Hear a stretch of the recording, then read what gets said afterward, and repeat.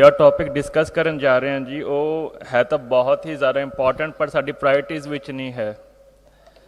तो ਉਹਦੇ नतीजे ਅਸੀਂ ਭੁਗਤ ਰਹੇ ਹਾਂ ਆਪਣੀ ਲਾਈਫ ਦੇ ਵਿੱਚ, ਆਪਣੇ ਪਰਿਵਾਰਾਂ ਦੇ ਵਿੱਚ ਤੇ ਬੱਚਿਆਂ ਦੀ ਲਾਈਫ ਦੇ ਵਿੱਚ।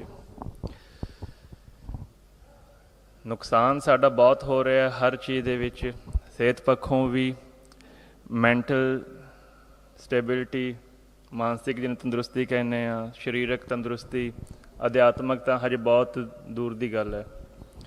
ਪਹਿਲਾਂ ਜੇ ਸਰੀਰਕ ਹੀ ਦੇਖ ਲਈਏ, ਬਹੁਤ ਅਸੀਂ ਪਿਛੜ ਗਏ ਹਾਂ, ਬਹੁਤ ਜ਼ਿਆਦਾ। ਮਾਨਸਿਕ ਤੌਰ 'ਤੇ ਤੁਹਾਨੂੰ ਪਤਾ ਕੀ ਹਾਲਾਤ ਨੇ ਅੱਜ ਦੇ ਸਾਡੇ। ਅਤੇ ਇਹ ਕੋਈ ਹੁਣੇ ਨਹੀਂ ਆਇਆ ਫਿਨੋਮੀਨਾ, ਇਹ ਬਹੁਤ ਸਮੇਂ ਤੋਂ ਹੈ। ਗੁਰੂ ਸਾਹਿਬਾਨਾਂ ਨੇ ਆਪਣੇ ਜ਼ਿਕਰ ਕੀਤਾ ਆਪਣੀ ਬਾਣੀ ਵਿੱਚ ਇਹਨਾਂ ਚੀਜ਼ਾਂ ਦਾ, ਪਰ ਹੈ ਕਿ ਹੁਣ ਇੱਕ ਬਹੁਤ ਜ਼ਿਆਦਾ ਬੂਮ ਆ ਗਏ ਇਹਨਾਂ ਪ੍ਰੋਬਲਮਸ ਦੇ ਵਿੱਚ। ਸਾਡੀ ਲਾਈਫ ਬਹੁਤ ਫੇਕ ਜਿਹੀ ਹੋ ਗਈ ਹੈ, ਦਿਖਾਵੇ ਵਾਲੀ ਹੋ ਗਈ ਹੈ। ਫੇਸ 'ਤੇ ਸਮਾਈਲ ਵੀ ਹੈ, ਅੰਦਰ ਦੁੱਖਾਂ ਨਾਲ ਭਰੇ ਹੋਏ ਆ, ਸ਼ਿਕਵਿਆਂ ਨਾਲ ਭਰੇ ਹੋਏ ਆ। ਹੈਲਥ ਪ੍ਰੋਬਲਮਸ ਬਹੁਤ ਜ਼ਿਆਦਾ ਨੇ। ਮੇਰਾ 10-11 ਸਾਲ ਦਾ ਹੁਣ ਆਪਣਾ ਪ੍ਰੈਕਟੀਕਲ ਐਕਸਪੀਰੀਅੰਸ ਹੋ ਗਿਆ ਹੈ, ਟ੍ਰੀਟਮੈਂਟ ਦਿੰਦੇ ਹਾਂ, ਸਿਖਾਉਂਦੇ ਹਾਂ। ਮੇਰਾ ਰੋਜ਼ ਦਾ ਕੰਮ ਹੈ। ਪਹਿਲੀ ਗੱਲ ਤਾਂ ਅਸੀਂ ਓਪਨ ਹੁੰਦੇ ਹੀ ਨਹੀਂ ਛੇਤੀ ਕਿਤੇ, ਆਪਣੇ ਅੰਦਰ ਹੀ ਰੱਖਦੇ ਹਾਂ। ਅਤੇ ਉਹ ਜਦੋਂ ਪ੍ਰੋਬਲਮਸ ਬਹੁਤ ਵੱਧ ਜਾਂਦੀਆਂ ਨੇ, ਫਿਰ ਜੋ ਡਾਕਟਰਸ ਵੀ ਹੱਥ ਖੜ੍ਹੇ ਕਰ ਦਿੰਦੇ ਨੇ, ਫਿਰ ਸਾਨੂੰ ਕਿਤੇ ਚੇਤਾ ਆਉਂਦਾ ਕਿ ਅਸੀਂ ਹੈਲਥ ਉੱਪਰ ਵੀ ਧਿਆਨ ਦੇਣਾ। ਸੋ ਜਿਹੜੇ ਵੀ ਮੈਂ ਕੌਨਸੈਪਟਸ ਤੁਹਾਡੇ ਅੱਜ ਕਲੀਅਰ ਕਰਾਂਗਾ, ਬਹੁਤ ਧਿਆਨ ਨਾਲ ਉਹਨਾਂ ਨੂੰ ਨੋਟ ਕਰਿਓ। ਜੋ ਵੀ ਤੁਹਾਡੀ ਕੁਐਰੀਜ਼ ਹੋਣਗੀਆਂ ਉਹ ਜ਼ਰੂਰ ਪੁੱਛਿਓ, ਜਿੰਨਾ ਕੁ ਵੀ ਸਮਾਂ। ਐਕਚੁਅਲੀ ਵੈਸੇ ਮੇਰਾ ਕੋਸ਼ਿਸ਼ ਹੁੰਦੀ ਹੈ, ਮੈਂ 3 ਦਿਨ ਦਾ ਕੈਂਪ ਲਗਾਉਣਾ ਅਨੰਦਪੁਰ ਸਾਹਿਬ ਦੇ ਵਿੱਚ ਆਪਣਾ, ਅਤੇ ਬਾਕੀ ਥਾਵਾਂ 'ਤੇ ਵੀ ਕੋਸ਼ਿਸ਼ ਮੇਰੀ ਹੋਵੇਗੀ 3 ਦਿਨ ਦੇ ਕੈਂਪ ਦੇ ਵਿੱਚ ਜੋ ਵਿਸਥਾਰ ਸਹਿਤ ਮੈਂ ਜਾਣਕਾਰੀ ਦੇਣਾ, ਉਹ ਘੰਟੇ 2 ਘੰਟੇ ਥੋੜ੍ਹਾ ਕ੍ਰਿਸਪ ਕਰਕੇ ਤੁਹਾਨੂੰ ਸਿਰਫ ਜਾਣਕਾਰੀ ਦੇ ਦਿਆਂ, ਤਾਂ ਕਿ ਤੁਹਾਡੀ ਐਟਲੀਸਟ ਸਮਝ ਪੈ ਜਾਵੇ ਕਿ ਅਸੀਂ ਕਿੱਥੇ ਗਲਤੀਆਂ ਕਰ ਰਹੇ ਹਾਂ। ਤੁਹਾਨੂੰ ਸਮਝ ਆ ਜਾਏਗੀ ਗਲਤੀਆਂ ਕਿੱਥੇ ਕਰ ਰਹੇ ਹਾਂ, ਸੋਲੂਸ਼ਨ ਤੁਹਾਡੇ ਆਪਣੇ ਅੰਦਰ ਫਾਈਂਡ ਕਰਨ ਦਾ ਚਾਅ ਜਾਗੇਗਾ ਤੁਹਾਡੇ ਅੰਦਰ। ਠੀਕ ਹੈ ਜੀ। ਸੋ ਕੁਝ ਚੀਜ਼ਾਂ ਜਿਹੜੇ ਟੌਪਿਕਸ ਮੈਂ ਡਿਸਕਸ ਕਰਨੇ ਨੇ ਅੱਜ। ਪਹਿਲਾ ਮੈਂ ਟੌਪਿਕ ਡਿਸਕਸ ਕਰੂੰਗਾ ਵੈਕਸੀਨ ਦੇ ਉੱਪਰ। ਕਰੋਨਾ ਵੈਕਸੀਨ ਕਿਹਨੇ ਲਗਾਈ ਹੈ? ਸਭ ਨੇ ਲਗਾਈ ਹੈ। ਬਹੁਤ ਧਿਆਨ ਨਾਲ ਸੁਣਿਓ ਕਿ ਵੈਕਸੀਨ ਦੇ ਵਿੱਚ ਹੁੰਦਾ ਕੀ ਹੈ ਅਤੇ ਅਸੀਂ ਕੀ ਨੁਕਸਾਨ ਕਰ ਬੈਠੇ ਹਾਂ ਆਪਣਾ। ਠੀਕ ਹੈ ਜੀ। ਫਾਰਮਾ ਮਾਫੀਆ, ਫਾਰਮਾ ਮਤਲਬ ਜਿਹੜੀ ਦਵਾਈਆਂ ਦਾ ਮਾਫੀ ਹੈ, ਦੁਨੀਆ ਵਿੱਚ ਸਭ ਤੋਂ ਵੱਡਾ ਮਾਫੀ ਹੈ। ਫਾਰਮਾ ਕੰਪਨੀਜ਼, ਗਵਰਨਮੈਂਟਸ ਅਤੇ ਮੈਡੀਕਲ ਡਾਕਟਰਸ। ਡਾਕਟਰ ਕੋਈ ਹੈਗਾ ਇੱਥੇ? ਪਹਿਲਾਂ ਦੱਸ ਦਿਓ ਕਿ ਮੈਂ ਡਾਕਟਰਾਂ ਦੀ ਅੱਜ ਬਹੁਤ ਲਾਣੀ ਹੈ, ਮੈਂ ਤਾਂ ਡਾਕਟਰਾਂ ਦੀ ਅੱਜ ਕੋਈ ਹੈਗਾ ਤਾਂ ਨਹੀਂ ਕੋਈ? ਜੇ ਹੋਵੇ ਤਾਂ ਬੁਰਾ ਨਾ ਮੰਨਣਿਓ, ਪਰ ਸੱਚਾਈ ਦੱਸੂੰਗਾ ਮੈਂ, ਕਿ ਮੇਰੀ ਆਪਣੀ ਫੀਲਡ ਹੈ, ਮੈਂ ਸੱਚਾਈ ਦੱਸੂੰਗਾ। ਠੀਕ ਹੈ ਜੀ। ਸੋ ਇਹ ਤਿੰਨਾਂ ਦਾ ਇੱਕ ਗਰੁੱਪ ਹੈ ਜੋ ਸਾਡੇ ਲੋਕਾਂ ਨੂੰ ਬੁੱਧੂ ਬਣਾ ਰਿਹਾ ਅਤੇ ਪੇਸ਼ੈਂਟ ਬਣਾ ਰਿਹਾ। ਨਹੀਂ ਤਾਂ ਤੁਸੀਂ ਆਪ ਸੋਚੋ, ਇੰਨੀ ਜ਼ਿਆਦਾ ਤਰੱਕੀ ਹੋ ਗਈ ਹੈ ਮੈਡੀਕਲ ਫੀਲਡ ਦੀ, ਇੰਨੀਆਂ ਮਸ਼ੀਨਸ ਆ ਗਈਆਂ ਨੇ, ਇੰਨੀਆਂ ਜ਼ਿਆਦਾ ਦਵਾਈਆਂ ਆ ਗਈਆਂ ਨੇ, ਇੰਨੇ ਟੈਸਟ ਹੋਣ ਲੱਗ ਗਏ ਨੇ, ਬਟ ਫਿਰ ਵੀ ਅਸੀਂ ਬਿਮਾਰ ਹੋਰ ਜ਼ਿਆਦਾ ਹੋਣ ਲੱਗ ਗਏ ਹਾਂ। ਇਹ ਕਿਉਂ ਹੋ ਰਿਹਾ? ਬਿਮਾਰੀ ਤਾਂ ਘਟਣੀ ਚਾਹੀਦੀ ਸੀ, ਅਸੀਂ ਹੋਰ ਬਿਮਾਰ ਹੋ ਰਹੇ ਹਾਂ। ਕਿਉਂਕਿ ਸਾਨੂੰ ਫੀਡ ਕੁਝ ਹੋਰ ਕੀਤਾ ਜਾ ਰਿਹਾ ਦਿਮਾਗ ਦੇ ਵਿੱਚ ਨਾ, ਅਤੇ ਉਹ ਸਾਡੇ ਬਿਕੋਜ਼ ਸਾਡਾ ਭਰੋਸਾ ਡਾਕਟਰਾਂ 'ਤੇ ਹੁੰਦਾ ਅਤੇ ਉਹਨਾਂ ਦੇ ਜ਼ਰੀਏ ਹੀ ਸਾਨੂੰ ਫੀਡ ਕੀਤਾ ਜਾ ਰਿਹਾ। ਡਾਕਟਰਾਂ ਨੂੰ ਜਾਂ ਤਾਂ ਜਾਣਕਾਰੀ ਨਹੀਂ ਹੈ, ਜਾਂ ਅਧੂਰੀ ਜਾਣਕਾਰੀ ਹੈ, ਅਤੇ ਜਾਂ ਲਾਲਚ ਬਸ ਉਹ ਲੱਗੇ ਹੋਏ ਨੇ ਆਪਣੇ ਪ੍ਰੋਫੈਸ਼ਨ ਦੇ ਵਿੱਚ ਸਾਨੂੰ ਬਿਮਾਰ ਕਰਨ। ਵੈਕਸੀਨ ਹੁੰਦੀ ਕੀ ਹੈ ਜੀ? ਵੈਕਸੀਨ ਦੇ ਵਿੱਚ ਚਲੋ ਪਹਿਲਾਂ ਮੈਂ ਥੋੜ੍ਹਾ ਸਰੀਰ ਦੀ ਗੱਲ ਦੱਸ ਦਿਆਂ। ਪਰਮਾਤਮਾ ਨੇ, ਗੁਰੂ ਸਾਹਿਬ ਨੇ ਸਰੀਰ ਬਹੁਤ ਪਿਆਰਾ ਬਖਸ਼ਿਆ ਸਾਨੂੰ। ਜੇ ਕੋਈ ਵੀ ਚੀਜ਼ ਸਾਡੇ ਸਰੀਰ ਦੇ ਵਿੱਚ ਬਾਹਰੋਂ ਦੀ ਐਂਟਰ ਕਰੇਗੀ, ਉਹਨੂੰ ਅਸੀਂ ਐਂਟੀਜਨ ਕਹਿੰਦੇ ਹਾਂ। ਬਾਹਰਲੀ ਕੋਈ ਵੀ ਚੀਜ਼, ਕੋਈ ਵਾਇਰਸ, ਕੋਈ ਬੈਕਟੀਰੀਆ, ਕੋਈ ਮਾਈਕਰੋ ਔਰਗੈਨਿਜ਼ਮ ਸਾਡੇ ਸਰੀਰ 'ਚ ਐਂਟਰ ਕਰੇਗਾ ਕਿਸੇ ਵੀ ਤਰੀਕੇ ਨਾਲ, ਉਹਨੂੰ ਅਸੀਂ ਐਂਟੀਜਨ ਕਹਿੰਦੇ ਹਾਂ। ਅਤੇ ਇੰਨੀ ਸਾਨੂੰ ਪਰਮਾਤਮਾ ਨੇ ਦਾਤ ਬਖਸ਼ੀ ਹੈ ਕਿ ਜੇ ਕੋਈ ਵੀ ਐਂਟੀਜਨ, ਕੋਈ ਵੀ ਬਾਹਰਲਾ ਵਾਇਰਸ ਸਾਡੀ ਬਾਡੀ ਦੇ ਵਿੱਚ ਆਏਗਾ, ਸਾਡੇ ਅੰਦਰ ਇੰਨੀ ਸਮਰੱਥਾ ਹੈ ਕਿ ਉਹ ਉਹਦੇ ਖਿਲਾਫ ਐਂਟੀਬਾਡੀ ਆਪਣੇ ਆਪ ਬਣਾ ਦੇਗੀ। ਜਿਹੜੀ ਮਰਜ਼ੀ ਬਿਮਾਰੀ ਹੋਵੇ ਉਹਦੇ ਖਿਲਾਫ ਸਾਡੀ ਬਾਡੀ ਐਂਟੀਬਾਡੀ ਬਣਾਏਗੀ, ਯਾਨੀ ਕਿ ਸਾਡੀ ਇਮਿਊਨਿਟੀ ਉਹਦੇ ਅਗੇਂਸਟ ਲੜੇਗੀ।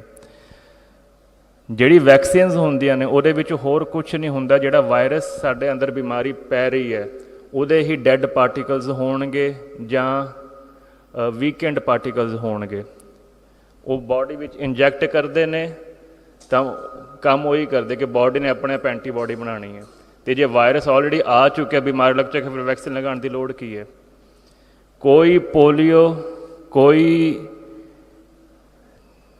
ਜਿਹੜੀ ਆਪਾਂ ਮਾਤਾ ਕਹਿੰਦੇ ਹਾਂ, ਸਮੋਲ ਪੌਕਸ ਕਹਿੰਦੇ ਹਾਂ, ਚਿਕਨ ਪੌਕਸ ਕਹਿੰਦੇ ਹਾਂ, ਕੋਈ ਵੀ ਬਿਮਾਰੀ ਜਿਹਦੇ ਵੀ ਵੈਕਸੀਨ ਬਣਦੀ ਹੈ ਉਹਦੇ ਵਿੱਚ ਉਹਦੇ ਹੀ ਡੈੱਡ ਪਾਰਟੀਕਲਸ ਹੁੰਦੇ ਨੇ ਵਾਇਰਸ ਦੇ, ਤਾਂ ਫਿਰ ਲਗਾਉਣ ਦੀ ਲੋੜ ਕੀ ਹੈ? ਜੇ ਇਹ ਕਲੇਮ ਕਰਦੇ ਨੇ ਕਿ ਅਸੀਂ ਪੋਲੀਓ ਇਰੈਡੀਕੇਟ ਕਰ ਦਿੱਤਾ ਜਾਂ ਅਸੀਂ ਆਹ ਬਿਮਾਰੀਆਂ ਇਰੈਡੀਕੇਟ ਕਰਦੀਆਂ, ਕੋਈ ਖਤਮ ਨਹੀਂ ਹੋਈਆਂ ਬਿਮਾਰੀਆਂ ਅਤੇ ਖਤਮ ਨਹੀਂ ਹੋਣਗੀਆਂ, ਅਗਲਾ ਰੂਪ ਆ ਜਾਏਗਾ ਬਾਹਰ। ਸੋ ਪੋਲੀਓ ਦਾ ਵੀ ਅਗਲਾ ਰੂਪ ਆ ਚੁੱਕਿਆ ਬਾਹਰ। ਸੋ ਵੈਕਸੀਨਸ ਦੇ ਵਿੱਚ ਡੈੱਡ ਪਾਰਟੀਕਲਸ ਹੀ ਹੁੰਦੇ ਨੇ, ਬਟ ਸਿਰਫ ਇਹ ਡੈੱਡ ਪਾਰਟੀਕਲਸ ਹੀ ਨਹੀਂ ਹੈ। ਹੁਣ ਉਹਦੇ ਨਾਲ ਫਾਈਜ਼ਰ ਕੰਪਨੀ ਹੈ ਜਿਹਨੇ ਇੱਕ ਵੈਕਸੀਨ ਬਣਾਈ ਹੈ ਕੋਵਿਡ ਦੀ। ਜਦੋਂ ਵੈਕਸੀਨ ਬਣਾਈ ਹੈ ਉਹਨੇ ਇੱਕ ਰਿਪੋਰਟ ਸਬਮਿਟ ਕੀਤੀ ਹੈ 9 ਪੇਜਾਂ ਦੀ, ਗੂਗਲ 'ਤੇ ਚੈੱਕ ਕਰ ਲਿਓ। 9 ਪੇਜਾਂ ਦੀ ਰਿਪੋਰਟ ਸਬਮਿਟ ਕੀਤੀ ਜਿਹਦੇ ਵਿੱਚ ਉਹਦੇ ਸਿਰਫ ਅਤੇ ਸਿਰਫ ਸਾਈਡ ਇਫੈਕਟ ਲਿਖੇ ਨੇ ਕਿ ਇਹ ਵੈਕਸੀਨ ਲਗਾਉਣ ਤੋਂ ਬਾਅਦ ਤੁਹਾਨੂੰ ਇਹ ਸਾਈਡ ਇਫੈਕਟ ਆ ਸਕਦੇ ਨੇ ਬਾਡੀ ਦੇ ਵਿੱਚ। 9 ਪੇਜਾਂ ਦੀ ਰਿਪੋਰਟ ਹੈ, ਫਾਇਦਾ ਤਾਂ ਕੁਝ ਹੈ ਹੀ ਨਹੀਂ। ਉਹ 9 ਪੇਜਾਂ ਦੇ ਸਾਈਡ ਇਫੈਕਟ ਤੁਸੀਂ ਆਪੇ ਨੋਟ ਕੀਤਾ ਹੋਣਾ, ਤੁਹਾਡੇ ਅੰਦਰ ਉਹ ਸਾਈਡ ਇਫੈਕਟਸ ਆਉਣੇ ਸ਼ੁਰੂ ਹੋ ਗਏ ਨੇ, ਬਹੁਤਿਆਂ ਨੂੰ ਸਾਈਡ ਇਫੈਕਟ ਆਉਣੇ ਸ਼ੁਰੂ ਹੋ ਗਏ ਨੇ ਉਸ ਚੀਜ਼ ਦੇ। ਹੁਣ ਵੈਕਸੀਨਸ ਦੇ ਵਿੱਚ ਧਿਆਨ ਨਾਲ ਸੁਣੋ ਕੀ ਕੀ ਪਾਇਆ ਜਾਂਦਾ ਜੋ ਉੱਪਰ ਲਿਸਟਿਡ ਨਹੀਂ ਹੁੰਦਾ, ਕਿਉਂਕਿ ਉਹਨਾਂ ਨੂੰ ਇਸ ਚੀਜ਼ ਦੀ ਛੂਟ ਹੈ, ਵੈਕਸੀਨ ਕੰਪਨੀ ਨੂੰ ਇਸ ਚੀਜ਼ ਦੀ ਛੂਟ ਹੈ ਕਿ ਉਹ ਉੱਪਰ ਸਾਰੇ ਇੰਗਰੀਡੀਐਂਟਸ ਨਹੀਂ ਲਿਖ ਸਕਦੇ। ਗਵਰਨਮੈਂਟ ਵੱਲੋਂ ਲਾਅ ਪਾਸ ਕੀਤਾ ਗਿਆ, ਅਮਰੀਕਨ ਗਵਰਨਮੈਂਟ ਵੱਲੋਂ, ਕਿ ਤੁਸੀਂ ਜੇ ਵੈਕਸੀਨ ਲਗਾ ਕੇ ਮਰ ਜਾਂਦੇ ਹੋ ਜਾਂ ਫਿਰ ਕੋਈ ਤੁਹਾਡੇ ਰਿਐਕਸ਼ਨ ਹੋ ਜਾਂਦਾ, ਤੁਸੀਂ ਵੈਕਸੀਨ ਕੰਪਨੀਜ਼ 'ਤੇ ਕੇਸ ਨਹੀਂ ਕਰ ਸਕਦੇ। ਉਹਨਾਂ ਨੂੰ ਛੂਟ ਹੈ ਇਸ ਚੀਜ਼ ਦੀ, ਮਾਫੀ ਹੈ ਤਕੜਾ। ਜੇ ਤੁਹਾਨੂੰ ਕੁਝ ਹੋ ਵੀ ਜਾਂਦਾ ਤੁਸੀਂ ਕੇਸ ਕਰ ਦਿੰਦੇ ਹੋ, ਉਹਦੀ ਪੇਮੈਂਟ ਗਵਰਨਮੈਂਟ ਕਰੇਗੀ, ਵੈਕਸੀਨ ਕੰਪਨੀਜ਼ ਨਹੀਂ ਕਰਨਗੀਆਂ। ਬਹੁਤ ਧਿਆਨ ਨਾਲ ਸਮਝੋ ਕਿ ਅਸੀਂ ਕਿਵੇਂ ਬੁੱਧੂ ਬਣਾਏ ਜਾ ਰਹੇ ਹਾਂ। ਜਿਹੜੀ ਵੈਕਸੀਨਸ ਉਹਦੇ ਵਿੱਚ ਐਲੂਮੀਨੀਅਮ ਪਾਇਆ ਜਾਂਦਾ ਹੈ। ਐਲੂਮੀਨੀਅਮ ਤੁਹਾਡੇ ਦਿਮਾਗ, ਜਿਹੜੀ ਬ੍ਰੇਨ ਦੀਆਂ ਬਿਮਾਰੀਆਂ ਨੇ ਉਹਦਾ ਵੱਡਾ ਕਾਰਨ ਹੈ। ਮਰਕਰੀ, ਪਾਣੀ ਵਿੱਚ ਮਰਕਰੀ ਦੀ ਜਿਹੜੀ ਉਹਦੀ ਮਾਤਰਾ ਕਈ ਇੱਕ ਪਾਣੀ ਵਿੱਚ ਹੋਣੀ ਚਾਹੀਦੀ ਹੈ, ਉਸ ਤੋਂ 25,000 ਗੁਣਾ ਮਰਕਰੀ ਵੈਕਸੀਨ ਦੇ ਵਿੱਚ ਪਾਇਆ ਜਾਂਦਾ। 25,000 ਗੁਣਾ, ਸਾਰਿਆਂ ਵਿੱਚ ਨਹੀਂ, ਪਰ ਜਿਹੜੀ ਵੈਕਸੀਨਸ ਤਿਆਰ ਹੁੰਦੀਆਂ, ਫਲੂ ਸ਼ਾਟਸ ਵਗੈਰਾ ਹੋ ਗਏ, ਸਾਰੇ ਜਿੰਨੇ ਵੀ ਨੇ, ਲੈਡ, ਜਿੰਨੇ ਵੀ ਇਹ ਐਕਸਟਰਾ ਪਾਰਟੀਕਲਸ ਨੇ ਉਹ ਪਾਏ ਜਾਂਦੇ ਨੇ, ਫਿਨੋਲਸ ਪਾਏ ਜਾਂਦੇ ਨੇ, ਠੀਕ ਹੈ। ਉਹਦੇ ਨਾਲ ਨਾਲ ਕੁਝ ਵੈਕਸੀਨਸ ਐਵੇਂ ਹੁੰਦੀਆਂ ਨੇ ਜਿਹਦੇ ਵਿੱਚ ਬੱਚੇ ਨੂੰ ਅਬੋਰਸ਼ਨ ਕਰਾ ਕੇ ਉਹਦਾ ਸੈੱਲ ਕਲਚਰ ਤਿਆਰ ਕੀਤਾ ਜਾਂਦਾ, ਉਹ ਪਾਇਆ ਜਾਂਦਾ ਇਹਦੇ ਵਿੱਚ, ਵੈਕਸੀਨ ਦੇ ਵਿੱਚ। ਮਰੀ ਹੋਈ ਗਾਂ ਦੇ ਸੈੱਲ ਕਲਚਰ ਪਾਏ ਜਾਂਦੇ ਨੇ, ਡੋਂਕੀਜ਼ ਦੇ ਸੈੱਲ ਕਲਚਰ ਪਾਏ ਜਾਂਦੇ ਨੇ। ਤੁਹਾਨੂੰ ਨਹੀਂ ਪਤਾ ਇਸ ਚੀਜ਼ ਦਾ, ਅਤੇ ਇਹਦੀ ਜਾਣਕਾਰੀ ਤੁਹਾਨੂੰ ਨਹੀਂ ਦਿੱਤੀ ਜਾਏਗੀ। ਜਿਹੜੇ ਲੋਕ ਇਸ ਦਾ ਥੋੜ੍ਹਾ ਪ੍ਰਚਾਰ ਕਰਦੇ ਨੇ ਉਹਨਾਂ ਨੂੰ ਜਾਂ ਤਾਂ ਸਾਈਡ 'ਤੇ ਕਰ ਦਿੱਤਾ ਜਾਂਦਾ ਜਾਂ ਮਾਰ ਦਿੱਤਾ ਜਾਂਦਾ, ਠੀਕ ਹੈ ਜੀ। ਇੱਕ ਸ਼ਾਇਦ ਕਲੇਮ ਕੀਤਾ ਜਾ ਰਿਹਾ, ਰਿਸਰਚ ਆ ਜਾਏਗੀ ਥੋੜ੍ਹੇ ਚਿਰ ਬਾਅਦ। ਮੈਂ ਜਿਹੜੀ ਵੀ ਗੱਲ ਕਰੂੰਗਾ ਰਿਸਰਚ ਬੇਸਡ ਕਰੂੰਗਾ, ਮੈਂ ਆਪਣੇ ਵੱਲੋਂ ਝੂਠ ਕੁਛ ਨਹੀਂ ਬੋਲਾਂਗਾ। ਮੇਰੀ 10-11 ਸਾਲ ਦੀ ਇਹੀ ਰਿਸਰਚ ਚੱਲਦੀ ਆ ਰਹੀ ਹੈ। ਸ਼ਾਇਦ ਕੋਵਿਡ ਵੈਕਸੀਨ ਵਿੱਚ ਵੀ ਅਬੋਰਟਿਡ ਚਾਈਲਡ ਦੇ ਸੈੱਲ ਕਲਚਰ ਹੈਗਾ ਜੋ ਤੁਹਾਡੇ ਅੰਦਰ ਆ ਚੁੱਕਿਆ। ਜਦੋਂ ਪ੍ਰੈਗਨੈਂਸੀ ਹੁੰਦੀ ਹੈ, ਪ੍ਰੈਗਨੈਂਟ ਵੂਮਨ ਦੇ ਟੀਕਾ ਲਗਾਇਆ ਜਾਂਦਾ, ਇਹਦੇ ਵਿੱਚ ਫਿਨੋਲ ਪਾਇਆ ਜਾਂਦਾ। FDA ਨੇ ਕਲੇਮ ਕੀਤਾ ਕਿ ਇਹ ਫਿਨੋਲ ਬਹੁਤ ਜ਼ਿਆਦਾ ਹਾਨੀਕਾਰਕ ਹੈ, ਪਰ ਫਿਰ ਵੀ ਲਗਾਇਆ ਜਾਂਦਾ। ਕਿਉਂ? ਕਿਉਂਕਿ ਤੁਹਾਨੂੰ ਬਿਮਾਰ ਹੀ ਬਣਾਇਆ ਜਾਂਦਾ। ਸਿਜ਼ੇਰੀਅਨ ਕੇਸਿਸ ਪਹਿਲਾਂ ਬਹੁਤ ਰੇਅਰ ਹੁੰਦੇ ਸੀ ਕੇਸਿਸ ਬਹੁਤ ਰੇਅਰ ਹੁੰਦੇ ਸੀ, ਅੱਜ ਕੱਲ੍ਹ ਤਾਂ ਹੁਣ ਨੋਰਮਲ ਬਹੁਤ ਰੇਅਰ ਹੋ ਗਏ ਨੇ। ਕਿਉਂ? ਡਰ, ਸਿਰਫ ਅਤੇ ਸਿਰਫ ਤੁਹਾਡੇ ਡਰ ਦੇ ਉੱਪਰ ਕੰਮ ਕੀਤਾ ਜਾ ਰਿਹਾ, ਹੋਰ ਕੁਛ ਨਹੀਂ। ਔਟਿਜ਼ਮ ਬਾਰੇ ਪਤਾ ਕਿਸੇ ਨੂੰ? ਔਟਿਜ਼ਮ ਕੀ ਹੁੰਦਾ? ਔਟਿਜ਼ਮ ਹੁੰਦਾ ਜਦੋਂ ਅੱਜ ਕੱਲ੍ਹ ਬੱਚੇ ਪੈਦਾ ਹੋ ਰਹੇ ਨੇ ਉਹ ਪੂਰੀ ਤਰ੍ਹਾਂ ਮੈਂਟਲੀ ਗਰੋ ਨਹੀਂ ਕਰ ਪਾਉਂਦੇ ਜਾਂ ਫਿਜ਼ੀਕਲੀ ਗਰੋ ਨਹੀਂ ਕਰ ਪਾਉਂਦੇ, ਉਹਨਾਂ ਦੀ ਗਰੋਥ ਬੜੀ ਘੱਟ ਜਾਂਦੀ, ਉਹਨੂੰ ਔਟਿਜ਼ਮ ਕਹਿੰਦੇ ਨੇ। 1970 ਤੱਕ ਉਹਨਾਂ ਦੀ ਗਿਣਤੀ 10,000 ਵਿੱਚ ਇੱਕ ਬੱਚੇ ਦੀ ਸੀਗੀ। 2020 ਦੇ ਵਿੱਚ 64 ਬੱਚਿਆਂ ਵਿੱਚੋਂ ਇੱਕ ਬੱਚੇ ਨੂੰ ਔਟਿਜ਼ਮ ਹੋ ਰਿਹਾ। 10,000 ਤੋਂ 64 ਬੱਚਿਆਂ ਵਿੱਚ ਇੱਕ ਬੱਚੇ ਨੂੰ। ਤੇ 2032 ਤੱਕ ਪ੍ਰੋਜੈਕਸ਼ਨ ਹੈ ਹਰ ਦੂਜੇ ਬੱਚੇ ਨੂੰ ਆਟਿਜ਼ਮ ਹੋਏਗਾ। ਸੁਣੀ ਜਾਏ ਮੈਂ ਤੁਹਾਨੂੰ ਕੀ ਸਾਰੇ ਫੈਕਟ ਦੱਸ ਰਿਹਾ, ਇਹ ਤੁਹਾਨੂੰ ਬਿਮਾਰ ਬਣਾਇਆ ਜਾ ਰਿਹਾ। ਸਾਡੇ ਕਨਸੈਪਟ ਹੀ ਬਹੁਤ ਪੁੱਠੇ ਨੇ। ਅਸੀਂ ਹੈਪੀਨੈਸ ਦੀ ਗੱਲ ਕਰ ਰਹੇ ਹਾਂ, ਹੈਲਥ ਦੀ ਗੱਲ ਕਰ ਰਹੇ ਹਾਂ, ਨਹੀਂ ਕਰ ਪਾਵਾਂਗੇ ਕਿਉਂਕਿ ਫਸ ਚੁੱਕੇ ਹਾਂ। ਮੈਂ ਤੁਹਾਨੂੰ ਸਾਰੇ ਪਹਿਲਾ ਲੈਕਚਰ ਸਿਰਫ ਤੇ ਸਿਰਫ ਤੁਹਾਨੂੰ ਪ੍ਰੋਬਲਮਸ ਦੇ ਉੱਪਰ ਹੀ ਦੱਸਾਂਗਾ ਕਿ ਅਸੀਂ ਕਿੱਥੇ ਫਸ ਚੁੱਕੇ ਹਾਂ, ਅਸੀਂ ਕਿੱਥੇ ਗਲਤੀਆਂ ਕਰ ਰਹੇ ਹਾਂ। ਅਤੇ ਜੇ ਉਹ ਸਮਝ ਜਾਓਗੇ ਫਿਰ ਆਪਾਂ ਸੋਲਿਊਸ਼ਨ ਵੱਲ ਜਾਵਾਂਗੇ, ਫਿਰ ਆਪਾਂ ਹੈਪੀਨੈਸ ਦੇ ਸੋਲਿਊਸ਼ਨ ਵੱਲ ਜਾਵਾਂਗੇ। ਸੋਲਿਊਸ਼ਨਸ ਮਿਲ ਜਾਣਗੇ, ਕੋਈ ਐਵੇਂ ਦੀ ਕੋਈ ਇਸ਼ੂ ਨਹੀਂ ਹੈ। ਕੰਮ ਕਰ ਰਹੇ, ਬਹੁਤ ਲੋਕ ਕੰਮ ਕਰ ਰਹੇ, ਮੈਂ ਵੀ ਕਿੰਨੇ ਸਾਲ ਤੋਂ ਕੰਮ ਕਰ ਰਿਹਾ। ਜੇ ਮੈਨੂੰ ਕਹੋਗੇ ਮੈਂ ਇਕੱਲੇ ਦੇ ਬਾਹਰੀ ਫਿਜ਼ੀਕਲ ਸਿੰਪਟਮਸ ਦੇਖ ਕੇ ਮੈਂ ਦੱਸਾਂਗਾ ਕਿ ਇਹਨੂੰ ਕਿਹੜੀ ਪ੍ਰੋਬਲਮ ਹੈਗੀ ਹੈ। ਅਸੀਂ ਸਾਰੇ ਇਸ ਟਾਈਮ ਰੋਗੀ ਹੈਗੇ ਹਾਂ, ਸਾਰੇ ਕਿਸੇ ਨਾ ਕਿਸੇ ਰੂਪ 'ਚ ਰੋਗੀ ਹੈਗੇ ਹਾਂ, ਕਿਸੇ ਨਾ ਕਿਸੇ ਨੂੰ ਕਿਸੇ ਰੂਪ 'ਚ ਸਟਰੈਸ ਹੈਗਾ। ਸੋ ਇਹ ਵੈਕਸੀਨ ਹੈ, ਵੈਕਸੀਨ ਦਾ ਕੋਈ ਫਾਇਦਾ ਨਹੀਂ ਲਗਾਉਣ ਦਾ, ਕਿਉਂਕਿ ਉਹ ਉਸੇ ਕੰਮ 'ਤੇ ਵਰਕ ਕਰ ਰਹੀ ਹੈ, ਮੈਕੈਨਿਜ਼ਮ 'ਤੇ ਵਰਕ ਕਰ ਰਹੀ ਹੈ ਜੋ ਆਲਰੇਡੀ ਪਰਮਾਤਮਾ ਨੇ ਸਾਡੇ ਅੰਦਰ ਪਾ ਦਿੱਤਾ ਹੋਇਆ ਹੈ, ਬਖਸ਼ਿਸ਼ ਕੀਤੀ ਹੋਈ ਸਾਡੇ ਅੰਦਰ। ਬਸ ਗੱਲ ਹੈ ਕਿ ਅਸੀਂ ਡਰ ਦੇ ਅਧੀਨ ਕਰ ਰਹੇ ਹਾਂ, ਡਰਾਇਆ ਜਾ ਰਿਹਾ ਡਾਕਟਰਸ ਵੱਲੋਂ। ਠੀਕ ਹੈ ਜੀ। ਸੋ ਪਹਿਲਾ ਕੌਨਸੈਪਟ ਹੈ ਵੈਕਸੀਨਸ ਦਾ, ਉਹ ਮੈਂ ਤੁਹਾਨੂੰ ਦੱਸਦਾ ਕਿ ਵੈਕਸੀਨਸ ਦਾ ਕੋਈ ਫਾਇਦਾ ਨਹੀਂ। ਬਾਹਰਲੇ ਵਿੱਚ ਤਾਂ ਇੰਨੀ ਕਾਮਨ ਹੋ ਚੁੱਕੀ ਹੈ ਵੈਕਸੀਨਸ ਕਿ ਹਰ ਟਾਈਮ 'ਤੇ ਫਲੂ ਸ਼ਾਟਸ ਲਗਾਉਂਦੇ ਨੇ ਅਤੇ ਉਹਦੇ ਸਾਈਡ ਇਫੈਕਟਸ ਬਹੁਤ ਜ਼ਿਆਦਾ ਨੇ। ਠੀਕ ਹੈ ਜੀ। ਦੂਜਾ ਕੌਨਸੈਪਟ ਮੈਂ ਤੁਹਾਨੂੰ ਦੱਸਣ ਜਾ ਰਿਹਾ ਹੁਣ, ਉਹ ਹੈ ਡਾਈਜੈਸ਼ਨ ਦਾ। ਡਾਈਜੈਸ਼ਨ ਕਿਹਦੀ ਖਰਾਬ ਹੈ? ਸਭ ਦੀ ਖਰਾਬ ਹੈ ਜੀ। ਦੋ ਬਿਮਾਰੀਆਂ ਸਭ ਨੂੰ ਹੈ ਇਸ ਟਾਈਮ 'ਤੇ, more than 99%। That is first stress ਸਭ ਨੂੰ ਹੈ, ਸੈਕਿੰਡ ਡਾਈਜੈਸ਼ਨ ਦੀ ਪ੍ਰੋਬਲਮ ਸਭ ਨੂੰ ਹੈ। ਜੇ ਕੋਈ ਕਹੇ ਮੇਰੀ ਡਾਈਜੈਸ਼ਨ ਬਿਲਕੁਲ ਠੀਕ ਹੈ, ਉਹ ਝੂਠ ਹੈ। ਜੇ ਤੁਹਾਡਾ ਇਹ ਭੁਲੇਖਾ ਹੈ ਕਿ ਸਾਡਾ ਪੇਟ ਸਵੇਰੇ ਸਾਫ਼ ਹੋ ਰਿਹਾ ਅਤੇ ਉਹ ਡਾਈਜੈਸ਼ਨ ਠੀਕ ਹੈ, ਗਲਤ ਹੈ। ਇਹ ਕੌਨਸੈਪਟ ਹੀ ਗਲਤ ਹੈ। ਠੀਕ ਹੈ ਜੀ। ਸਾਡੇ ਸਰੀਰ ਦੇ ਅੰਦਰ ਬਹੁਤ ਦਿਨ ਪੁਰਾਣਾ ਖਾਣਾ ਪਿਆ ਹੁੰਦਾ, ਸੜਿਆ ਗਲਿਆ ਪੁਰਾਣਾ ਖਾਣਾ ਪਿਆ ਹੁੰਦਾ। ਇਹ ਨਹੀਂ ਕਿ ਰੋਜ਼ ਖਾ ਰਹੇ ਰੋਜ਼ ਪੇਟ ਸਾਫ਼ ਹੋ ਰਿਹਾ ਅਤੇ ਸਫਾਈ ਹੋ ਰਹੀ ਹੈ, ਨਹੀਂ, ਇਹ ਚੀਜ਼ ਨਹੀਂ ਹੈ। ਸੋ ਡਾਈਜੈਸ਼ਨ ਉੱਪਰ ਬਹੁਤ ਧਿਆਨ ਨਾਲ ਸੁਣਿਓ। ਗੈਸ ਦੀ ਗੋਲੀ ਕੌਣ ਖਾਂਦਾ ਇੱਥੇ?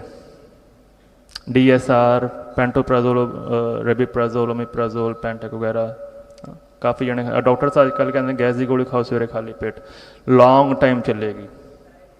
ਡਾਈਜੀਨ ਵਗੈਰਾ ਬਹੁਤ, ਐਂਟੈਸਿਡਸ ਵਗੈਰਾ ਬਹੁਤ ਖਾਂਦੇ ਨੇ, ਈਨੋ ਵਗੈਰਾ ਵੀ। ਤੁਸੀਂ ਆਪਣਾ ਨੁਕਸਾਨ ਕਰ ਰਹੇ ਹੋ ਜੀ। ਤੁਹਾਨੂੰ ਗੋਲ ਬਲੈਡਰ ਰਿਮੂਵ ਕਰਾਉਣਾ ਹੀ ਨਹੀਂ ਸੀ ਚਾਹੀਦਾ ਜੀ। ਉਹ ਤੁਹਾਨੂੰ ਡਰ ਪਾ ਕੇ ਤੁਹਾਡਾ ਰਿਮੂਵ ਕਰ ਦਿੱਤਾ। ਅੱਜ ਕੱਲ੍ਹ ਤਾਂ ਕਹਿ ਲਓ ਕਿ ਟੌਫੀਆਂ ਮੰਗ ਕਰਦੇ ਨੇ, ਜਿਵੇਂ ਟੌਫੀਆਂ ਵੰਡਣੀਆਂ ਹੁੰਦੀਆਂ ਨਾ, ਗੋਲ ਬਲੈਡਰ ਰਿਮੂਵ ਕਰ ਦਿਓ ਜੀ, ਆਹ ਰਿਮੂਵ ਕਰ ਦਿਓ ਜੀ, ਪੱਥਰੀ ਹੋ ਗਈ ਤੁਹਾਡੇ, ਆਹ ਹੋ ਗਿਆ। ਪਹਿਲਾਂ ਕਿੱਥੇ ਹੁੰਦਾ ਸੀ ਇਹ? ਸੋਚਿਆ ਪਹਿਲਾਂ ਕਿਤੇ? ਡਿਪਰੈਸ਼ਨ ਤਾਂ 15 ਸਾਲ ਪਹਿਲਾਂ ਨਾਮ ਹੀ ਨਹੀਂ, ਬਹੁਤ ਘੱਟ ਸੀਗਾ। ਡਿਪਰੈਸ਼ਨ ਹੋਈ ਪਈ ਅੱਜ ਕੱਲ੍ਹ ਸਾਰੇ ਪਾਸੇ। ਸੋਚੋ ਨਾ, ਥੋੜ੍ਹਾ ਧਿਆਨ ਦਿਓ ਕਿ ਇੱਕੋਦਮ ਕਿਵੇਂ ਬੂਮ ਆ ਗਿਆ ਇਹ। ਐਵੇਂ ਦੇ ਇੰਨੀ ਵੀ ਤਾਂ ਕੋਈ ਚੇਂਜ ਨਹੀਂ ਆ ਗਈ ਸੰਸਾਰ ਦੇ ਵਿੱਚ ਕਿ ਅਸੀਂ ਇੱਕੋਦਮ ਹੀ ਇੰਨੇ ਬਿਮਾਰ ਹੋਣ ਲੱਗ ਗਏ ਹਾਂ, ਇੱਕੋਦਮ ਹੀ ਸਾਰਿਆਂ ਦੇ ਪਿੱਤੇ ਰਿਮੂਵ ਹੋਣ ਲੱਗ ਗਏ ਨੇ, ਇੱਕੋਦਮ ਹੀ ਇੰਨੀਆਂ ਸਰਜਰੀਆਂ ਹੋਣ ਲੱਗ ਗਈਆਂ ਨੇ, ਸਾਰਿਆਂ ਦੇ ਬਲੱਡ ਰਿਪੋਰਟਸ ਹੀ ਖਰਾਬ ਹੋਣ ਲੱਗ ਗਈਆਂ ਨੇ। ਇਹ ਜੀ ਗੱਲ ਕੀ ਹੋ ਗਈ ਹੈ? ਕੁਝ ਨਹੀਂ, ਰਿਪੋਰਟਸ ਉਹਨਾਂ ਨੇ ਬਣਾਉਣੀ ਹੈ।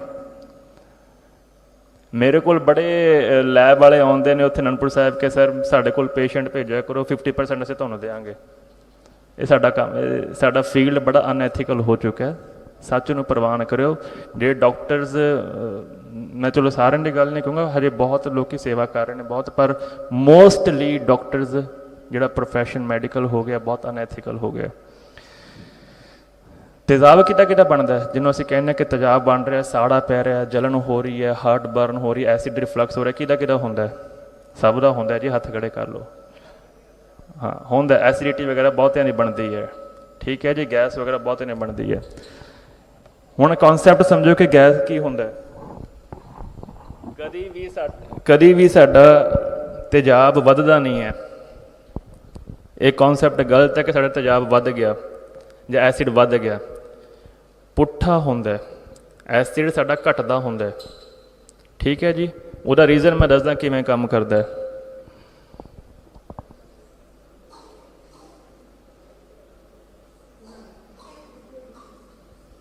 ਮੇਰੀ ਡਰਾਇੰਗ ਵੱਲ ਨਾ ਜਾਏ, ਬਸ ਕੌਨਸੈਪਟ ਸਮਝ ਲਿਓ। ਠੀਕ ਹੈ ਜੀ। ਇਹ ਸਟਮਕ ਹੈ ਸਾਡਾ ਜੀ, ਜਿੱਥੇ ਖਾਣਾ ਪਚਦਾ। ਠੀਕ ਹੈ। ਇਹ ਇਹਦਾ ਇੱਕ ਇੱਥੇ ਦਰਵਾਜ਼ਾ ਹੈ, एक इत्थे दरवाज़ा है। मैं बहुत नॉर्मल लैंग्वेज, मैं साइंस की लैंग्वेज नहीं यूज़ करूँगा, नॉर्मल तुहाडी लैंग्वेज यूज़ करूँगा, ठीक है जी। दो दरवाजे ने, एक इधर है तो एक इधर है। इधरों खाना गया, खाना इधर आ गया। ये दरवाजे लगने ज़रूरी ने, क्यों? क्योंकि आ जिहड़ा स्टमक है साडे पेट शरीर दे विच एक इहो जिहा ऑर्गन है जिहदे विच तेज़ाब पिया। हुण हल्का जिहा तेज़ाब तुहाडी फिंगर ते गिलजे जल जाएगी, ठीक है ना, साड़ा पै जांदा है। तेज़ाब की एसिडिटी की एक वो होंदी है वैल्यू, 7 नॉर्मल होंदा है, 6 5 4 3 2 1, जिन्ना घटेगा उन्ना एसिडिक ज़्यादा होएगा, ठीक है जी। जे तुसी ये दरवाज़ा बंद करना है तो तुहाडी वैल्यू 3 होनी चाहिए है, साडे एसिडिक की वैल्यू 3 होनी चाहिए, तो वह दरवाज़ा बंद रहेगा, तो वह एसिड बाहर नहीं आएगा, ठीक है जी। जे ये वैल्यू वधदी है तो वह दरवाज़ा खुला रहेगा, एसिड घट होएगा तो वह बाहर नूं आउण नूं करदा है। सो प्रॉब्लम की है? प्रॉब्लम यह है कि साडा एसिड ज़्यादा तकड़ा नहीं है, उसकी एसिडिटी घट रही है, मतलब वैल्यू वध रही है, ठीक है जी। उहदे नाल की हो जाता, जिहड़ा दरवाज़ा आ ये खुला रह जाता है, स्फिंक्टर कहने असीं इहनूं, ये खुला रह जाता है। ये खुला रह जाएगा तो की इशू आएगा, जिहड़ा तेज़ाब है उसकी भाफ वो बैक मारेगा, वो बैक मारदा तो वह जलन होंदी है, वो हार्ट बर्न होंदा है और एसिड रिफ्लक्स होंदा है, उन्होंने एसिड रिफ्लक्स कहने असीं।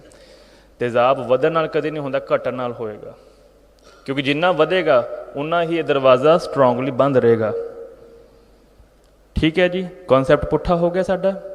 हुण असीं होर गलती की कर रहे हैं, जिहड़ी असीं गैस वाली गोली खा रहे हैं, असीं एसिड होर उसदी वैल्यू वधा रहे हैं। जिहड़ा असीं डाईजीन पी रहे हैं, एंट एसिड लै रहे हैं, वो असीं तेजाबी मादा होर वधा रहे हैं। ਉਹਦੇ ਨਾਲ ਹੁੰਦਾ कुछ नहीं है, सिर्फ तो सिर्फ वो की करता है, इत्थे तुहाडा वो ब्लॉक कर दिंदा है। जब तक तुहाडे ब्रेन ते मैसेज नहीं पहुँचेगा तुहानूं फील नहीं होएगा कि उत्थे तेजाब बन रहा। प्रॉब्लम उत्थे ही पई है। जो बंदे नूं पैरालाइसिस होंदा है, ठीक है, इत्थे पैरालाइसिस है, तुसीं जला दो मार दो फील नहीं होना बंदे नूं, क्यों? क्योंकि ब्रेन तक मैसेज नहीं पहुँच रहा।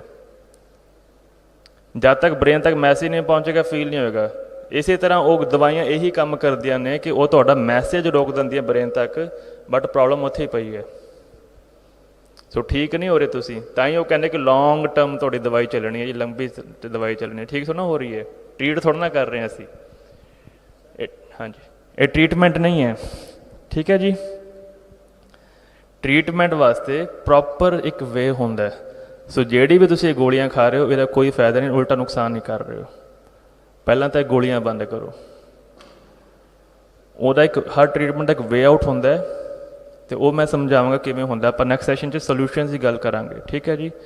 सो दूजा कॉन्सैप्ट तुहाडा गलत हो गया डाइजैशन का। वैक्सीन भी साडा पुट्ठा कॉन्सैप्ट हो गया, डाइजैशन भी पुट्ठा कॉन्सैप्ट हो गया। थर्ड कॉन्सैप्ट आ जाओ, कोलैसट्रॉल। कोलैसट्रॉल बारे कोई दसेगा कि की होंदा कोलैसट्रॉल, चंगा है माड़ा है? कौन लैंदा कोलैसट्रॉल की गोली? कौन कौन लैंदा इत्थे? हाँ, कोलैसट्रॉल की गोली कौन कौन लैंदा इत्थे?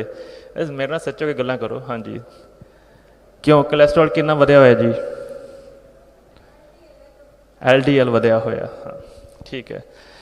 LDL कोलैसट्रॉल होंदा, HDL होंदा। HDL साडा वधिया होंदा, LDL साडा माड़ा होंदा। जिन्हें LDL होएगा ज़्यादा वो नुकसानदेह है, जिन्हें HDL ज़्यादा होएगा उन्हें वधिया, ठीक है जी। चंगा फैट बॉडी बहुत ज़रूरी है। क्यों ज़रूरी है? बिकॉज साडे ब्रेन के 60% सैल्स टिशूज़ फैटी सैल्स ने, फैट दे ने। जे आप फैट नहीं देंगे, अजकल जिहड़ियां बीबियां बच्चियां जिहड़ियां जवान मुंडे भी डाइटिंग कर रहे हैं, देसी घ्यो नूं बाय कर रहे हैं, नुकसान कर रहे हैं अपना बहुत ज़्यादा। चंगा फैट ज़रूर खाओ, जे नहीं खाओगे तो ब्रेन डाउन होएगा, because brain contain 60% fatty tissues. 20% जिहड़ा बॉडी का कोलैसट्रॉल है वो ब्रेन दे विच हुंदा है।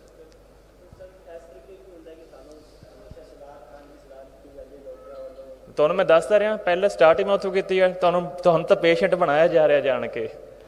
जेबां किवें भरनियां ने जी, पैसे किवें कमाउणे ने। ਜਾਂ ਤਾਂ ਡਾਕਟਰਸ ਕੋਲ ਜਾਣਕਾਰੀ ਅਧੂਰੀ ਹੈ ਤੇ ਜਾਂ ਉਹ ਜਾਣ ਕੇ ਪੈਸੇ ਕਮਾਉਣ ਲਈ ਕਰ ਰਹੇ ਨੇ। ਠੀਕ ਹੈ, ਦੇਖੋ ਮੇਰੀ ਵੀ ਜਾਣਕਾਰੀ ਅਧੂਰੀ ਸੀ, ਮੈਨੂੰ ਵੀ ਇਹੀ ਪੜ੍ਹਾਇਆ ਗਿਆ ਸੀਗਾ, ਜੋ ਡਾਕਟਰਸ ਨੂੰ ਪੜ੍ਹਾਇਆ ਜਾਂਦਾ ਨਾ ਸਾਨੂੰ ਉਹੀ ਪੜ੍ਹਾਇਆ ਜਾਂਦਾ, ਸਾਨੂੰ ਗਲਤ ਕਨਸੈਪਟ ਸਿਖਾਏ ਜਾਂਦੇ ਨੇ ਜਾਣ ਕੇ ਕਿ ਆਹ ਕਨਸੈਪਟਸ ਨੇ ਤੇ ਆਹ ਤੁਸੀਂ ਦਵਾਈ ਦੇਣੀ ਆ, ਆਹ ਸਿੰਪਟਮ ਹੈ, ਆਹ ਦਵਾਈ ਦੇਣੀ ਹੈ।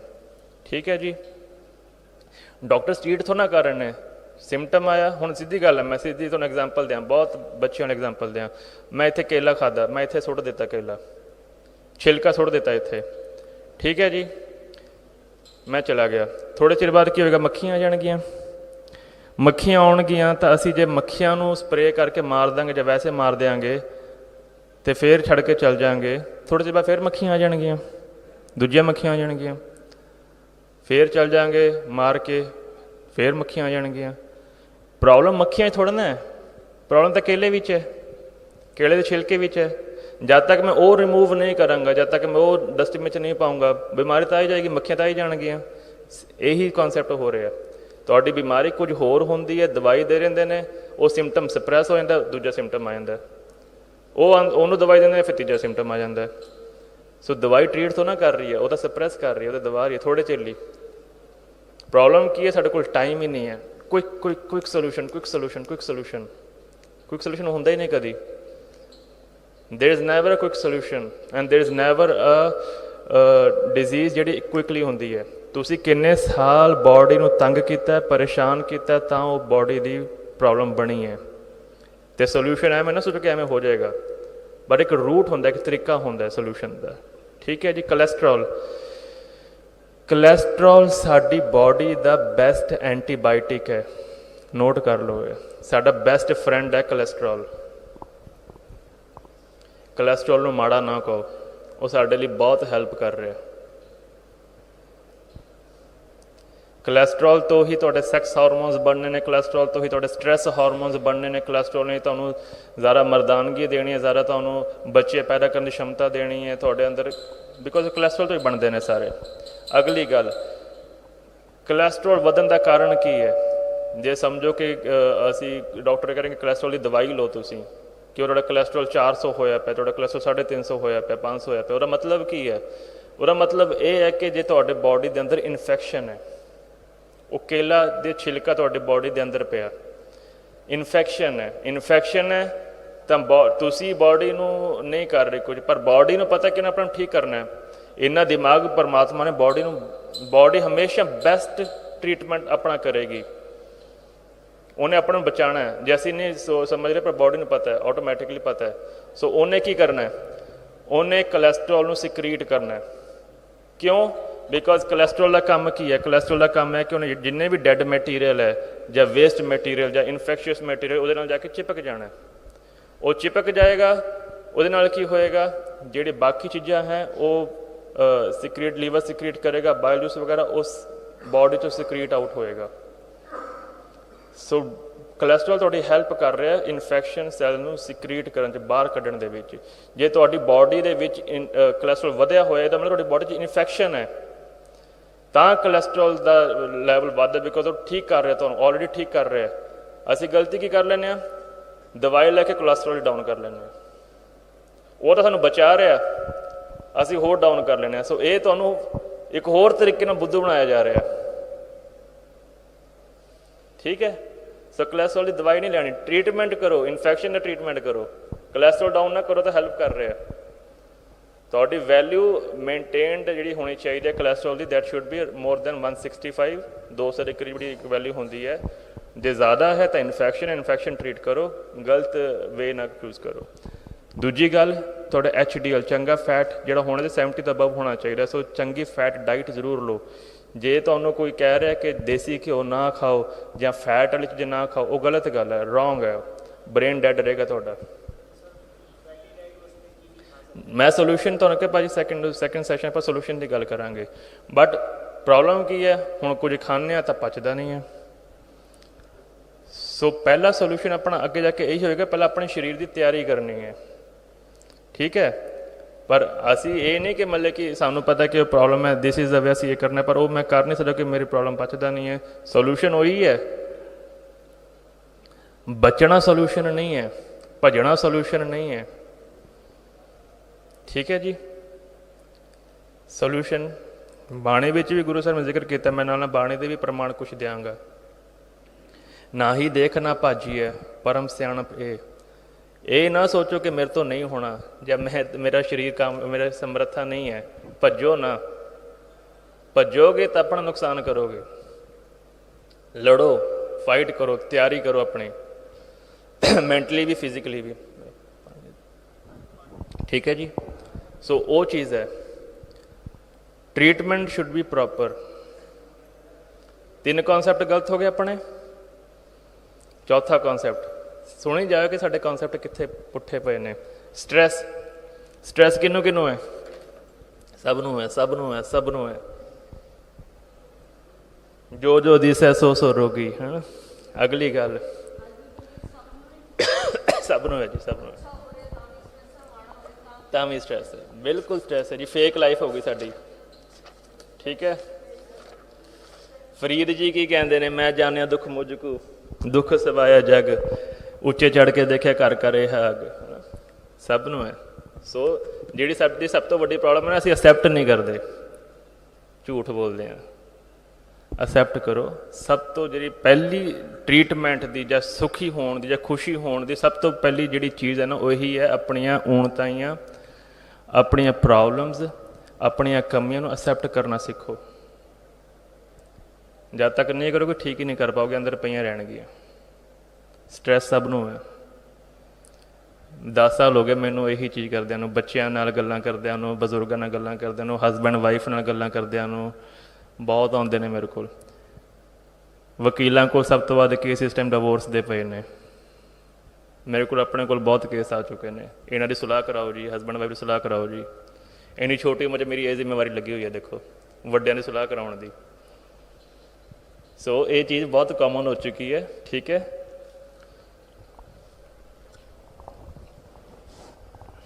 हाँ जी सॉरी। स्ट्रैस सानू परमात्मा ने बड़ी प्यारी चीज़ दी है, साडे फायदे लिए दी है। ये समझियो साडे फायदे लिए दी है, पर यह है कि असीं उन्हें अपनी कमज़ोरी बना लिया। हुण मैं तुहानूं स्ट्रैस का मैकेनिज़म समझाऊंगी, स्ट्रैस होंदा की है, किवें काम करदा है। ते जे गुरु साहब ने बाणी विच बार बार मन के उपर जोर दिता है, क्यों दिता है? मन जीते जगजीत हो गया, या मामा मन सो काज है, मन साधे सिद्ध होए। किवें मन किवें काम करदा है। असी साइंस दे विच एक सिंपल जी एग्जाम्पल लैने आ, वो है फाइट और फ्लाइट। जे समझो सप आ जाए इत्थे या कुत्ता पिछे पै जाए साडे, तो उहदे विच साडे कोल 2 ऑप्शनस होंदियां ने। पहली ऑप्शन, जां असीं लड़ांगे सप नूं फड़ांगे, तो जां असीं बचांगे भजांगे, ठीक है जी। यही होंदियां ने। दोनों केसिस दे विच पूरी एनर्जी चाहिए है। भजन वास्ते भी पूरी एनर्जी चाहिए है, तो सप नूं फड़न वास्ते भी पूरी एनर्जी चाहिए है। सो दोनों केसिस दे विच 2 हार्मोन साडे रिलीज़ होणगे, दैट इज़ कॉर्टिजोल ते एड्रीनलिन।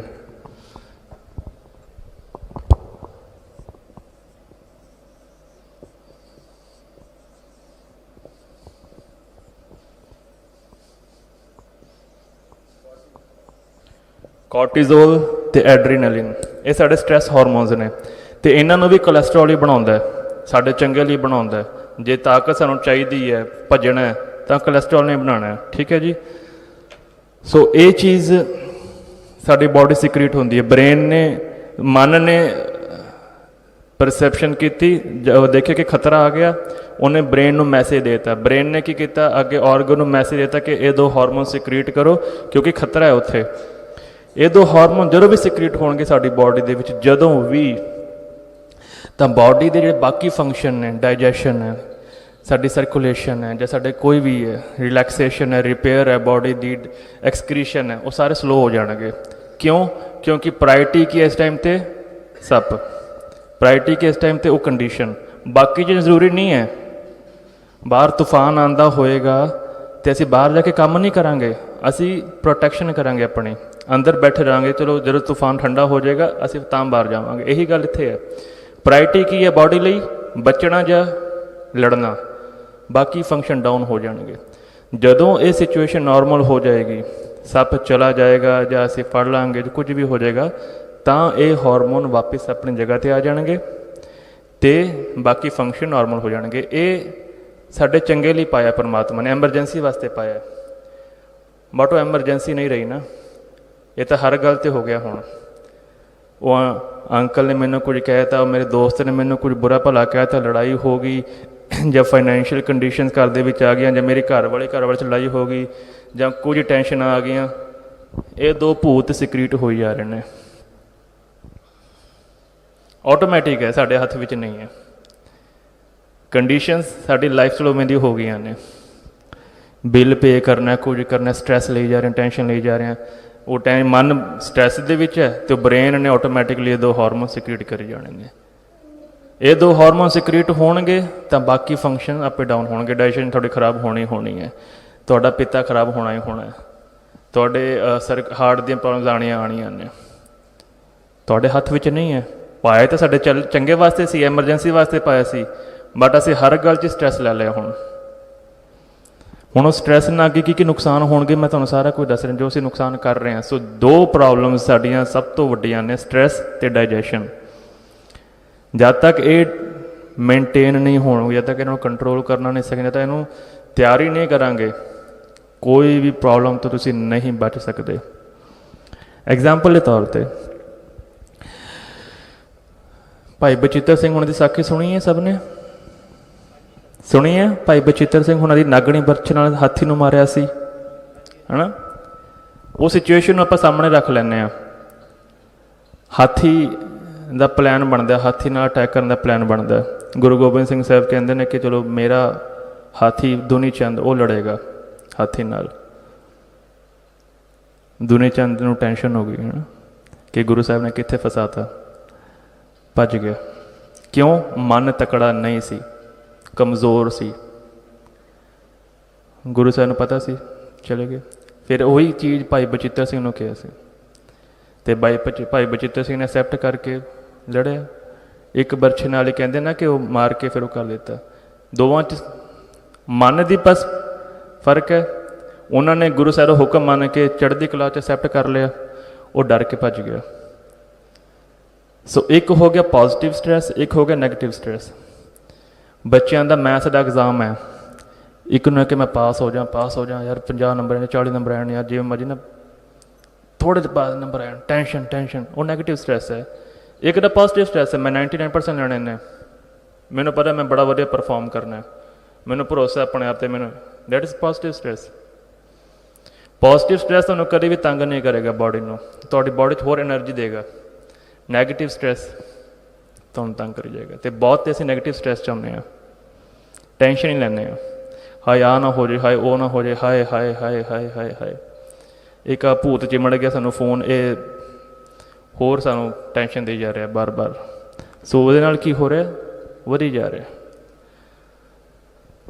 ਤੁਹਾਨੂੰ ਇੱਕ ਚੀਜ਼ ਦਾ ਅਹਿਸਾਸ ਹੋਏਗਾ ਕਿ ਤੁਹਾਡੀ ਜੇ ਕਿਸੇ ਨੇ ਸਵੇਰੇ ਕੋਈ ਗੱਲ ਕਰ ਦਿੱਤੀ ਜਾਂ ਸਵੇਰੇ ਕੋਈ ਟੈਨਸ਼ਨ ਆ ਗਈ, ਉਹ ਦਿਮਾਗ ਵੀ ਸਾਰਾ ਦਿਨ ਚੱਲੀ ਜਾਏਗਾ, ਉਹ ਚੱਲੀ ਜਾਂਦਾ। ਠੀਕ ਹੈ ਜੀ, ਮੈਂ ਝੂਠ ਤਾਂ ਨਹੀਂ ਬੋਲ ਰਿਹਾ। ਰੀਜ਼ਨ ਕੀ ਹੈ ਉਹਦਾ ਰੀਜ਼ਨ ਇੱਕ ਹੈ ਕਿ ਜਿਹੜਾ ਕੋਰਟੀਜ਼ੋਲ ਹੈ, ਜਦੋਂ ਇਹ ਸਿਕਰੀਟ ਹੋ ਜਾਵੇ, ਇਹ 9 ਘੰਟੇ ਬਾਡੀ 'ਚ ਰਹਿੰਦਾ, ਤਾਂ 9 ਘੰਟੇ ਤੁਹਾਡੇ ਦਿਮਾਗ ਵਿੱਚ ਚੱਲੀ ਜਾਏਗਾ ਵਿਚਾਰ, ਤੁਹਾਡੇ ਹੱਥ ਵਿੱਚ ਨਹੀਂ ਹੈ। ਸੋ ਤਾਂ ਗੁਰੂ ਸਾਹਿਬ ਨੇ ਮਨ ਦੇ ਉੱਪਰ ਜ਼ੋਰ ਦਿੱਤਾ ਕਿ ਮਨ ਨੂੰ ਤਿਆਰ ਕਰੋ, ਤਿਆਰੀ ਕਰੋ, ਸੰਗਤ ਕਰੋ। ਸੰਗਤ ਕਰਨੀ ਜ਼ਰੂਰੀ ਹੈ, ਸਿੱਖਣਾ ਜ਼ਰੂਰੀ ਹੈ, ਖੁਸ਼ ਰਹਿਣਾ ਜ਼ਰੂਰੀ ਹੈ। ਜੇ ਨਹੀਂ ਕਰੋਗੇ ਤਾਂ ਫਸੋਗੇ, ਅਤੇ ਉਹ ਫਸ ਅਸੀਂ ਗਏ ਹਾਂ। ਚੰਗੇ ਲਈ ਦਿੱਤਾ ਸੀ ਪਰ ਮਾੜੇ 'ਚ ਫਸ ਗਏ ਹਾਂ। ਠੀਕ ਹੈ ਜੀ। ਨੋਰਮਲੀ ਸਾਇੰਸ ਦੇ ਵਿੱਚ ਰਿਸਰਚ ਦੇ ਅਕੋਰਡਿੰਗ ਸਾਡੇ ਨੋਰਮਲੀ ਐਵਰੇਜ 60,000 ਥਾਟ ਆਉਂਦੇ ਨੇ ਐਵਰੀ ਡੇ। 60,000 ਐਵਰੇਜ ਹਰ ਇਨਸਾਨ ਨੂੰ, ਥੋੜ੍ਹੇ ਬਹੁਤੇ ਉੱਪਰ ਨੀਚੇ ਹੋ ਸਕਦੇ ਨੇ। ਮੋਰ ਦੈਨ 90-95% ਉਹ ਨੈਗੇਟਿਵ ਹੁੰਦੇ ਨੇ, ਤਾਂ ਬਚਾਂਗੇ ਕਿੱਥੋਂ ਅਸੀਂ? ਅਤੇ ਮੋਰ ਦੈਨ 90-95% ਉਹ ਰਿਪੀਟੇਟਿਵ ਹੁੰਦੇ ਨੇ, ਜਿਹੜੇ ਅੱਜ ਆਏ ਨੇ ਉਹੀ ਕੱਲ੍ਹ ਆਉਣਗੇ, ਉਹੀ ਹੋਣਗੇ। ਨਵੀਂ ਚੀਜ਼ ਤਾਂ ਕੋਈ ਹੈ ਹੀ ਨਹੀਂ ਲਾਈਫ ਦੇ ਵਿੱਚ, ਉਹੀ ਜ਼ਿੰਦਗੀ ਸਾਡੀ ਚੱਲੀ ਆ ਰਹੀ ਹੈ ਸਿੰਪਲ। ਕੋਈ ਨਵਾਂ ਕੋਈ ਨਵਾਂ ਸਿੱਖਣਾ ਨਹੀਂ, ਕੋਈ ਖੁਸ਼ ਰਹਿਣਾ ਨਹੀਂ, ਉਹੀ ਟੈਨਸ਼ਨਾਂ ਚੱਲੀ ਆ ਰਹੀਆਂ ਨੇ। ਸੋ ਇਹੀ ਹੈ ਟਰਾਂਸਫਾਰਮ ਹੈ, ਸੋਲੂਸ਼ਨ ਇਹੀ ਹੈ ਕਿ ਟਰਾਂਸਫਾਰਮ ਕਰਨੇ, ਹੌਲੀ ਹੌਲੀ ਥਾਟ ਪੋਜ਼ਿਟਿਵ ਕਰਨੇ ਨੇ। ਕਿਵੇਂ ਕਰਨੇ ਨੇ ਆਪਾਂ ਉਹਦੇ ਸੋਲੂਸ਼ਨ ਦੀ ਗੱਲ ਕਰਾਂਗੇ। ਹਰ ਚੀਜ਼ ਦਾ ਸੋਲੂਸ਼ਨ ਹੈ, ਬਟ ਉਹੀ ਨਾ ਕਿ ਐਵੇਂ ਨਹੀਂ ਹੈ ਇੱਕੋਦਮ ਤੁਹਾਡੇ ਥਾਟ ਪੋਜ਼ਿਟਿਵ ਨਹੀਂ ਹੋ ਜਾਣਗੇ, ਤਿਆਰੀ ਹੈ ਹਰ ਚੀਜ਼ ਦੀ। ਠੀਕ ਹੈ ਜੀ, 4 ਟੌਪਿਕ ਹੋ ਗਏ, 4 ਕਨਸੈਪਟ ਗਲਤ ਹੋ ਗਏ। ਆਪਾਂ ਬ੍ਰੇਕ ਲੈਣੇ ਕਿ ਕੁਝ ਹੋਰ ਕਰਨਾ? ਚਲੋ, ਕਿਉਂਕਿ ਮੇਰੇ ਕੋਲ ਟੌਪਿਕ ਐਕਚੁਅਲੀ ਬਹੁਤ ਹੈ, ਟਾਈਮ ਬਹੁਤ ਲਿਮਿਟਡ ਹੈ ਮੇਰੇ ਕੋਲ, ਤਾਂ ਹੀ ਨਾ ਉਹ ਮੈਂ 3 ਦਿਨ ਦਾ ਮੈਂ ਕੋਸ਼ਿਸ਼ ਕਰਾਂ 2 ਘੰਟੇ ਵਿੱਚ ਕਰਨ ਦੀ, ਨਹੀਂ ਤਾਂ ਇਹ ਚੀਜ਼ਾਂ ਮੈਂ ਬਹੁਤ ਆਰਾਮ ਨਾਲ ਸਮਝਾਉਣਾ, ਪ੍ਰੈਕਟੀਕਲੀ ਕਰਕੇ ਸਮਝਾਉਣਾ। ਠੀਕ ਹੈ ਜੀ, ਅਗਲਾ ਟੌਪਿਕ ਹੈ ਮਾਈਟੋਕੌਂਡਰੀਆ। ਮਾਈਟੋਕੌਂਡਰੀਆ ਬਾਰੇ ਕਿਸੇ ਨੂੰ ਪਤਾ? ਸ਼ਾਇਦ ਕਿਸੇ ਬੱਚੇ ਨੂੰ ਪਤਾ ਹੋਵੇ। ਨਹੀਂ, ਚਲੋ, ਪਾਵਰ ਹਾਊਸ ਹੁੰਦਾ ਸਾਡੀ ਬਾਡੀ ਦਾ, ਐਨਰਜੀ ਪ੍ਰੋਡਿਊਸ ਕਰਦਾ। ਇਹ ਮਾਈਟੋਕੌਂਡਰੀਆ ਸਾਡੀ ਬਾਡੀ ਨੂੰ ਐਨਰਜੀ ਸਪਲਾਈ ਕਰ, ਨਵੇਂ ਸੈੱਲ ਬਣਾ ਰਿਹਾ, ਸੈੱਲ ਰਿਪੇਅਰ ਕਰ ਰਿਹਾ। ਹਰ ਇਨਸਾਨ ਦੇ ਅੰਦਰ ਕੈਂਸਰ ਸੈੱਲ ਹੈਗੇ ਨੇ, ਹਰ ਇਨਸਾਨ ਦੇ ਅੰਦਰ, ਸਾਡੇ ਸਾਰਿਆਂ ਅੰਦਰ ਹੈਗੇ ਨੇ। ਇਹ ਨਾ ਸੋਚੋ ਕਿ ਕੈਂਸਰ ਸੈੱਲ ਨਹੀਂ ਹੈ, ਸਾਰਿਆਂ ਦੇ ਅੰਦਰ ਨੇ।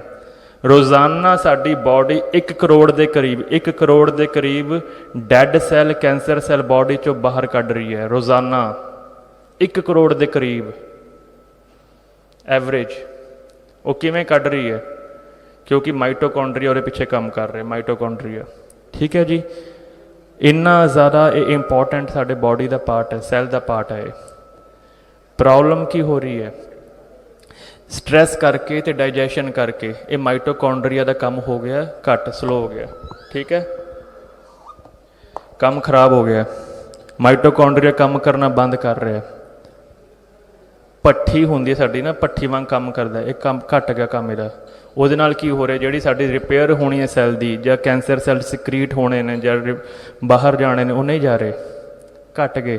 ਉਹ ਅੰਦਰ ਇਕੱਠੇ ਹੋਣੇ ਸ਼ੁਰੂ ਹੋ ਰਹੇ ਨੇ, ਬਲੋਕੇਜ ਹੋ, ਜਿਹੜੀ ਆਪਾਂ ਬਲੋਕੇਜ ਕਹਿੰਦੇ ਉਹੀ ਹੈ, ਬਲੋਕੇਜ ਹੋਣੀ ਸ਼ੁਰੂ ਹੋ ਗਈ। ਅਤੇ ਇੱਕ ਟਾਈਮ 'ਤੇ ਆ ਕੇ ਫਿਰ ਕੁਝ ਸਾਲਾਂ ਬਾਅਦ ਉਹ ਫਿਰ ਕੈਂਸਰ ਦਾ ਰੂਪ ਲੈ ਲੈਂਦੀ ਹੈ। ਕੈਂਸਰ ਕੋਈ ਖਾਣੇ ਖੂਣੇ ਨਾਲ ਐਵੇਂ ਨਹੀਂ ਹੋ ਜਾਂਦਾ, ਇਹ ਕਿੰਨੇ ਸਾਲ ਦੀ ਸਾਡੀ ਮਿਹਨਤ ਹੈ ਆਪਣੀ ਬਾਡੀ ਨੂੰ ਖਰਾਬ ਕਰਨ ਦੀ, ਤਾਂ ਇਕੱਠਾ ਹੁੰਦਾ ਹੈ। ਮਾਈਟੋਕੌਂਡਰੀਆ ਜਿਹੜਾ ਕੰਮ ਕਰ ਰਿਹਾ ਸਾਡੀ ਬਾਡੀ ਲਈ ਰਿਪੇਅਰ ਦਾ ਅਤੇ ਸਿਕਰੀਸ਼ਨ ਦਾ, ਉਹਦਾ ਕੰਮ ਖਰਾਬ ਹੋ ਰਿਹਾ। ਕੰਮ ਖਰਾਬ ਕਿਉਂ ਹੋ ਰਿਹਾ? ਸਟ੍ਰੈਸ ਕਰਕੇ ਅਤੇ ਡਾਈਜੈਸ਼ਨ ਕਰਕੇ। ਸੋ ਸਭ ਤੋਂ ਵੱਡੇ 2 ਭੂਤ ਨੇ, ਸਟ੍ਰੈਸ ਅਤੇ ਡਾਈਜੈਸ਼ਨ। ਸਟ੍ਰੈਸ ਨੇ ਤੁਹਾਡੀ ਬਾਡੀ ਹਿਲਾ ਕੇ ਰੱਖਣੀ ਹੈ। ਮੈਂ ਲਿਖ ਦੇਣਾ ਜੀ।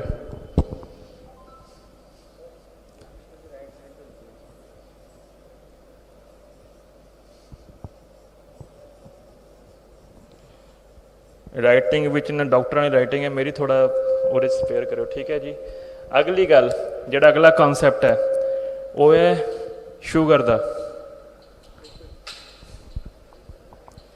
ਸ਼ੂਗਰ ਦਾ ਕਨਸੈਪਟ ਹੈ। ਖਾਣਾ ਕੌਣ ਕੌਣ ਸਕਿਪ ਕਰਦਾ ਆਪਣੇ ਵਿੱਚੋਂ? ਸਕਿਪ ਦਾ ਮਤਲਬ ਫਾਸਟਿੰਗ ਕੌਣ ਕੌਣ ਕਰਦਾ ਇੱਥੇ? ਕੋਈ ਕਰ ਰਿਹਾ? ਕੁੜੀਆਂ ਅੱਜ ਕੱਲ੍ਹ ਦੀਆਂ ਬਹੁਤ ਕਰ ਰਹੀਆਂ ਨੇ ਖਾਣੇ ਦੀ ਜੀ। ਨੋਰਮਲੀ ਖਾਣਾ ਨਹੀਂ ਖਾ ਰਹੀਆਂ ਕੁੜੀਆਂ, ਤਾਂ ਵੈਸੇ ਨਹੀਂ ਖਾ ਰਹੀਆਂ, ਮਿੱਠਾ ਖਾਣਾ ਛੱਡ ਤਾਂ ਨੁਕਸਾਨ ਕਰ ਰਹੇ ਹੋ। ਠੀਕ ਹੈ ਜੀ, ਬਿਲਕੁਲ ਇਹ ਨਹੀਂ ਕਿ ਘਟਾਓ, ਬਹੁਤ ਵਧੀਆ ਗੱਲ ਹੈ, ਪਰ ਬੰਦ ਨਹੀਂ ਕਰਨਾ, ਕਿਸੇ ਚੀਜ਼ ਨੂੰ ਬੰਦ ਨਹੀਂ ਕਰਨਾ। ਦੂਜੀ ਗੱਲ, ਕਈ ਖਾਣਾ ਖਾਂਦੇ ਨੇ 1 ਟਾਈਮ, ਕਈ ਖਾਣਾ ਖਾਂਦੇ ਨੇ 2 ਟਾਈਮ। ਜਿਹੜਾ ਵੀ ਇਹ ਕੰਮ ਕਰ ਰਿਹਾ ਉਹਨੂੰ ਡਾਇਬਟੀਜ਼ ਹੋਣੀ ਹੀ ਹੋਣੀ ਹੈ, 100% ਹੋਣੀ ਹੈ ਉਹਨੂੰ ਡਾਇਬਟੀਜ਼।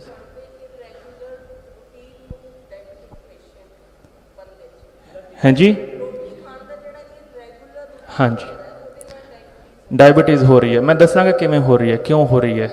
ਸੋ ਤੁਸੀਂ ਆਪਣੇ ਆਪ ਨੂੰ ਆਪ ਪੇਸ਼ੈਂਟ ਬਣਾ ਰਹੇ ਹੋ। ਜਿਹੜੇ ਸੋ ਕਾਲਡ ਪ੍ਰਚਾਰ ਚੱਲਿਆ ਨਾ, ਦੇਸੀ ਘਿਓ ਬੰਦ ਕਰੋ, ਘੱਟ ਖਾਣਾ ਖਾਓ, ਨਾ ਬਾਡੀ ਨੂੰ, ਤੁਹਾਨੂੰ ਪੇਸ਼ੈਂਟ ਬਣਾਇਆ ਜਾ ਰਿਹਾ।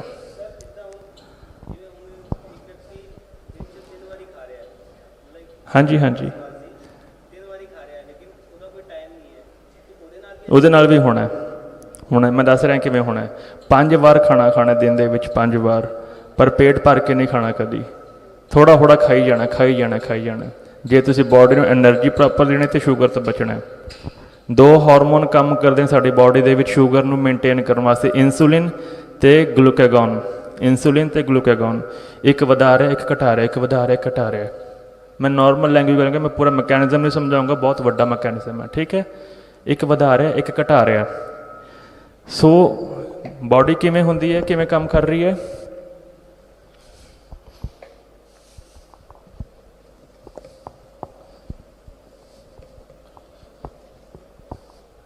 ਨੋਰਮਲੀ ਸਾਡੀ ਜਿਹੜੀ ਸ਼ੂਗਰ ਹੈ ਨਾ ਉਹ ਵਰਕ ਹੋਣੀ ਚਾਹੀਦੀ ਹੈ ਐਵੇਂ, ਠੀਕ ਹੈ ਜੀ। ਪਰ ਹੋ ਕਿਵੇਂ ਰਹੀ ਹੈ, ਅਸੀਂ ਖਾਣਾ ਖਾਧਾ, ਐਨਰਜੀ ਵਧੀ, 2 ਘੰਟੇ ਬਾਅਦ 2 ਘੰਟੇ ਬਾਅਦ ਕੀ ਹੋਏਗਾ, 2 ਘੰਟੇ ਬਾਅਦ ਕੀ ਹੋਏਗਾ, ਐਨਰਜੀ, ਓਕੇ, 2 ਘੰਟੇ ਬਾਅਦ ਐਨਰਜੀ ਘਟਣੀ ਸ਼ੁਰੂ ਹੁੰਦੀ ਹੈ, ਹੈ ਨਾ, ਥੋੜ੍ਹਾ ਅਸੀਂ ਵੀਕ ਫੀਲ ਕਰਨਾ, ਉਹਦੇ ਨਾਲ ਕੀ ਹੁੰਦਾ, ਸ਼ੂਗਰ ਡਾਊਨ ਹੋਣੀ ਸ਼ੁਰੂ ਹੁੰਦੀ ਹੈ। 2 ਘੰਟੇ, 3 ਘੰਟੇ, 4 ਘੰਟੇ, ਠੀਕ ਹੈ। ਫਿਰ ਅਸੀਂ ਫੇਰ ਖਾਣਾ ਖਾਂਦੇ ਹਾਂ, ਐਨਰਜੀ ਫੇਰ ਸ਼ੂਟ ਹੋ ਜਾਂਦੀ ਹੈ। ਫਿਰ 2-3 ਘੰਟੇ ਬਾਅਦ, 4 ਘੰਟੇ ਬਾਅਦ ਫੇਰ ਡਾਊਨ ਹੁੰਦਾ ਹੈ, ਫਿਰ ਅਸੀਂ ਫੇਰ ਖਾਂਦੇ ਹਾਂ। ਸੋ ਇਹ ਚੱਲ ਰਿਹਾ ਸਾਡੀ। ਹੋਣੀ ਕੀ ਚਾਹੀਦੀ ਹੈ, ਹੋਣੀ ਇਹ ਚਾਹੀਦੀ ਹੈ, ਹੋ ਇਹ ਰਹੀ ਹੈ। ਹੋਰ ਨੁਕਸਾਨ ਕੀ ਕਰ ਰਿਹਾ, ਜਿਹੜਾ ਸਕਿਪ ਕਰ ਰਿਹਾ, ਜਿਹੜਾ ਛੱਡ ਰਿਹਾ, ਜਿਹੜਾ ਫਾਸਟ ਕਰ ਰਿਹਾ, ਖਾਣਾ ਖਾਧਾ, ਐਨਰਜੀ ਵਧੀ, 1 ਘੰਟਾ, 2 ਘੰਟਾ, 3 ਘੰਟਾ, 4 ਘੰਟਾ, 5 ਘੰਟਾ, 6 ਘੰਟੇ, 7 ਘੰਟੇ, 8 ਘੰਟੇ, ਫਿਰ ਵਧੀ। ਤੁਹਾਡੇ ਜਿਹੜਾ ਪੈਂਕਰੀਆਸ ਹੈ ਉਹਨੂੰ ਕੰਮ ਜ਼ਿਆਦਾ ਕਰਨਾ ਪੈ ਰਿਹਾ। ਜਿਹੜੀ ਐਨਰਜੀ ਸਟੋਰਡ ਹੈਗੀ ਸਾਡੀ ਬਾਡੀ ਦੀ ਐਮਰਜੈਂਸੀ ਵਾਸਤੇ, ਉਹ ਯੂਜ਼ ਹੋ ਰਹੀ ਹੈ। ਬਿਕੋਜ਼ ਬਾਡੀ ਨੂੰ ਸ਼ੂਗਰ ਦੀ ਲੋੜ ਤਾਂ ਹੈਗੀ ਹੈ, ਐਨਰਜੀ ਦੀ ਲੋੜ ਤਾਂ ਹੈ ਹੀ ਹੈ, ਉਹ ਫਿਰ ਜਿਹੜੀ ਸਟੋਰਡ ਹੁੰਦੀ ਹੈ ਉਹ ਯੂਜ਼ ਕਰ ਰਿਹਾ। ਸੋ ਤੁਸੀਂ ਨੁਕਸਾਨ ਆਪਣਾ ਕਰ ਰਹੇ ਹੋ ਖਾਣਾ ਛੱਡ ਕੇ। ਜੇ ਕੋਈ ਕਹਿੰਦਾ ਕਿ ਥੋੜ੍ਹਾ ਖਾਣਾ ਖਾਣੇ ਪੇਟ ਫੁੱਲ ਜਾਂਦਾ, ਟਰੀਟਮੈਂਟ ਲਓ, ਖਾਣਾ ਛੱਡੋ ਨਾ, ਤੁਸੀਂ ਹੋਰ ਨੁਕਸਾਨ ਕਰ ਰਹੇ ਹੋ, ਠੀਕ ਹੈ ਜੀ। ਚਾਈਨੀਜ਼ ਕੌਨਸੈਪਟ ਹੈ 5 ਵਾਰ ਖਾਣਾ ਖਾਣਾ, ਅਤੇ ਬਹੁਤ ਵਧੀਆ ਕੌਨਸੈਪਟ ਹੈ ਸਾਡਾ। ਜੇ ਅਸੀਂ ਗੱਲ ਕਰੀਏ ਕਿ ਘੱਟ ਖਾਓ, ਆਯੁਰਵੇਦ ਵਿੱਚ ਲਿਖਿਆ, ਉਹਦੇ 'ਚ ਲਿਖਿਆ, ਉਹ ਬਿਲਕੁਲ ਠੀਕ ਲਿਖਿਆ, ਬਟ ਉਹਦੇ ਲਈ ਹੁਣ ਸਾਡੀ ਬਾਡੀ ਨਹੀਂ ਹੈ। ਉਹ ਪੁਰਾਣੇ ਸਮੇਂ ਦੀ ਗੱਲ ਸੀ, ਜਦੋਂ ਬਾਡੀ ਵੀ ਵਧੀਆ ਹੁੰਦੀ ਸੀ, ਸਟਰੈਸ ਵੀ ਘੱਟ ਹੁੰਦਾ ਸੀ, ਅੱਛੀ ਲਾਈਫ ਹੁੰਦੀ ਸੀ, ਚੰਗਾ ਖਾਣਾ ਹੁੰਦਾ ਸੀ। ਹੁਣ ਤਾਂ ਸਮਾਂ ਰਿਹਾ ਹੀ ਨਹੀਂ ਨਾ, ਅਸੀਂ ਹੁਣ ਫਸ ਚੁੱਕੇ ਹਾਂ। ਸੋ ਪੁਰਾਣੇ ਕੌਨਸੈਪਟ ਨਹੀਂ ਹੈਗੇ, ਠੀਕ ਹੈ ਜੀ। ਇੱਥੇ ਮੈਂ ਥੋੜ੍ਹੀ ਬ੍ਰੇਕ ਲਵਾਂਗਾ, ਮੈਨੂੰ ਇਸ਼ਾਰਾ ਹੋ ਗਿਆ ਜੀ। ਅਤੇ ਕੌਨਸੈਪਟ ਹੋਰ ਵੀ ਹੈਗੇ ਨੇ, ਅਤੇ ਕੋਸ਼ਿਸ਼ ਕਰਾਂਗਾ ਕਿ ਇਹਨੂੰ ਘੱਟ ਕਰਨ ਦੀ। ਉਸ ਤੋਂ ਬਾਅਦ ਤੁਹਾਡੇ ਕੁਆਇਰੀਜ਼ ਲਵਾਂਗਾ ਮੈਂ, ਠੀਕ ਹੈ ਜੀ। ਹਾਂਜੀ, ਜਿਹੜੀ ਲੇਡੀ ਸਭ ਤੋਂ ਵੱਡਾ ਗਲਤ ਨੁਕਸਾਨ ਕਰਦੀਆਂ ਨੇ, ਸਵੇਰੇ 5-5:30 ਉੱਠ ਜਾਂਦੀਆਂ ਨੇ, ਫਿਰ ਸਾਰੇ ਕੰਮ ਕੁੰਮ ਕਰਕੇ 9-9:30 10 ਵਜੇ ਰੋਟੀ ਖਾਂਦੀਆਂ ਨੇ। ਸਭ ਤੋਂ ਵੱਡਾ ਨੁਕਸਾਨ ਕਰ ਰਹੇ ਹੋ ਤੁਸੀਂ। ਇੱਕ ਰੂਲ ਪੱਕਾ ਬਣਾ ਲਓ, ਉੱਠਣ ਤੋਂ ਬਾਅਦ 1.5 ਘੰਟੇ ਦੇ ਅੰਦਰ ਅੰਦਰ ਕੋਈ ਨਾ ਕੋਈ ਖਾਣਾ ਹੈ ਤੁਸੀਂ, ਚਾਹੇ ਡਰਾਈ ਫੂਡ ਲੈ ਲਓ, ਫਰੂਟ ਲੈ ਲਓ। ਕੋਸ਼ਿਸ਼ ਕਰੋ ਜਿਹੜੀ ਆ ਸਵੇਰ ਦੀ ਆਪਣੀ ਬੈਡ ਚਾਹ, ਜਿਹੜੀ ਖਾਲੀ ਪੇਟ ਚਾਹ ਆ, ਉਹ ਘਟਾਓ ਥੋੜ੍ਹੀ ਜਿਹੀ। ਆਲਟਰਨੇਟਿਵ ਮੈਂ ਦੱਸ ਦਿਆਂਗਾ, ਬਹੁਤ ਆਲਟਰਨੇਟਿਵ ਨੇ ਸਾਡੇ ਕੋਲ ਡਾਈਟ ਦੇ, ਬਹੁਤ ਜ਼ਿਆਦਾ। ਕੋਸ਼ਿਸ਼ ਕਰੋ ਡਿਪੈਂਡੈਂਸ ਘਟਾਓ ਸਿਰਫ ਕਣਕ ਅਤੇ ਦੁੱਧ ਦੇ ਉੱਪਰ। ਸਾਡੀ ਡਿਪੈਂਡੈਂਸ ਬਹੁਤ ਹੀ ਕਣਕ ਅਤੇ ਦੁੱਧ ਦੇ ਉੱਪਰ ਹੈਗੀ ਹੈ, ਉਹ ਘਟਾਓ। ਮੈਂ ਡਾਕਟਰ ਬੰਦ ਕਰਨ ਨੂੰ ਕਹਿੰਦੇ, ਮੈਂ ਬੰਦ ਕਰਨ ਨੂੰ ਨਹੀਂ ਕਹੂੰਗਾ, ਬਿਕੋਜ਼ ਅਸੀਂ ਜੀਵ ਨੂੰ ਵੀ ਖੁਸ਼ ਰੱਖਣਾ ਥੋੜ੍ਹਾ ਜਿਹਾ ਨਾ, ਜੀਵ ਵੀ ਤਰਸਾਉਣੀ ਨਹੀਂ ਹੈ, ਪੇਟ ਵੀ ਤਰਸਾਉਣਾ ਨਹੀਂ ਹੈ। ਸੋ ਥੋੜ੍ਹਾ ਖਾਵਾਂਗੇ ਅਤੇ ਥੋੜ੍ਹਾ ਛੱਡਾਂਗੇ, ਥੋੜ੍ਹਾ ਖਾਵਾਂਗੇ, ਥੋੜ੍ਹਾ ਛੱਡਾਂਗੇ, ਠੀਕ ਹੈ। ਮੈਂ ਫਾਸਟ ਫੂਡ ਬੰਦ ਨਹੀਂ ਕਰੂੰਗਾ, ਖਾਓ, ਬਟ ਕਲੀਨਿੰਗ ਕਰ ਲਓ ਆਪਣੀ। ਕਲੀਨਿੰਗ ਦੇ ਤਰੀਕੇ ਹੁੰਦੇ ਨੇ, ਡੀਟੌਕਸ ਦੇ ਤਰੀਕੇ ਹੁੰਦੇ ਨੇ। ਸਵੇਰੇ ਖਾਓ, ਰਾਤ ਨੂੰ ਕੱਢ ਲਓ, ਪੇਟ ਵੀ ਖੁਸ਼, ਜੀਭ ਵੀ ਖੁਸ਼, ਅਤੇ ਤੁਸੀਂ ਵੀ ਖੁਸ਼, ਠੀਕ ਹੈ ਜੀ। ਆਪਾਂ ਹੁਣ ਨੈਕਸਟ ਸੈਸ਼ਨ 'ਚ ਕੰਟੀਨਿਊ ਕਰਾਂਗੇ। ਕਾ ਖਾਲਸਾ, ਵਾਹਿਗੁਰੂ ਜੀ ਕੀ ਫਤਿਹ। ਜੋ ਗੱਲ ਕਰ ਰਹੇ ਸੀ ਹੁਣੇ, ਉਸੇ ਪ੍ਰਥਾ ਹੈ, ਗੁਰੂ ਸਾਹਿਬ ਨੇ ਅੱਜ ਦਾ ਹੁਕਮ ਵੀ ਬਖਸ਼ਿਆ ਬਾਹਰ। ਯਾਦ ਹੈ ਕਿਸੇ ਨੂੰ ਜੋ ਹੁਕਮਨਾਮਾ ਲਿਖਿਆ ਅੱਜ ਦਾ ਗੁਰੂ ਸਾਹਿਬ ਨੇ? ਇਹ ਸਾਗਰ ਸੋਈ ਤਰੈ ਜੋ ਹਰ ਗੁਣ ਗਾਏ, ਸਾਧ ਸੰਗਤ ਕੈ ਸੰਗ ਵਸੈ ਵੱਡ ਭਾਗੀ ਪਾਏ। ਸੋ ਗੁਰੂ ਸਾਹਿਬ ਨਾਲ ਗੱਲਾਂ ਕਰਨੀਆਂ ਜਦੋਂ ਸ਼ੁਰੂ ਕਰ ਲਾਂਗੇ, ਸੋਲਿਊਸ਼ਨਸ ਆਉਣੇ ਨੇ ਹੁਣੇ। ਉਹਦੇ ਵਿੱਚ ਇੱਕ ਸੋਲਿਊਸ਼ਨ ਇਹ ਵੀ ਹੈ, ਜੇ ਆਪਾਂ ਸੋਲਿਊਸ਼ਨਸ ਦੀ ਗੱਲਾਂ ਕਰਾਂਗੇ ਨਾ, ਤਾਂ ਇਹ ਮੱਥਾ ਟੇਕ ਕੇ ਜਾਣਾ ਸੋਲਿਊਸ਼ਨ ਨਹੀਂ ਹੈ, ਬੈਠ ਕੇ ਵਿਚਾਰ ਕਰਨੀ ਵੀ ਸੋਲਿਊਸ਼ਨ ਹੈ, ਠੀਕ ਹੈ। ਸੋ ਆਪਾਂ ਇਹ ਸੋਲਿਊਸ਼ਨਸ ਜਿਹੜੇ ਵੀ ਆਪਾਂ ਗੱਲ ਕਰਾਂਗੇ ਉਹਨੂੰ ਵਿਚਾਰਨਾ ਹੈ, ਕਿਉਂਕਿ ਮੈਂ ਤਾਂ ਦੱਸ ਕੇ ਚੱਲ ਜਾਣਾ, ਮੇਰੇ ਆਪਣੇ ਕੰਮ ਬਹੁਤ ਨੇ, ਪਰ ਮੇਰੇ ਆਉਣ ਦਾ ਫਾਇਦਾ ਤਾਂ ਹੋਏਗਾ ਜੇ ਤੁਸੀਂ ਇਸ ਚੀਜ਼ ਨੂੰ ਇੰਪਲੀਮੈਂਟ ਕਰੋਗੇ ਅੱਗੇ, ਅਤੇ ਅੱਗੇ ਹੋਰ ਲੋਕਾਂ ਨੂੰ ਵੀ ਮੋਟੀਵੇਟ ਕਰੋਗੇ। ਮੈਂ ਆਪਣਾ ਕੰਮ ਕਰੀ ਜਾ ਰਿਹਾ, ਜਿੰਨਾ ਗੁਰੂ ਸਾਹਿਬ ਨੇ ਸੇਵਾ ਬਖਸ਼ੀ ਲੱਗੇ ਹੋਏ ਹਾਂ, ਠੀਕ ਹੈ ਜੀ। ਸੋ ਆਪਾਂ ਇਸ ਨੂੰ ਇੱਕ ਬਹੁਤ ਅੱਗੇ ਤੱਕ ਲੈ ਕੇ ਜਾਣਾ, ਤਾਂ ਕਿ ਆਪ ਵੀ ਅਸੀਂ ਜਿੰਨਾ ਕੁ ਵੀ ਸੁੱਖ ਮਾਣ ਸਕੇ, ਅਤੇ ਅਗਲੀ ਜਿਹੜੀ ਪੀੜ੍ਹੀ ਹੈ, ਅਗਲੀ ਪੀੜ੍ਹੀ ਬਹੁਤ ਜ਼ਿਆਦਾ ਗਰਸੀ ਹੋਈ ਹੈ ਬਿਮਾਰੀਆਂ ਦੇ ਵਿੱਚ, ਉਹ ਮੈਂ ਦੱਸਾਂਗਾ ਕਿਵੇਂ ਉਹ ਵੀ। ਸੋ ਕੋਸ਼ਿਸ਼ ਕਰਾਂਗੇ ਜਿੰਨਾ ਕੁ ਮਿਲ ਕੇ ਕੰਮ ਕਰ ਸਕੀਏ, ਠੀਕ ਹੈ ਜੀ। ਇੱਕ ਦੋ ਕੌਨਸੈਪਟ ਮੈਂ ਦੱਸਾਂਗਾ ਹੋਰ, ਕਿਉਂਕਿ ਟਾਈਮ ਲਿਮਿਟਡ ਹੈ। ਇੱਕ ਦੋ ਕੌਨਸੈਪਟ 'ਤੇ ਕਰਕੇ ਫਿਰ ਡਿਸਕਸ਼ਨ ਹੋਏਗੀ, ਸੋਲਿਊਸ਼ਨਸ ਦੀ ਆਪਾਂ ਗੱਲ ਕਰਾਂਗੇ ਜਿੰਨੇ ਵੀ ਦੱਸ ਸਕੇ, ਬਿਕੋਜ਼ ਟਾਈਮ ਬਹੁਤ ਲਿਮਿਟਡ ਹੈ, ਠੀਕ ਹੈ ਜੀ। ਇੱਕ ਕੌਨਸੈਪਟ ਹੁਣ ਆਉਣਾ ਪੱਥਰੀ ਦਾ। ਅੱਜ ਕੱਲ੍ਹ ਬੜੀ ਜ਼ਿਆਦਾ ਉਹ ਵੀ ਕਹਿ ਲਓ ਕਿ ਬੜੀ ਵੱਡੀ ਬਿਮਾਰੀ ਹੋ ਗਈ ਹੈ ਪੱਥਰੀ। ਕਿਹੜੇ ਕਿਹੜੇ ਹੈਗੀ ਹੈ? ਇੱਕ ਡਾਕਟਰਾਂ ਨੇ ਅੱਜ ਕੱਲ੍ਹ ਪਿੱਤੇ ਕੱਢਣੇ ਬੜੇ ਕੱਢ ਦਿੱਤੇ ਨੇ ਨਾ, ਪਿੱਤੇ ਹੀ ਬੜੇ ਕੱਢਣੇ ਸ਼ੁਰੂ ਕਰਤੇ। ਗੋਲ ਬਲੈਡਰ ਰਿਮੂਵ ਕਰ ਦਿਓ, ਜੇ ਗੋਲ ਬਲੈਡਰ ਦੀ ਪੱਥਰੀ ਨਹੀਂ ਨਿਕਲਦੀ, ਗੋਲ ਬਲੈਡਰ ਫਟ ਜਾਏਗਾ ਤੁਹਾਡੇ, ਪਤਾ ਨਹੀਂ ਕੀ ਹੋ ਜਾਏਗਾ, ਠੀਕ ਹੈ। ਕੋਈ ਵੀ ਐਵੇਂ ਦੀ ਕਿਸੇ ਦਾ ਵੀ ਕੇਸ ਆਵੇ, ਪਲੀਜ਼ ਗੋਲ ਬਲੈਡਰ ਰਿਮੂਵ ਨਾ ਕਰਾਇਓ। ਗੋਲ ਬਲੈਡਰ ਸਾਡੀ ਬਾਡੀ ਦਾ ਬਹੁਤ ਇੰਪੋਰਟੈਂਟ ਔਰਗਨ ਹੈ, ਬਹੁਤ ਜ਼ਿਆਦਾ ਇੰਪੋਰਟੈਂਟ ਹੈ, ਨਾ ਰਿਮੂਵ ਕਰਾਇਓ। ਜਿਹਨੇ ਕਰਾਤਾ ਹੁਣ ਉਹ ਕੋਈ ਗੱਲ ਨਹੀਂ, ਉਹਦੇ ਮੇਨਟੇਨੈਂਸ ਵਾਸਤੇ ਦੇਖੇ ਕੀ ਮੇਨਟੇਨ ਹੋ ਸਕਦਾ, ਬਟ ਜੇ ਕੋਈ ਡਾਕਟਰ ਕਹਿ ਰਿਹਾ ਕਿ ਇਸ ਨੂੰ ਰਿਮੂਵ ਕਰਾਉਣਾ, ਨਾ ਕਰਾਇਓ, ਠੀਕ ਹੈ ਜੀ। ਜਿਹੜੀ ਕਿਡਨੀ ਦੀ ਪੱਥਰੀ ਉਹ ਤਾਂ ਵੈਸੇ ਹੀ ਨੋਰਮਲੀ ਇੱਕ ਦਿਨ 'ਚ ਨਿਕਲ ਜਾਂਦੀ ਹੈ, ਕੋਈ ਲੇਜ਼ਰ ਕੋਈ ਕੁਛ ਕਰਾਉਣ ਦੀ ਲੋੜ ਨਹੀਂ, ਨੋਰਮਲੀ ਨਿਕਲ ਜਾਂਦੀ ਹੈ ਉਹ। ਸੋ ਪੱਥਰੀ ਹੁੰਦੀ ਕਿਵੇਂ ਅਤੇ ਬਣਦੀ ਕਿਵੇਂ ਆ, ਇਹਦਾ ਕੌਨਸੈਪਟ ਸਮਝੋ ਕਿ ਬਣਦੀ ਕਿਵੇਂ ਆ। ਜਿਹੜੇ ਬਾਹਰ ਬੂਟੇ ਹੈਗੇ ਨੇ, ਜੋ ਆਪਾਂ ਸਬਜ਼ੀਆਂ ਖਾਂਦੇ ਹਾਂ, ਹਰ ਬੂਟੇ ਦੇ ਵਿੱਚ ਨਾ ਕੰਡੇ ਲੱਗੇ ਕੰਡੇ ਹੁੰਦੇ ਨੇ, ਉਹ ਆਪਣੀ ਪ੍ਰੋਟੈਕਸ਼ਨ ਵਾਸਤੇ ਹੁੰਦੇ ਨੇ, ਉਹਨੂੰ ਅਸੀਂ ਆਕਜ਼ਲੇਟ ਕਹਿੰਦੇ ਹਾਂ, ਥੌਰਨਸ ਵਗੈਰਾ ਆਕਜ਼ਲੇਟਸ। ਉਹ ਤਾਂ ਕਿ ਕੀੜੇ ਮਕੌੜੇ ਉਹਨਾਂ ਉੱਪਰ ਅਟੈਕ ਨਾ ਕਰਨ, ਤਾਂ ਪਰਮਾਤਮਾ ਨੇ ਉਹਨਾਂ ਨੂੰ ਉਹ ਪ੍ਰੋਟੈਕਸ਼ਨ ਵਾਸਤੇ ਉਹ ਕੰਡੇ ਦਿੱਤੇ ਨੇ, ਠੀਕ ਹੈ ਜੀ। ਹੁਣ ਜਦੋਂ ਅਸੀਂ ਉਹ ਸਬਜ਼ੀਆਂ ਖਾਂਦੇ ਹਾਂ, ਹਰੀਆਂ ਸਬਜ਼ੀਆਂ ਖਾਂਦੇ ਹਾਂ, ਥੋੜ੍ਹਾ ਦੂਰ ਕਰ ਲਾਂ ਜੇ, ਠੀਕ ਹੈ ਜੀ, ਹੁਣ ਠੀਕ ਹੈ। ਜਦੋਂ ਅਸੀਂ ਉਹ ਸਬਜ਼ੀਆਂ ਖਾਂਦੇ ਹਾਂ ਤਾਂ ਉਹ ਮੈਂ ਦੇਖੋ ਨੋਰਮਲ ਲੈਂਗੁਏਜ ਯੂਜ਼ ਕਰੂੰਗਾ ਮੈਂ, ਆਕਜ਼ਲੇਟਸ ਵਗੈਰਾ ਉਹ ਨਹੀਂ ਕਰਾਂਗਾ ਤਾਂ ਕਿ ਤੁਹਾਨੂੰ ਸਮਝਣ 'ਚ ਸੌਖਾ ਹੋਵੇ, ਠੀਕ ਹੈ ਜੀ। ਉਹ ਕੰਡੇ ਅਸੀਂ ਆਪਣੇ ਅੰਦਰ ਲੈ ਰਹੇ ਹਾਂ, ਠੀਕ ਹੈ। ਉਹ ਥੌਰਨਸ ਅਸੀਂ ਆਪਣੇ ਅੰਦਰ ਲੈ ਰਹੇ ਹਾਂ, ਉਹਨੂੰ ਆਕਜ਼ਲੇਟਸ ਕਹਿੰਦੇ ਹਾਂ। ਉਹ ਕੋਈ ਗੱਲ ਨਹੀਂ, ਹਰੇ ਸਬਜ਼ੀਆਂ ਖਾਣੀਆਂ ਜ਼ਰੂਰੀਆਂ ਨੇ, ਉਹਦਾ ਸਰੀਰ ਦੇ ਵਿੱਚ ਨਿਕਲਣ ਦਾ ਜ਼ਰੀਆ ਹੈ। ਜਦੋਂ ਅਸੀਂ ਉਹ ਖਾ ਰਹੇ ਹਾਂ, ਉਹ ਆਕਜ਼ਲੇਟ ਸਾਡੇ ਅੰਦਰ ਬਾਡੀ 'ਚ ਮੂਵ ਕਰ ਰਹੇ ਹਾਂ, ਠੀਕ ਹੈ। ਸੋ ਬਾਡੀ ਨੂੰ ਪਤਾ ਉਸ ਨੂੰ ਰਿਮੂਵ ਕਰਨਾ, ਉਹ ਐਕਸਟਰਾ ਮਟੀਰੀਅਲ ਹੈ, ਵੇਸਟ ਮਟੀਰੀਅਲ ਹੈ।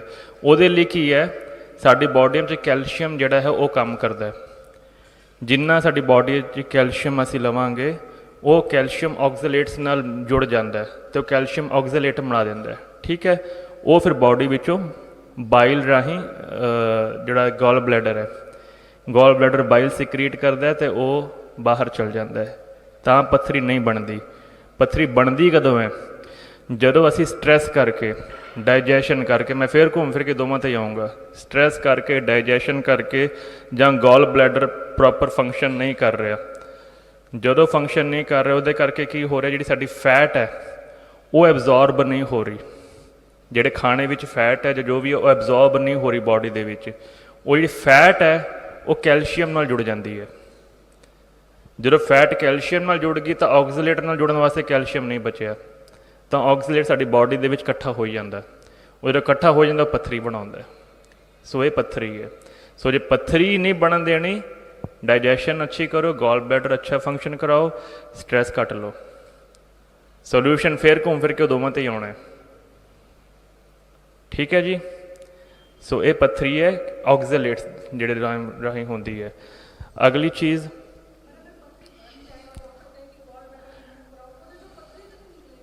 ਨਿਕਲ ਜਾਂਦੀ ਹੈ, ਸੌਖੀ ਨਹੀਂ ਨਿਕਲਦੀ।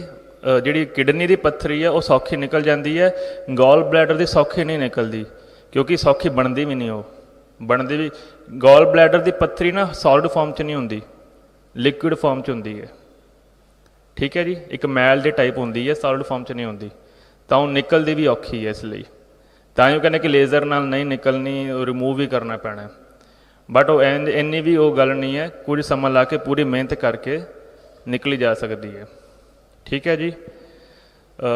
ਸੋ ਇਹ ਰੀਜ਼ਨ ਹੈਗਾ। ਦੂਜਾ ਜਿਹੜਾ ਹੈ ਆਪਣਾ, ਜਿਹਨੂੰ ਐਸੀਡਿਟੀ ਬਹੁਤ ਬਣਦੀ ਹੈ, ਡਕਾਰ ਬਹੁਤ ਆਉਂਦੇ ਨੇ ਹੈ ਨਾ, ਜਾਂ ਪੇਟ ਦਾ ਬਹੁਤ ਇਸ਼ੂ ਰਹਿੰਦਾ, ਉਹ ਇਹਦਾ ਇੱਕ ਕਾਰਨ ਹੈ, ਉਹਨੂੰ ਅਸੀਂ ਕਹਿੰਦੇ ਹਾਂ ਸਿਬੋ।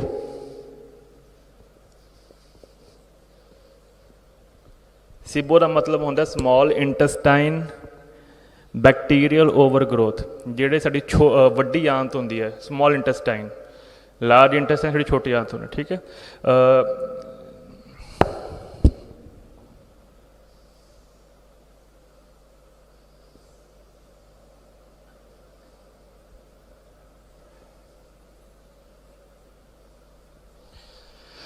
ਖਾਣਾ ਸਾਡਾ ਸਮੌਲ ਇੰਟੈਸਟਾਈਨਸ ਤੋਂ ਪਚ ਕੇ ਲਾਰਜ ਇੰਟੈਸਟਾਈਨ ਵੱਲ ਜਾਂਦਾ ਹੈ, ਵੱਡੀ ਆਂਤ ਵੱਲ ਜਾਂਦਾ ਹੈ, ਠੀਕ ਹੈ ਜੀ। ਇੱਧਰੋਂ ਦੀ ਗੰਦਾ ਸੜਿਆ ਖਾਣਾ ਸਾਡਾ ਬਾਡੀ 'ਚੋਂ ਬਾਹਰ ਜਾਂਦਾ ਹੈ, ਇਹ ਨਾਰਮਲ ਫੰਕਸ਼ਨ ਹੈ। ਇੱਥੇ ਇੱਕ ਦਰਵਾਜ਼ਾ ਲੱਗਿਆ, ਜਿਹੜਾ ਦਰਵਾਜ਼ਾ ਇਹ ਗੰਦੇ ਖਾਣੇ ਨੂੰ ਵਾਪਸ ਜਾਣ ਤੋਂ ਰੋਕਦਾ ਹੈ, ਨੈਚੁਰਲ ਲੱਗਿਆ, ਇਹਨੂੰ ਅਸੀਂ ਵਾਲਵ ਕਹਿੰਦੇ ਹਾਂ, ਇਲੋਸੀਕਲ ਵਾਲਵ ਕਹਿੰਦੇ ਹਾਂ, ਠੀਕ ਹੈ ਜੀ।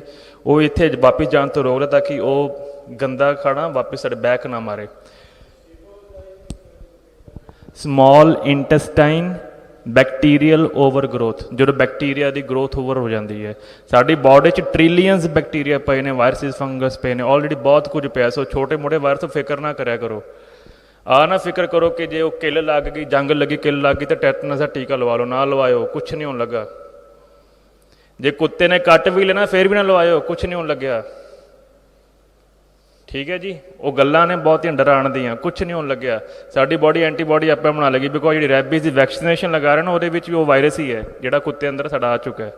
ਹਰ ਕੁੱਤੇ ਅੰਦਰ ਵਾਇਰਸ ਨਹੀਂ ਹੁੰਦਾ, ਰੇਬੀਜ਼ ਵਾਇਰਸ ਨਹੀਂ ਹੁੰਦਾ, ਥੋੜ੍ਹੇ ਵਿੱਚ ਹੁੰਦਾ। ਸੋ ਜੇ ਕਿਸੇ ਨੇ ਕੱਟਿਆ ਵੀ ਹੋਵੇ, ਜੇ ਆਉਣਾ ਵੀ ਹੋ ਤਾਂ ਆ ਗਿਆ ਹੋਏਗਾ, ਠੀਕ ਹੈ। ਵੈਕਸੀਨ ਨਾ ਲਵਾਇਓ, ਟੈਟਨਸ ਦੀ ਵੈਕਸੀਨ ਨਾ ਲਵਾਇਓ, ਕੋਈ ਵੀ ਵੈਕਸੀਨ ਨਾ ਲਵਾਇਓ, ਬੱਚੇ ਰਹੋਗੇ।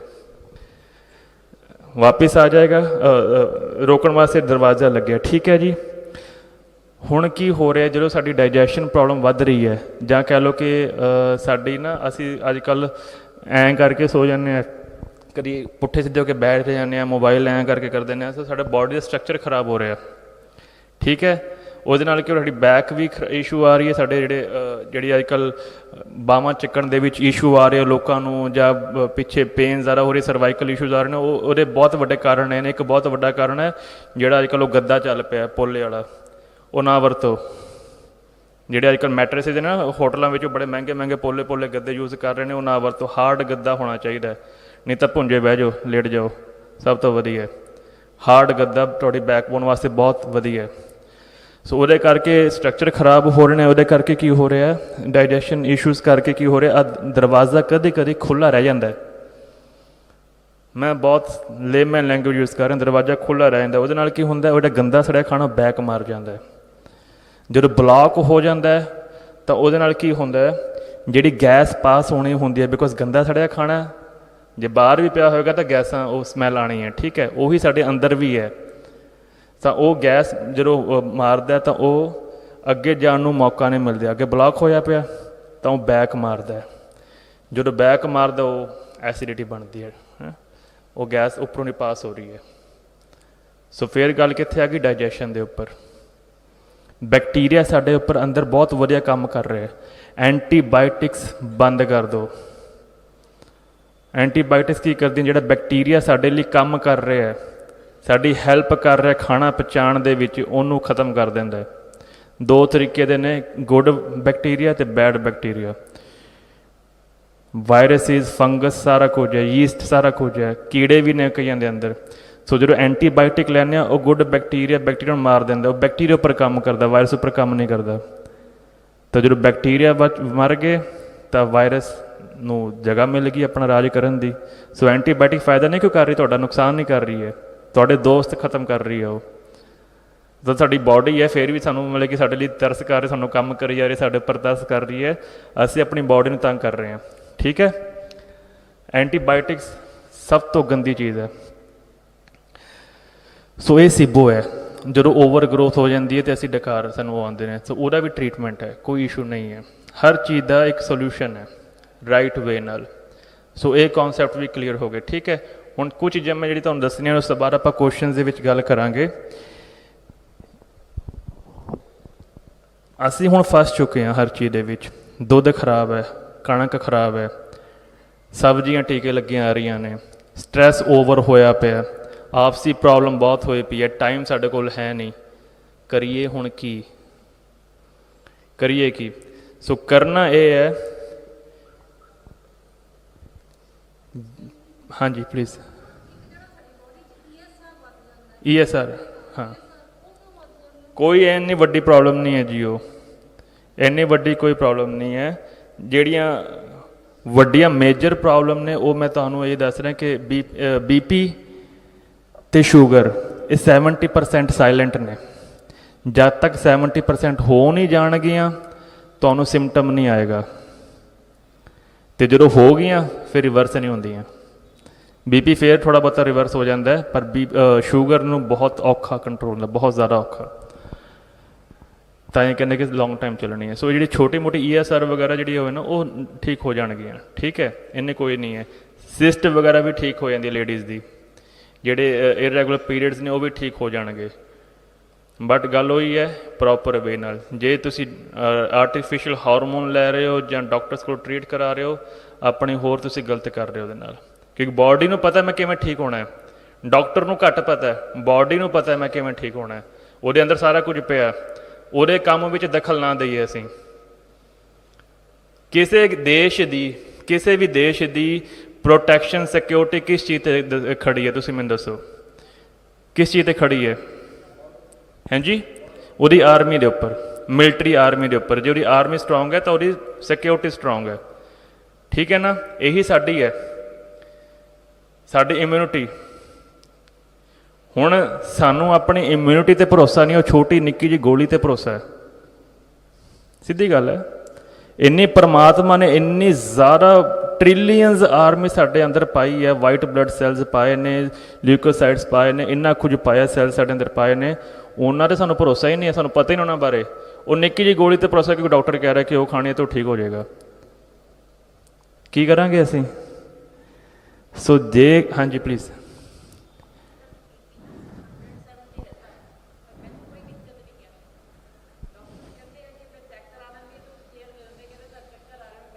ਹਾਂਜੀ, ਚੰਗੀ ਗੱਲ ਹੈ। ਤੁਹਾਡੀ ਮਾਨਸਿਕ ਜੇ ਤੁਹਾਡੀ ਮਾਨਸਿਕ ਅਵਸਥਾ ਠੀਕ ਹੈ, ਤੁਹਾਨੂੰ ਫਿਜ਼ੀਕਲੀ ਕੋਈ ਪ੍ਰੋਬਲਮ ਨਹੀਂ ਆਉਣ ਲੱਗੀ, ਫਿਰ ਦੱਸ ਦਿਆਂ ਮੈਂ। ਹਾਂ, ਇਹਦਾ ਮਤਲਬ ਇਹ ਨਹੀਂ ਕਿਸੇ ਨੂੰ ਟਰੀਟ ਨਹੀਂ ਕਰਨਾ, ਉਹਨੂੰ ਠੀਕ ਕਰਨਾ ਉਹਨੂੰ ਫਿਰ ਵੀ, ਠੀਕ ਹੈ। ਜੇ ਤੁਸੀਂ ਮਾਨਸਿਕ ਤਰੀਕੇ ਨਾਲ ਸਟਰੋਂਗ ਹੋ ਕਿ ਮੈਂ ਚੜ੍ਹਦੀ ਕਲਾ 'ਚ ਹਾਂ, ਉਹ ਬਹੁਤ ਵਧੀਆ ਗੱਲ ਹੈ।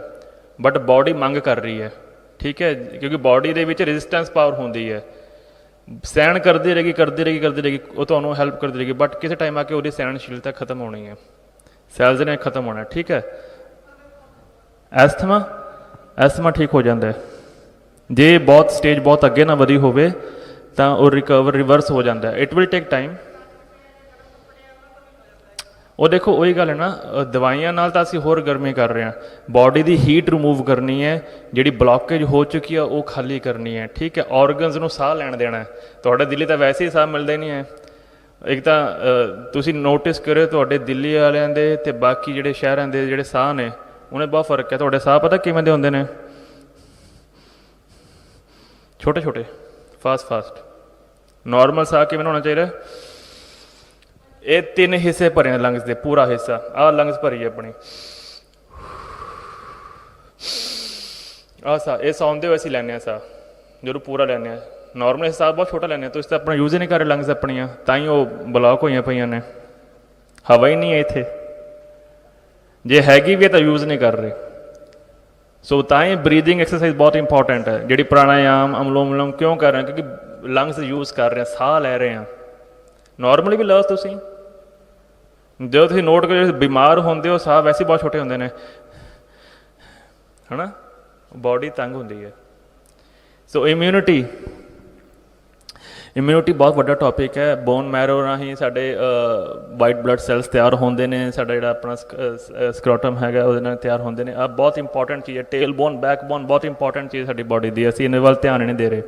ਬਹੁਤ ਇੰਪੋਰਟੈਂਟ ਪਾਰਟ ਹੈ ਸਾਡੀ body the, one of the most important part. ਜੇ ਉਲਟੇ ਸਿੱਧੇ ਤਰੀਕੇ ਨਾਲ ਪੈਂਦੇ ਹੋ ਤਾਂ ਛੱਡ ਦਿਓ। ਮੈਂ ਇੱਥੇ ਜੇ ਕਹੋਗੇ ਤਾਂ ਮੈਂ ਸਾਨੂੰ ਸਾਰਿਆਂ ਨੂੰ ਸਟਰਕਚਰ ਦਿਖਾ ਦਾਂਗਾ, ਟੇਢੇ ਮੇਢੇ ਹੋਣਗੇ ਸਾਰਿਆਂ ਦੇ। ਉਹਦੇ ਨਾਲ ਕਿ ਤੁਹਾਨੂੰ ਤਕਲੀਫ ਹੋਣੀ ਹੈ। ਸਰਵਾਈਕਲ ਉਹਦੇ ਕਰਕੇ ਹੁੰਦੇ, ਬੈਕ ਇਸ਼ੂ ਉਹਦੇ ਕਰਕੇ ਹੁੰਦੇ ਨੇ, ਸਿਰ ਦਰਦ ਬਹੁਤ ਆ ਉਹਦੇ ਕਰਕੇ ਹੁੰਦਾ, ਪੇਟ ਕਰਕੇ ਹੁੰਦਾ ਸਿਰ ਦਰਦ, ਜਾਂ ਇਹਦੇ ਕਰਕੇ ਹੁੰਦਾ ਬੈਕ ਕਰਕੇ, ਠੀਕ ਹੈ ਜੀ। ਮਾਈਗ੍ਰੇਨ ਇਸ਼ੂ ਇਹਦੇ ਕਰਕੇ ਹੁੰਦੇ ਨੇ, ਹੋਰ ਕੋਈ ਕਾਰਨ ਨਹੀਂ ਹੈ। ਇਹਨੂੰ ਠੀਕ ਕਰ ਲਓਗੇ ਆਪੇ ਸਿਰ ਦਰਦ ਠੀਕ ਹੋ ਜਾਏਗਾ। ਇਮਿਊਨਿਟੀ, 3 ਚੀਜ਼ਾਂ। ਆਪਣੀ ਆਰਮੀ ਨੂੰ, ਆਪਣੀ ਇਮਿਊਨਿਟੀ ਨੂੰ ਪਹਿਲਾਂ ਤਾਂ ਉਹ 'ਤੇ ਵਿਸ਼ਵਾਸ ਕਰੋ। ਜੇ ਆਪਣੀ ਇੰਡੀਆ ਦੀ ਆਰਮੀ ਇਮਿਊਨਿਟੀ 'ਤੇ ਵਿਸ਼ਵਾਸ ਹੀ ਨਹੀਂ, ਲੜ ਕਿਵੇਂ ਸਕਦੇ ਹਾਂ? ठीक है, पहला तो विश्वास करो, उन्हां नाल संपर्क बनाओ। दूजी चीज़, उन्होंने ट्रेन करना। असी सोल्यूशन दे विच इन्हां नूं ट्रेन करना है। जे असी अपनी आर्मी नूं ट्रेन नहीं करांगे, लड़ किवें सकदे ने। तीसरी चीज़, हुण जे दुश्मन हमला कर रहा लेह लद्दाख वाली साइड तो असी आर्मी खड़ी की पई गुजरात विच, मरना असी फिर भी है। सो कैंपिंग, आर्मी की कैंपिंग कित्थे कित्थे लोड़ है, कित्थे लोड़ है साडी आर्मी नूं ज़्यादा, इत्थे लोड़ है, इत्थे लोड़ है, ठीक है, इधर ज़्यादा लोड़ है, इत्थे ज़्यादा लोड़ है। ये पार्ट में तो असीं वैसे ही बड़ा, ये तो असीं सोचते हैं कि पार्ट साडा बॉडी का है ही नहीं, बड़ा गंदा पार्ट है, ये बारे तो असीं गल ही नहीं करते, टैबू। ताही अजकल प्रोस्टेट कैंसर हो रहे हैं, ओवरी कैंसर हो रहे हैं, सिस्ट हो रही ने, क्योंकि ये बारे असीं गल ही नहीं करते, शर्म आउंदी है। अपने शरीर है, सारा एको ही है, गल करो, समझो। लेडीज़ नूं प्रॉब्लम बहुत वध रही ने, पीरियड्स दियां, मैंस्ट्रुअल साइकिल दियां बहुत वध रही ने। थायरॉयड दा पहला फेज पीरियड्स, इररेगुलर पीरियड्स ने, थायरॉयड दा थर्ड फेज है। इररेगुलर पीरियड होणगे, ड्राईनैस होएगी, छाइयां आउणगियां, तां जाके तुहाडा थायरॉयड वधेगा। थायरॉयड तो बहुत बाद चों आउंदा है। सो पहला इहदे पर काम करो, ठीक है। इम्यूनिटी, पहला अपने शरीर नाल संपर्क बनाओ, गल्लां करो अपने शरीर नाल, बैठो, जुड़ो। हुण गुरु साहब ने आनंद साहब की बाणी की गल कर रहे थे, हर अंग नाल गल कीती है। ये श्रवणों मेरे हो, ये नेत्रों मेरे हो, ये शरीरा मेरे आ। पढ़ लैने, गल्लां थोड़ा करते हैं असीं, ते जुड़ो ना, गल्लां करो। ये नेत्रों मेरे हो, काम करनगियां होर वधिया तुहाडे लई। ऑर्गन नाल जुड़ो, अपने सैल्स नाल जुड़ो, देखो किवें काम करदे तुहाडे लई। ऑलरेडी कर रहे, थैंक यू भी नहीं बोले इस तरीके उन्होंने, तो धन्नवाद नहीं करते। बाहर दे तां ऐ कर दिंदे आ, अपने दे नहीं करते। इम्यूनिटी नाल जुड़ो, उस तो बाद ट्रेन करना है, उस तो बाद असी उन्होंने कैंप करना कित्थे करना है। सो बहुत वड्डा लैक्चर है, मैं इत्थे नहीं दस सकूँगा, मैं सोल्यूशन थोड़े बहुत तुहानूं दस देंगा, बाकी तुहानूं मैं जानकारी देंगा। असी हर महीने कैंप लगाउने उत्थे आनंदपुर साहिब दे विच। परसनली पेशेंट्स मेरे को काउंसलिंग करवा लेने, कुछ ट्रीटमेंट प्लान लै लेंदे ने, वो कभी भी आके लै लो, ठीक है। साडी एक संस्था चल रही है, धीरज कुमार होरी दे मैंबर ने, ठीक है। वो मंगल मार्ग की है, खुशी का मार्ग। जे सेवा मैनू 10 साल तो मतलब कि ना गुरु ने बख्शी हुई है, नशेड़ियां दे इलाज कर करके, डिप्रैशन वाले पेशेंट्स इलाज कर करके, असी साडा जीवन ये लंघिया होया, काम कर लंघिया होया। सो करवा लो जिन्नी करवा सकते हो, ठीक है। कैंप्स अटेंड करो जरूर। अज भी देखो साडी प्रायोरिटी नहीं है हैल्थ, नहीं तो यह भरिया होना चाहिए सी ये हॉल, असी इनू एवं लिता होया, तां ही फसे हुए हैं असी। ये साडा बहुत इंपॉर्टेंट टॉपिक है। गुरु साहब ने बाणी विच खुशी उपर हो तुसी टॉपिक चूज किया, होप, हैल्थ ते हैप्पीनैस। हैप्पीनैस पर सारी गल की है, होप पर सारी गल की है, चढ़ती कला की गल की है, पर असी फसे हुए हैं। सो टाइम कड्डो अपने लिए जरूर, नहीं तो बुरी तरह फसोगे। डॉक्टर्स नूं तुसी पैसे दे दे के फस रहे हो, ठीक है जी। अपने नाल कर लोगे तो बहुत कुछ तुसी कर लोगे, बचा लोगे। हुण आपां सोल्यूशनस की गल करनी है, ठीक है जी। पहला सोल्यूशन, जे हार्मोन्स की गल करते हैं, साडे अंदर गुरु साहब ने 4 हार्मोन पहला ही पा रखे ने, जिहड़े सानू खुश रखते हैं, सानू हील करते हैं, सानू चढ़ती कला च रखते हैं, साडे अंदर प्यार जगाउंदे ने। वो हार्मोन सिक्रीट करने के तरीके ने, हार्मोन के नाम लिख लो, मैं दस देना। उन्होंने असी कहने जो टॉपिक है ना हैप्पीनैस का, उन्होंने मैं नाम दे देंगा डोज ऑफ हैप्पीनैस, खुशी की dose.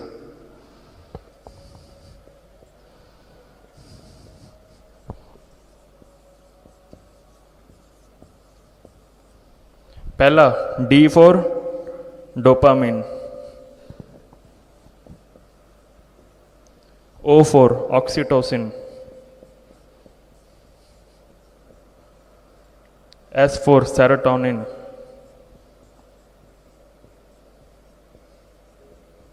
E for endorphin,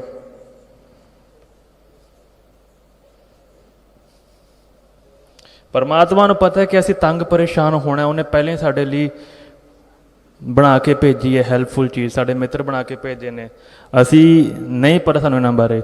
depression वालियां गोलियां ਜਿਹੜੇ ਖਾਂਦੇ ਨੇ ਜਾਂ ਨੀਂਦ ਵਾਲੀਆਂ ਗੋਲੀਆਂ ਜਿਹੜੇ ਖਾਂਦੇ ਨੇ ਉਹ ਕੀ ਹੈ? ਡਿਪਰੈਸ਼ਨ ਵਾਲੀ ਗੋਲੀਆਂ 'ਚ ਕੀ ਹੈ? ਸਾਡਾ ਇਹ ਵਾਲਾ ਹਾਰਮੋਨ ਘਟ ਜਾਂਦਾ ਹੈ, ਉਹਦੇ ਵਿੱਚ ਇਹ ਹਾਰਮੋਨ ਪਾਇਆ ਜਾਂਦਾ ਜਾਂ ਉਹ ਇਹ ਹਾਰਮੋਨ ਅਪ ਕਰਨ ਲਈ ਕੰਮ ਕਰਦੀਆਂ ਨੇ, ਸੈਰੋਟੋਨਿਨ, ਹੋਰ ਕੁਛ ਕੰਮ ਨਹੀਂ ਕਰਦੀਆਂ। ਠੀਕ ਹੈ ਜੀ, ਇਹ 4 ਹਾਰਮੋਨ ਨੇ। ਹਾਂਜੀ, एंडोरफिन, एंडोरफिन, एंडोरफिन मैं दसांगा ये बारे। EN मेरी राइटिंग थोड़ी जो मेरी माफ़ करो जी।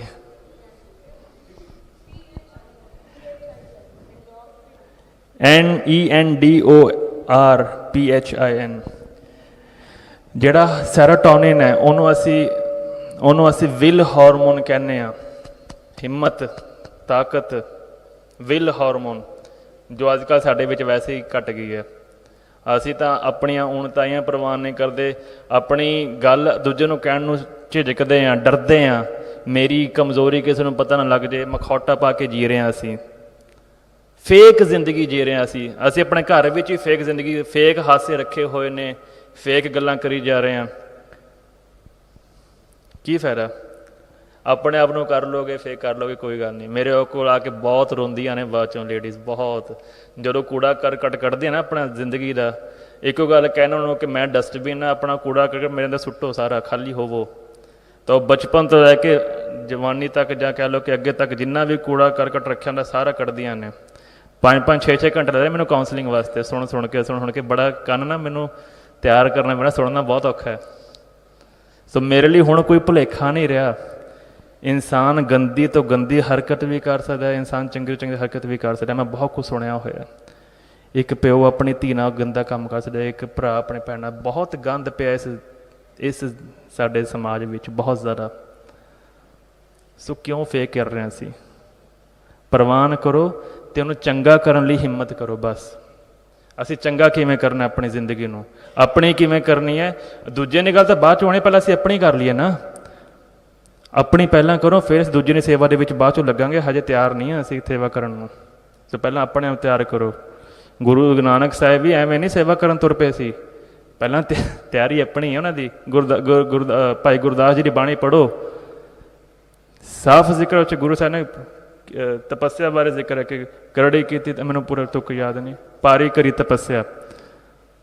ਅਸੀਂ ਕਹਿੰਦੇ ਕਿ ਮੈਡੀਟੇਸ਼ਨ ਨਹੀਂ ਕਰਨੀ, ਸਿੱਖਾਂ ਦੇ ਵਿੱਚ ਮੈਡੀਟੇਸ਼ਨ ਨਹੀਂ ਹੈ।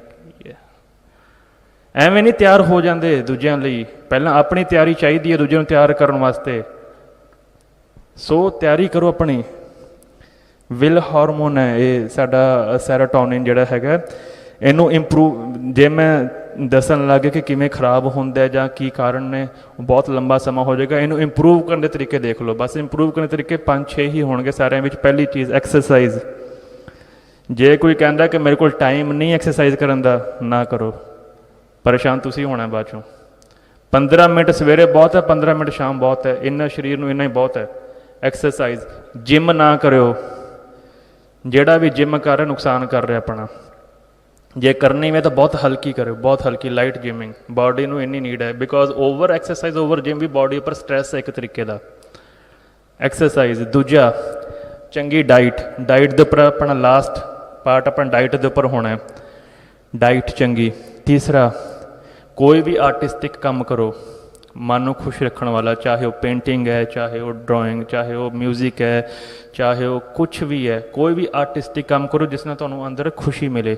ਚਾਹੇ ਉਹ ਖਾਣਾ ਬਣਾਉਣਾ ਹੈ, ਜਿਹੜਾ ਵੀ ਕੰਮ ਕਰੋ ਖੁਸ਼ੀ ਨਾਲ ਕਰੋ, ਤੁਹਾਨੂੰ ਅੰਦਰੋਂ ਖੁਸ਼ੀ ਮਿਲੇ। ਇਹ ਖੁਸ਼ੀ ਵਾਲਾ ਹਾਰਮੋਨ ਹੈ। ਹੁਣ ਸਾਡੇ ਖੁਸ਼ੀਆਂ ਰਹੀਆਂ ਹੀ ਨਹੀਂ, ਝੂਠੇ ਹਾਸੇ ਰਹਿ ਗਏ, ਤਾਂ ਇਹ ਹਾਰਮੋਨ ਸਿਕਰੀਟ ਨਹੀਂ ਹੋ ਰਿਹਾ। ਉਹਨੂੰ ਪਤਾ ਕਿ ਤੁਸੀਂ ਝੂਠਾ ਹਾਸਾ ਹੈ, ਸਾਡੀ ਬਾਡੀ ਨੂੰ ਪਤਾ ਹੈ ਕਿ ਝੂਠਾ ਹਾਸਾ ਕਰ ਰਹੇ ਹੋ, ਝੂਠੀਆਂ ਗੱਲਾਂ ਕਰ ਰਹੇ ਹੋ, ਉਹ ਤਾਂ ਸਿਕਰੀਟ ਨਹੀਂ ਕਰ ਰਹੇ ਹੋ, ਸੱਚੇ ਹੋਵੋ। ਤੀਜੀ ਚੀਜ਼, ਸਨਲਾਈਟ, ਧੁੱਪ ਲਓ। ਅੱਜ ਕੱਲ੍ਹ ਬੜਾ ਹੋ ਗਿਆ ਵਾਈਟਮਿਨ ਡੀ ਘੱਟ ਗਿਆ, ਇਹ ਘੱਟ ਗਿਆ, ਉਹ ਘੱਟ ਗਿਆ। ਸਵੇਰ ਦੇ ਅੱਧੇ ਘੰਟੇ ਦੀ ਧੁੱਪ ਬਹੁਤ ਆ, ਬਹੁਤ ਵਧੀਆ। ਪਰ ਇਹ ਹੈ ਕਿ ਕੱਪੜੇ ਘੱਟ ਪਾਇਓ। ਜਿਹੜੇ ਅੱਜ ਕੱਲ੍ਹ ਉਹ ਕਨਸੈਪਟ ਚੱਲਿਆ ਹੋਇਆ ਨਾ, ਉਸ ਕੰਢਿਆਂ ਸਮੁੰਦਰ ਦੇ ਕੰਢਿਆਂ ਦੇ ਕੋਲ ਜਾ ਕੇ ਫਿਰ ਧੁੱਪ ਲੈਂਦੇ ਨੇ, ਉਹ ਬੜਾ ਇੰਪੋਰਟੈਂਟ ਹੈ। ਉਹ ਘੱਟ ਕੱਪੜੇ ਪਾ ਕੇ ਧੁੱਪ ਲਓ। ਸਨਲਾਈਟ ਸਾਡੀ ਬਾਡੀ ਨੂੰ ਬੜੀ ਇੰਪੋਰਟੈਂਟ ਨੀਡ ਹੈ ਉਸ ਚੀਜ਼ ਦੀ। ਠੀਕ ਹੈ ਜੀ। ਚੌਥਾ ਪਾਰਟ, ਸ਼ੂਗਰ ਘਟਾਓ, ਬੰਦ ਨਹੀਂ ਕਰਨੀ, ਘਟਾਓ, ਖਾਸ ਕਰ ਚੀਨੀ ਘਟਾਓ। ਦੂਜੇ ਜਿਹੜੀ ਚੀਜ਼ਾਂ ਨੇ ਸ਼ੂਗਰ ਉਹ ਲਓ, ਸ਼ੱਕਰ ਅਸੀਂ ਛੱਡ ਦਿੱਤੀ, ਠੀਕ ਹੈ, ਸ਼ਹਿਦ ਛੱਡਤਾ ਅਸੀਂ, ਇਹ ਚੰਗੀਆਂ ਜਿਹੜੀ ਨੈਚੁਰਲ ਸ਼ੂਗਰ ਨੇ ਉਹ ਲਓ। ਉਸ ਤੋਂ ਬਾਅਦ ਅਗਲੀ ਚੀਜ਼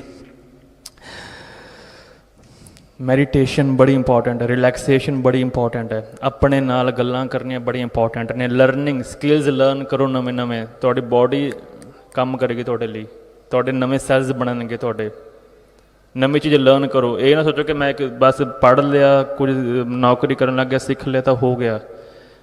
ਜੇ ਸਾਨੂੰ ਕੀ ਕਿਹਾ ਗੁਰੂ ਸਾਹਿਬ ਨੇ, ਸਿੱਖੋ, ਨਿੱਤ ਨਵਾਂ ਸਿੱਖੋ, ਕੁਛ ਨਾ ਕੁਛ ਕਰਦੇ ਰਹੋ। ਕਿਉਂ? ਉਹਨਾਂ ਨੂੰ ਪਤਾ ਹੈ ਕਿ ਮਨ ਨੂੰ ਨੀਡ ਹੈ ਇਸ ਚੀਜ਼ ਦੀ। ਜਿੰਨਾ ਸਿੱਖੋਗੇ, ਜਿੰਨਾ ਹੱਸੋਗੇ ਖੇਡੋਗੇ, ਉਹਨਾਂ ਤੁਹਾਡੇ ਅੰਦਰ ਸਿਕਰੀਟ ਹੋਣਗੇ। ਦੂਜਾ ਹਾਰਮੋਨ ਹੈ ਸਾਡਾ ਡੋਪਾਮਾਈਨ। ਡੋਪਾਮਾਈਨ ਨੂੰ ਕਹਿੰਦੇ ਨੇ ਫੀਲ ਗੁੱਡ ਹਾਰਮੋਨ। ਬੜਾ ਚੰਗਾ ਲੱਗਦਾ ਜਦੋਂ ਕੋਈ ਖਾਣਾ ਖਾਂਦੇ ਹਾਂ ਨਾ ਅਸੀਂ, ਆਹਾ ਸਵਾਦ ਆ ਗਿਆ, ਗੁਲਾਬ ਜਾਮੁਨ ਖਾਧਾ, ਕਿਉਂ? ਡੋਪਾਮਾਈਨ ਰਿਲੀਜ਼ ਹੁੰਦਾ ਹੈ, ਫੀਲ ਗੁੱਡ ਹਾਰਮੋਨ ਹੈ ਉਹ। ਜੇ ਨਹੀਂ ਰਿਲੀਜ਼ ਹੋਏਗਾ, ਡਿਪਰੈਸ਼ਨ ਹੋਏਗਾ, ਐਂਗਜ਼ਾਇਟੀ ਹੋਏਗੀ, ਬ੍ਰੇਨ ਦੀਆਂ ਸਾਰੇ ਬਿਮਾਰੀਆਂ ਹੋਣਗੀਆਂ ਜੇ ਰਿਲੀਜ਼ ਨਹੀਂ ਹੋਣਗੇ ਤਾਂ। ਇਹਨੂੰ ਰਿਲੀਜ਼ ਕਰਨ ਦੇ ਤਰੀਕੇ ਉਹੀ ਕਾਉਂਸਲਿੰਗ ਕਰੋ। ਇੱਕ ਗੱਲ ਪੱਕਾ ਯਾਦ ਰੱਖੋ, ਖਾਸ ਕਰ ਲੇਡੀਜ਼, ਕਾਉਂਸਲਿੰਗ ਜ਼ਰੂਰ ਕਰਵਾਓ ਆਪਣੀ, ਕਿਉਂਕਿ ਲੇਡੀਜ਼ ਦੇ ਵਿੱਚ ਇੱਕ ਦਿੱਕਤ ਬੜੀ ਹੈ ਕਿ ਉਹ ਦਬਾ ਕੇ ਰੱਖ ਲੈਂਦੇ ਨੇ ਆਪਣੇ ਅੰਦਰ ਸਾਰਾ ਕੁਝ, ਇਮੋਸ਼ਨਸ ਵਗੈਰਾ ਜਾਂ ਗੱਲਾਂ ਦਬਾ ਕੇ ਰੱਖ ਲੈਂਦੀਆਂ ਨੇ। ਉਹ ਰਿਲੀਜ਼ ਹੋਣਾ ਬੜਾ ਇੰਪੋਰਟੈਂਟ ਹੈ। ਜੇ ਕੋਈ ਨਹੀਂ ਮਿਲਦਾ, ਮੈਂ ਉੱਥੇ ਬੈਠਾ, ਮੈਨੂੰ ਦੁੱਖ ਸੁਣਾਈ ਜੋ, ਦੁੱਖ ਕਰਾਂਗੇ ਆਪਾਂ, ਕੋਈ ਗੱਲ ਨਹੀਂ, ਬਹੁਤ ਕੁਝ ਕੱਢੋ ਬਾਹਰ। ਪਰ ਇਹ ਗੱਲ ਹੈ ਕਿ ਸਾਰਿਆਂ ਸਾਹਮਣੇ ਨਹੀਂ ਕੱਢਣਾ ਜਾਂ ਸਾਰਿਆਂ ਨਾਲ ਨਹੀਂ ਕੱਢਣਾ। ਕਿਉਂ? ਕਿਉਂਕਿ ਫਿਰ ਤੁਹਾਡੇ ਮੈਂਟਲ ਪ੍ਰੈਸ਼ਰ ਪਏਗਾ। ਉਹਦੇ ਨਾਲ ਕੱਢਿਓ ਜਿਹਦੇ ਕੋਲ ਤੁਹਾਨੂੰ ਹੈਲਪ ਮਿਲੇ, ਹੀਲ ਹੋਵੇ, ਉਹਦਾ ਸੋਲਿਊਸ਼ਨ ਮਿਲੇ, ਤਾਂ ਤੁਹਾਨੂੰ ਬਾਡੀ ਨੂੰ ਨੀਡ ਆਏਗੀ। ਹੀਲ ਹੋਣਾ ਤੁਹਾਡੀ ਮੈਮਰੀਜ਼ ਨੂੰ ਬਹੁਤ ਇੰਪੋਰਟੈਂਟ ਹੈ। ਕਿਉਂ? ਬਹੁਤ ਜਨਮ ਵਿਛੜੇ ਇੱਥੇ ਮਾਰੇ, ਬੜੇ ਜਨਮਾਂ ਦੀ ਮੈਲ ਭਰੀ ਪਈ ਹੈ, ਅਸੀਂ ਇਕੱਠੀ ਕੀਤੀ ਪਈ ਹੈ। ਇਹ ਨਹੀਂ ਕਿ ਇਹ ਬੜੀ ਇਕੱਠੀ ਕੀਤੀ ਹੋਈ ਹੈ। ਅਤੇ ਇਹੀ ਜੇ ਇਹ ਵਾਲਾ ਜਨਮ ਵੀ ਅਸੀਂ ਇਕੱਠੇ ਕਰਕੇ ਲੈ ਕੇ ਜਾਣਾ, ਯਾਤਰਾ ਚੱਲੀ ਜਾਣੀ ਹੈ, ਖਾਲੀ ਹੋ ਕੇ ਜਾਣਾ। ਅਸੀਂ ਖਾਲੀ ਹੋਵੋ, ਚੰਗਾ ਭਰੋ। ਸੋ ਖਾਲੀ ਹੋਣ ਲਈ ਸ਼ੇਅਰਿੰਗ ਕਰੋ, ਕਾਉਂਸਲਿੰਗ ਕਰਵਾਓ, ਠੀਕ ਹੈ, ਤਾਂ ਹੋਣੀ ਹੈ ਗੱਲ ਬਣਨੀ। ਸਫਲ ਪਈ ਯਾਤਰਾ ਤਾਂ ਸਫਲ ਹੋਣੀ ਹੈ ਜੇ ਅਸੀਂ ਚੰਗੇ ਪਾਸੇ ਤੁਰਾਂਗੇ। ਜੇ ਮੈਲ ਇਕੱਠੀ ਕਰਕੇ ਤੁਰਾਂਗੇ ਫਿਰ ਫਾਇਦਾ ਨਹੀਂ ਕੋਈ। ਦੂਜੀ ਗੱਲ ਗੱਲ ਉਹੀ ਆਉਣਗੀਆਂ ਫਿਰ, life style, diet, exercise, massage, therapies, ਆਪਣੀ ਖੇਡਾਂ ਖੇਡੋ, ਮੈਡੀਟੇਸ਼ਨ ਕਰੋ, ਚੰਗਾ ਖਾਓ, ਉਹੀ ਨੇ। ਸੋ ਜਿੰਨੇ ਵੀ ਹਾਰਮੋਨ ਨੇ ਸਭ ਨੂੰ ਸਿਕਰੀਟ ਕਰਨ 'ਚ ਇਹੀ ਚੀਜ਼ਾਂ ਆਉਣਗੀਆਂ। ਤੀਜਾ ਹਾਰਮੋਨ ਹੈ ਸਾਡਾ ਆਕਸੀਟੋਸਿਨ। ਆਕਸੀਟੋਸਿਨ ਸ਼ਾਇਦ ਫੀਮੇਲਸ ਨੂੰ ਪਤਾ ਹੋਵੇ, ਜਦੋਂ ਬੇਬੀ ਬੋਰਨ ਹੁੰਦਾ ਤਾਂ ਆਕਸੀਟੋਸਿਨ ਦਾ ਟੀਕਾ ਲਗਾਇਆ ਜਾਂਦਾ, ਜਾਂ ਫਿਰ ਜਿਹਨੂੰ ਪ੍ਰੋਬਲਮ ਹੁੰਦੀ ਹੈ ਡਿਲੀਵਰੀ ਦੇ ਵਿੱਚ, ਆਕਸੀਟੋਸਿਨ ਦਾ ਟੀਕਾ ਲਗਾਇਆ ਜਾਂਦਾ। ਮੈਡੀਕਲ ਪ੍ਰੋਫੈਸ਼ਨ ਵਾਲਿਆਂ ਨੂੰ ਪਤਾ ਹੈ, ਜੇ ਕੋਈ ਨਰਸ ਹੋਵੇ ਤਾਂ। ਕਿਉਂ? ਕਿਉਂਕਿ ਆਕਸੀਟੋਸਿਨ ਨੂੰ ਲਵ ਹਾਰਮੋਨ ਕਹਿੰਦੇ ਨੇ, ਪਿਆਰ ਦਾ ਹਾਰਮੋਨ। ਮੇਰੇ 'ਚ ਬਹੁਤ ਜ਼ਿਆਦਾ ਹੈ ਕਿ ਰੱਜ ਕੇ ਪਿਆਰ ਕਰੀਦਾ, ਇਸ ਲਈ ਕਹਿ ਰਹੇ ਫੀਮੇਲਸ ਦੇ ਵਿੱਚ ਹੁੰਦਾ ਹਾਰਮੋਨ ਬਹੁਤ ਹੈ, ਬਟ ਅੱਜ ਕੱਲ੍ਹ ਇਹ ਘਟਿਆ ਪਿਆ। ਉਹੀ ਫੇਕ ਜ਼ਿੰਦਗੀ, ਦੁਖੀ, ਟੈਨਸ਼ਨ, ਸਟਰੈਸ, ਇਹ ਰਿਲੀਜ਼ ਨਹੀਂ ਹੋ ਰਿਹਾ। ਪਿਆਰ ਸਾਡੇ ਵਿੱਚ, ਪਿਆਰ ਵੀ ਝੂਠੇ ਨੇ ਹੁਣ ਤਾਂ, ਹਸਬੈਂਡ ਵਾਈਫ ਵੀ ਆਪਸੀ ਝੂਠੇ ਪਿਆਰ ਕਰ ਰਹੇ ਨੇ, ਠੀਕ ਹੈ ਜੀ। ਲਵ ਹਾਰਮੋਨ ਆਕਸੀਟੋਸਿਨ। ਮਾਂ ਨੂੰ ਜਦੋਂ, ਕਿਉਂ ਮਾਂ ਨੂੰ ਟੀਕਾ ਲਗਾਇਆ ਜਾਂਦਾ ਜੇ ਬੱਚੇ ਦੀ ਡਿਲੀਵਰੀ ਹੋਣੀ ਹੈ? ਮਾਂ ਅਤੇ ਬੱਚੇ ਦੀ ਇੱਕ ਰਿਸ਼ਤਾ ਦੇਖੋ, ਈਜ਼ੀ ਡਿਲੀਵਰੀ ਹੋਏਗੀ। ਜਦੋਂ ਬੱਚੇ ਦੀ ਡਿਲੀਵਰੀ ਹੋਣੀ ਹੈ, ਇਹ ਹਾਰਮੋਨ ਬਹੁਤ ਜ਼ਿਆਦਾ ਰਿਲੀਜ਼ ਹੋਣਾ ਹੈ। ਡਿਲੀਵਰੀ ਟਾਈਮ ਇਹ ਹਾਰਮੋਨ ਬਹੁਤ ਰਿਲੀਜ਼ ਹੁੰਦਾ ਹੈ ਫੀਮੇਲਸ ਦੇ ਵਿੱਚ, ਤਾਂ ਹੀ ਮਮਤਾ ਬਣਦੀ ਹੈ, ਠੀਕ ਹੈ ਜੀ। ਅਗਲੀ ਗੱਲ, ਜਿਹੜੇ ਅਸੀਂ ਗਲੇ ਲਗਾਉਣਾ ਛੱਡਤੇ ਨੇ, ਕਿਸ ਕਰਨੀ ਛੱਡਤੀ ਹੈ, ਪਿਆਰ ਕਰਨਾ ਛੱਡਤਾ ਹੈ, ਉਹ ਤਾਂ ਹੀ ਵਿਥਾਂ ਪੈ ਗਈਆਂ ਇੱਕ ਦੂਜੇ ਵਿੱਚ। ਹੁਣ ਤਾਂ ਕਰੋਨਾ ਨੇ ਵੈਸੇ ਦੂਰੋਂ ਹੀ ਕਰ ਦਿੱਤਾ। ਚੌਥਾ ਹਾਰਮੋਨ ਐਂਡੋਰਫਿਨ। ਸਾਨੂੰ ਪਰਮਾਤਮਾ ਨੂੰ ਦੇਖੋ ਕਿੰਨਾ ਪਤਾ ਹੈ ਸਾਡੇ ਬਾਰੇ, ਸਾਡੀ ਬਾਡੀ ਨੂੰ ਕਿੰਨਾ ਪਤਾ ਹੈ ਕਿ ਇਹਨੂੰ ਪੇਨ ਵੀ ਹੋਣੀ ਹੈ। ਇਹ ਜੇ ਕੰਮ ਕਰੇਗਾ, ਜੇ ਇਹ ਜੀਏਗਾ, ਇਹਨੂੰ ਮੇਰੀ ਬਾਡੀ 'ਚ ਪੇਨ ਵੀ ਹੋਣੀ ਹੈ। ਐਂਡੋਰਫਿਨ ਦਾ ਮਤਲਬ ਕੀ ਹੈ? ਐਂਡੋ ਦਾ ਮਤਲਬ ਬਾਡੀ ਦੇ ਅੰਦਰ, ਮੋਰਫਿਨ ਦਾ ਮਤਲਬ ਕੀ ਹੈ? ਡੋਰਫਿਨ ਦਾ ਮਤਲਬ ਕੀ ਹੈ? ਮੋਰਫਿਨ। ਤੁਹਾਡੀ ਨੈਚੁਰਲ ਪੇਨ ਕਿਲਰ, ਤੁਹਾਡੀ ਬਾਡੀ 'ਚ ਪਰਮਾਤਮਾ ਨੇ ਪਹਿਲਾਂ ਤੋਂ ਹੀ ਪੇਨ ਕਿਲਰ ਪਾ ਕੇ ਰੱਖਿਆ ਹੋਇਆ ਹੈ। ਐਂਡੋਰਫਿਨ ਇਜ਼ ਨੈਚੁਰਲ ਪੇਨ ਕਿਲਰ। ਅਸੀਂ ਪੈਰਾਸੀਟਾਮੋਲ ਚੱਕ ਕੇ ਸੁੱਟ ਦਿੰਦੇ ਅੰਦਰ। ਪੈਰਾਸੀਟਾਮੋਲ ਸਭ ਤੋਂ ਗੰਦੀ ਦਵਾਈਆਂ ਵਿੱਚੋਂ ਇੱਕ ਦਵਾਈ ਹੈ। ਸਕੈਂਡਲ ਪਤਾ ਲੱਗਿਆ ਤੁਹਾਨੂੰ? ਜੇ ਪਿੱਛੇ ਖਬਰ ਆਈ ਸੀ ਕਿੰਨੇ ਹਜ਼ਾਰ ਕਰੋੜ ਦਾ ਸਕੈਂਡਲ ਹੈ ਕੋਵਿਡ 'ਚ, ਪੈਰਾਸੀਟਾਮੋਲ ਡੋਲੋ ਡੋਲੋ ਡੋਲੋ ਡੋਲੋ, ਬਹੁਤ ਤਕੜਾ ਸਕੈਂਡਲ ਸੀ ਇਹ। बहुत गंदी दवाई है पैरासीटामोल, बहुत ज़्यादा गंदी दवाई है, बिल्कुल नहीं खानी। पैरासीटामोल नहीं खानी, DSR नहीं खानी, एंटासिड कुछ नहीं खाने, ठीक है जी। डोलो पैरासीटामोल कोई नहीं खानी, बहुत गंदी दवाई है, बहुत ज़्यादा। डोलो डोलो कड्डो बाहर कमरे चों, ठीक है जी। बहुत ज़्यादा नुकसान कर रही है। सिर दर्द हो रहा है, कुछ हो रहा है, और तरीके ने सोल्यूशन ने मैं दस देंगा, कोई गल नहीं, पर आ चीज़ां बाहर कड्डो। नैचुरल पेन किलर पिया बॉडी दे विच, उहनूं सिक्रीट कराओ। वही गल, exercise, meditation, diet proper, detox करो बॉडी नूं, सफाई करो। Detox is the first mode of treatment, ठीक है। ये चीज़ां करो, आपे सिक्रीट होणगे, आपे काम करनगे। क्यों? जे बॉडी विच इन्ने सैल काम कर रहे हो, दवाई की काम कर लेगी? वाइटामिन डी के शॉट्स कौन लै रहा है? वाइटामिन डी आजकल बहुत चली हुई है। Vitamin D vitamin D vitamin D, नुकसान कर रहे हो अपना ते अपनी अगली जनरेशन का, अगली जनरेशन का नुकसान कर रहे हो। वाइटामिन डी की जिहड़ी कह लो कि वैल्यू है साडी बॉडी दे विच, दैट शुड बी 30 to 70। ये रिपोर्ट दे विच हुंदा ना 30 to 70, इन्नी कुछ होनी चाहिए है। जिहड़े नवे बच्चे ने, कईयां दे विच हुण रिसर्च चलती पई है, किसी दी 130 है, 150 तक पहुँच गई है वैल्यू। क्यों? असी विटामिन डी के शॉट्स लै के वैक्सीन लै के काम खराब कर रहे हैं। अगली जनरेशन दी हड्डियां कमज़ोर होनियां ने, वो हो रही ने। पता लग गया किवें बुद्ध बनाए जा रहे हैं। डॉक्टर्स ने अपने घर TV भरने ने, फ्रिज भरने ने, सारिਆਂ ने। तुहाडी जान की परवाह नहीं उन्होंने। हैं जी, सनलाइट हैगी है, बाकी खाना पीना बहुत कुछ है जी। खाना पीना मैं दसांगा, साडे पुराने नॉर्मल लाइफ जिउंदे सीगे। विटामिन डी तो 10 साल तो कॉन्सैप्ट शुरू होया है, नॉर्मल सी। दूजी गल, तुहानूं की पता घट है कि नहीं? रिपोर्ट तो उन्होंने बनानी है, लैबोरेटरी रिपोर्ट उन्होंने बनानी है जी। गलत बनाना सही बनाना तुहानूं की पता? तुहाडे सामने थोड़ा बना रहे हैं, तुहाडे सामने नहीं बना रहे, गलत भी बना सकते हैं तुहानूं पेशेंट बनाने वास्ते। हाँ जी,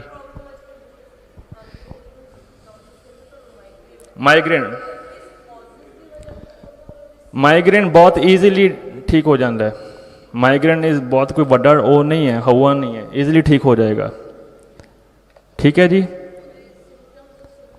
हाँ सिम उरे, चलो मैं सोल्यूशन का पहला स्टैप दस देना। कोई भी सोल्यूशन है, कोई भी ट्रीटमेंट है, किसी भी बीमारी का पहला स्टैप हमेशा डिटॉक्स होएगा, शरीर की सफाई। जब तुम शरीर की सफाई नहीं कर रहे, तुम ट्रीटमेंट नहीं कर सकते। कार की सर्विस का पता है ना, 3 महीने बाद कराने असी, या 10,000 किलोमीटर बाद। ये कहते हैं वो कंपनी वाले, या 10,000 किलोमीटर बाद, या 3 महीने की सर्विस, 3 महीने तो बाद। क्यों? कहते तेल गाढ़ा हो जाता है, वो परफॉर्मेंस अच्छी नहीं आएगी। तो साढ़े शरीर को किन्ने साल हो गए सर्विस नहीं हुई। जिन्नी वो अपने आप करी जा रहे, बेचारा शरीर करी जा रहा है, असी तो नहीं कर रहे कोई। अस तो गंदियां चांपा सुट्टी जा रहे हैं, पीजे खाई जा रहे हैं, बर्गर खाई जा रहे हैं, भरी जा रहे हैं, ठूसी जा रहे हैं, गंदा फैट, टॉक्सिन्स जिहड़े बॉडी दे विच टॉक्सिन्स ने, एक स्टोरेज साइट है toxin the body, that is fat, गंदा फैट। जिन्ना गंदा फैट होगा और इन्ना टॉक्सिन स्टोर होणगे। पहला मोड है ट्रीटमेंट का सफाई, डिटॉक्स। बड़े तरीके ने, आयुर्वेद पंचकर्मा एक तरीका है, एक्यूपंक्चर वगैरह, मसाजिज वगैरह, बहुत तरीके ने।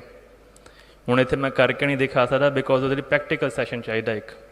कल मैं जोड़ा कैंप हुआ उत्थे मैं 2-3 टैक्नीक्स दस दित्तियां सी, करके भी दिखा दित्तियां सी जिवें डिटॉक्स करते हैं।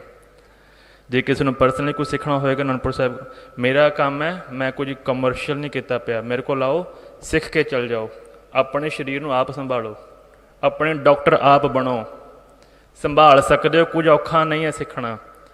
5-7 दिन चाहिए ने बस कि बॉडी को संभालना किमें डिटॉक्स करनी है, अखां डिटॉक्स किमें करनी है, नक की किमें करनी है, गले की किमें करनी है, छाती की किमें करनी है, पेट की किमें करनी है, मसाजिज किमें करनी है। 5-7 दिन चाहिए ने बस, सीख लो, अपने लिए अपने परिवार लिए सीख लो। सो पहला मोड, जब तक ਕਾਰ ਦੀ ਸਰਵਿਸ ਵੇਲੇ ਅਸੀਂ ਕੀ ਕਰਦੇ ਹਾਂ, ਪਹਿਲਾਂ ਗੰਦਾ ਤੇਲ ਬਾਹਰ ਕੱਢਦੇ ਹਾਂ, ਤਾਂ ਹੀ ਫਿਰ ਚੰਗਾ ਨਵਾਂ ਤੇਲ ਪਾਉਂਦੇ ਹਾਂ, ਨਵਾਂ ਮੋਬਾਈਲ ਪਾਉਂਦੇ ਹਾਂ।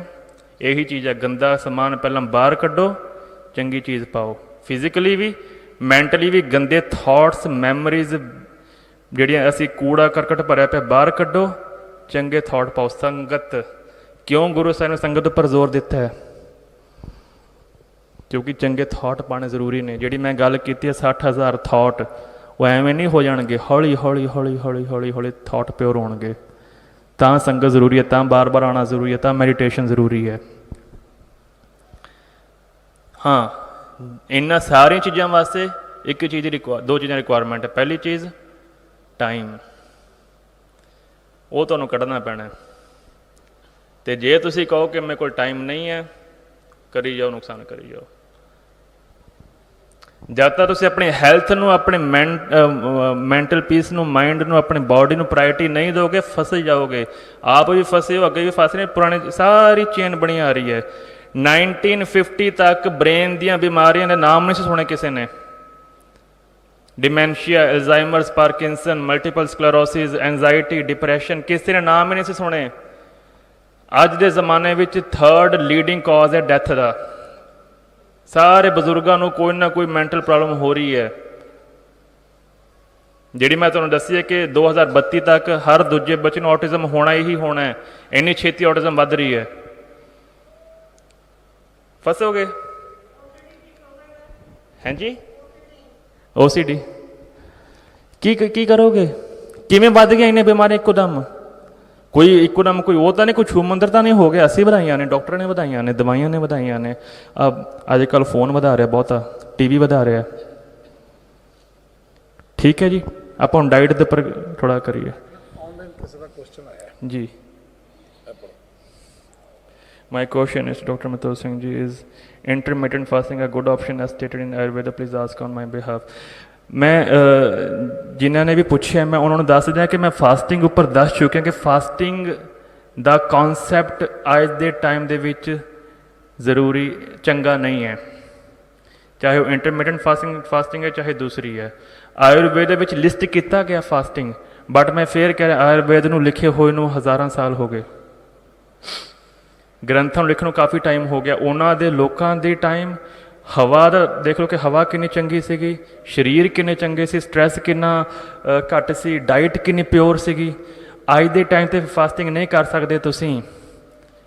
ਦੇਖੋ, ਸਰੀਰ ਨੂੰ ਐਨਰਜੀ ਦੀ ਲੋੜ ਹੈ। ਤੁਸੀਂ ਸਵੇਰੇ ਸਵੇਰੇ ਉੱਠਦੇ ਸਾਰੇ ਤੁਹਾਡੇ ਅੰਦਰ ਨਾ ਦਿਮਾਗ ਵਿੱਚ ਬਲਾਸਟ ਹੋ ਜਾਂਦਾ, ਮੈਂ ਇਹ ਕਰਨਾ, ਇਹ ਕਰਨਾ, ਇਹ ਟੈਨਸ਼ਨ, ਇਹ ਟੈਨਸ਼ਨ, ਇਹ ਟੈਨਸ਼ਨ। ਉਹਨੂੰ ਐਨਰਜੀ ਦੀ ਲੋੜ ਹੈ ਬਾਡੀ ਨੂੰ। ਨਹੀਂ ਦੋਗੇ, ਹਾਂ ਇੰਨਾ ਕਰ ਸਕਦੇ ਹੋ ਕਿ ਤੁਸੀਂ ਆਪਣਾ ਵੇਟ ਘਟਾ ਲਓਗੇ, ਪਤਲੇ ਹੋ ਜਾਓਗੇ, ਬਟ ਵੇਟ ਘਟਾਓਗੇ ਨਾ, ਉਹਨੇ ਨੁਕਸਾਨ ਵੀ ਕਰ ਰਹੇ ਹੋ। ਆਰਥਰਾਈਟਸ ਕੀ ਹੈ, ਗਾਊਟ ਕੀ ਹੈ, ਆਸਟੀਓਪੋਰੋਸਿਸ ਕੀ ਹੈ? ਡਾਕਟਰ ਕਹਿੰਦੇ ਕਿ ਕੈਲਸ਼ੀਅਮ ਦੀ ਘਾਟ ਹੋ ਗਈ, ਕੈਲਸ਼ੀਅਮ ਦੇ ਕੈਪਸੂਲ ਲਓ। ਕੀ ਹੈ ਉਹ? ਕਿਵੇਂ ਹੋ ਰਿਹਾ ਉਹ? ਜੇ ਅਸੀਂ ਨਿਊਟ੍ਰੀਸ਼ਨ ਨਹੀਂ ਦੇ ਰਹੇ ਬਾਡੀ ਨੂੰ, ਜੇ ਅਸੀਂ ਖਾਣਾ ਨਹੀਂ ਦੇ ਰਹੇ ਬਾਡੀ ਨੂੰ, ਤਾਂ ਬਾਡੀ ਨੇ ਇੱਕ ਗੱਲ ਕਹਿਣੀ ਕਿ ਬੇਟੇ ਕੋਈ ਗੱਲ ਨਾ ਦੇ, ਤੇਰੇ ਵਿੱਚ ਸਮਝ ਨਹੀਂ ਤਾਂ ਨਾ ਦੇ, ਪਰ ਮੈਨੂੰ ਪਤਾ ਕਿ ਮੈਂ ਆਪਣੀ ਪੂਰਤੀ ਪੂਰੀ ਕਰਨੀ ਹੈ। ਪਰਮਾਤਮਾ ਨੇ ਸਾਡੀ ਬਜ਼ੁਰਗੀ ਵਾਸਤੇ ਸਾਡੀ ਹੱਡੀਆਂ ਦੇ ਵਿੱਚ ਕੈਲਸ਼ੀਅਮ ਪਾ ਕੇ ਰੱਖਿਆ ਤਾਂ ਕਿ ਸਾਨੂੰ ਅੱਗੇ ਜਾ ਕੇ ਲੋੜ ਪਵੇ ਤਾਂ ਅਸੀਂ ਐਮਰਜੈਂਸੀ ਯੂਜ਼ ਕਰ ਸਕੀਏ। ਉਹ ਬਜ਼ੁਰਗੀ ਵਾਸਤੇ ਹੈ। ਜਦੋਂ ਅਸੀਂ ਬਾਡੀ ਐਬਜ਼ੌਰਬ ਕਰਨ ਦੇ ਸਮਰੱਥ ਨਹੀਂ ਹੁੰਦੀ ਤਾਂ ਉਹ ਹੱਡੀਆਂ ਵਿੱਚੋਂ ਯੂਜ਼ ਕਰਦੇ ਹਾਂ। ਤੁਸੀਂ ਨਹੀਂ ਦੇ ਰਹੇ ਨਿਊਟ੍ਰੀਸ਼ਨ, ਨਹੀਂ ਕੈਲਸ਼ੀਅਮ ਦੇ ਰਹੇ, ਤਾਂ ਬਾਡੀ ਨੇ ਕੀ ਕਹਿਣਾ, ਨਾ ਦਿਓ, ਮੈਂ ਤੁਹਾਡੀ ਹੱਡੀਆਂ ਵਿੱਚੋਂ ਖੋਰਨਾ ਸ਼ੁਰੂ ਕਰ ਦੇਣਾ, ਲੈਣਾ ਸ਼ੁਰੂ ਕਰ ਲੈਣਾ। ਉਹ ਹੱਡੀਆਂ ਵਿੱਚੋਂ ਲੈਂਦਾ, ਫਿਰ ਹੱਡੀਆਂ ਕਮਜ਼ੋਰ ਹੋ ਜਾਂਦੀਆਂ ਨੇ, ਫਿਰ ਡਾਕਟਰ ਕਹਿੰਦਾ ਤੁਹਾਨੂੰ ਆਰਥਰਾਈਟਸ ਹੋ ਗਿਆ, ਆਸਟੀਓਪੋਰੋਸਿਸ ਹੋ ਗਿਆ। ਹੋਰ ਕੁਛ ਨਹੀਂ ਹੈ। ਤੁਸੀਂ ਆਪਣਾ ਨੁਕਸਾਨ ਕੀਤਾ, ਤੁਸੀਂ ਫਾਸਟਿੰਗ ਕਰ ਰਹੇ ਹੋ, ਤੁਸੀਂ ਨੁਕਸਾਨ ਕਰ ਰਹੇ ਹੋ, ਅਤੇ ਤੁਹਾਡੀ ਬਾਡੀ ਵਿੱਚ ਜਿੰਨੇ ਸਟੋਰਡ ਜਾਂ ਜਿੰਨੇ ਕਹਿ ਲਓ ਕਿ ਐਕਸਟਰਾ ਪਈ ਸੀ, ਤੁਸੀਂ ਉਹ ਯੂਜ਼ ਕਰ ਰਹੇ ਹੋ।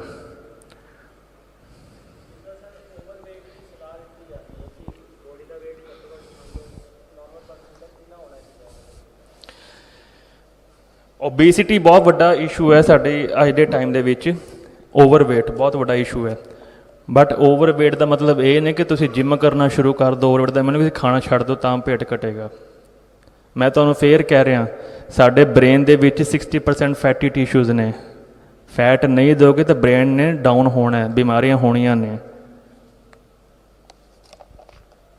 ਵੇਟ ਕੰਟਰੋਲ ਕਰਨਾ। ਮੈਂ ਫੇਰ ਕਹਿ ਰਿਹਾ, ਪਹਿਲਾ ਮੋਡ ਕੀ ਹੈ? ਡੀਟੌਕਸ। ਤੁਸੀਂ ਡੀਟੌਕਸ ਕਰਦੇ ਹੋ ਤੁਹਾਡਾ ਘੱਟੋ ਘੱਟ 1.5-2 ਕਿਲੋ ਗੰਦ ਨਿਕਲ ਜਾਂਦਾ ਹੈ। ਇੰਨਾ ਗੰਦ ਸਾਡੇ ਅੰਦਰ ਪਿਆ ਸਰੀਰ ਦੇ ਅੰਦਰ, 1.5-2 ਕਿਲੋ ਗੰਦ ਸਾਡੇ ਅੰਦਰ ਵੇਸਟ ਪਿਆ। ਹਾਂਜੀ ਚਲੋ, ਇੱਕ ਤਰੀਕਾ ਮੈਂ ਪੰਚਕਰਮਾ ਹੁੰਦਾ, ਇੱਕ ਆਯੁਰਵੇਦ, ਜੋ ਆਯੁਰਵੇਦ ਦੀ ਗੱਲ ਕਰ, ਆਯੁਰਵੇਦ 'ਚ ਪੰਚਕਰਮਾ ਹੁੰਦਾ, ਠੀਕ ਹੈ। ਉਹਦੇ ਵਿੱਚ ਕੀ ਹੁੰਦਾ, ਸਾਡੀ ਵੋਮਿਟ ਕਰਵਾਈ ਜਾਂਦੀ ਹੈ ਤਾਂ ਕਿ ਛਾਤੀ ਦਾ ਜੋ ਰੇਸ਼ਾ ਜੰਮਿਆ ਹੋਇਆ ਉਹ ਬਾਹਰ ਨਿਕਲ ਜਾਏ। ਬਟ ਇੰਨੀ ਗੱਲ ਦਾ ਖਿਆਲ ਰੱਖੋ ਕਿ ਬਜ਼ੁਰਗ ਨਹੀਂ ਕਰ ਸਕਦੇ ਵੋਮਿਟਿੰਗ, ਕਿਉਂ? ਹਾਰਟ 'ਤੇ ਜ਼ੋਰ ਪੈਂਦਾ।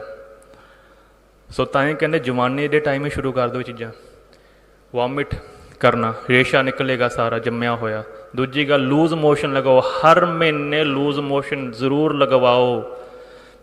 ਜੇ ਨਹੀਂ ਲੱਗ ਰਹੇ ਤਾਂ ਲਗਵਾਓ। ਤਰੀਕੇ ਹੁੰਦੇ ਨੇ, ਗੋਲੀ ਮਿਲ ਜਾਂਦੀ ਹੈ, ਗੋਲੀ ਦਾ ਨਾਮ ਮੈਂ ਦੱਸ ਦਿੰਦਾ। ਵੈਸੇ ਆਪ ਨਾ ਕਰਿਓ, ਪਹਿਲੇ ਵਾਰ ਅੰਡਰ ਆਬਜ਼ਰਵੇਸ਼ਨ ਕਰਿਓ ਪਲੀਜ਼। ਬਿਨਾਂ ਆਬਜ਼ਰਵੇਸ਼ਨ 'ਤੇ ਫਸਟ ਟਾਈਮ ਨਾ ਕਰਿਓ। ਇੱਕ ਵਾਰ ਆ ਕੇ ਕਰਵਾ ਲਓ, ਸਿੱਖ ਲਓ, ਉਸ ਤੋਂ ਬਾਅਦ ਜਿੰਨੇ ਮਰਜ਼ੀ ਵਾਰ ਕਰੋ।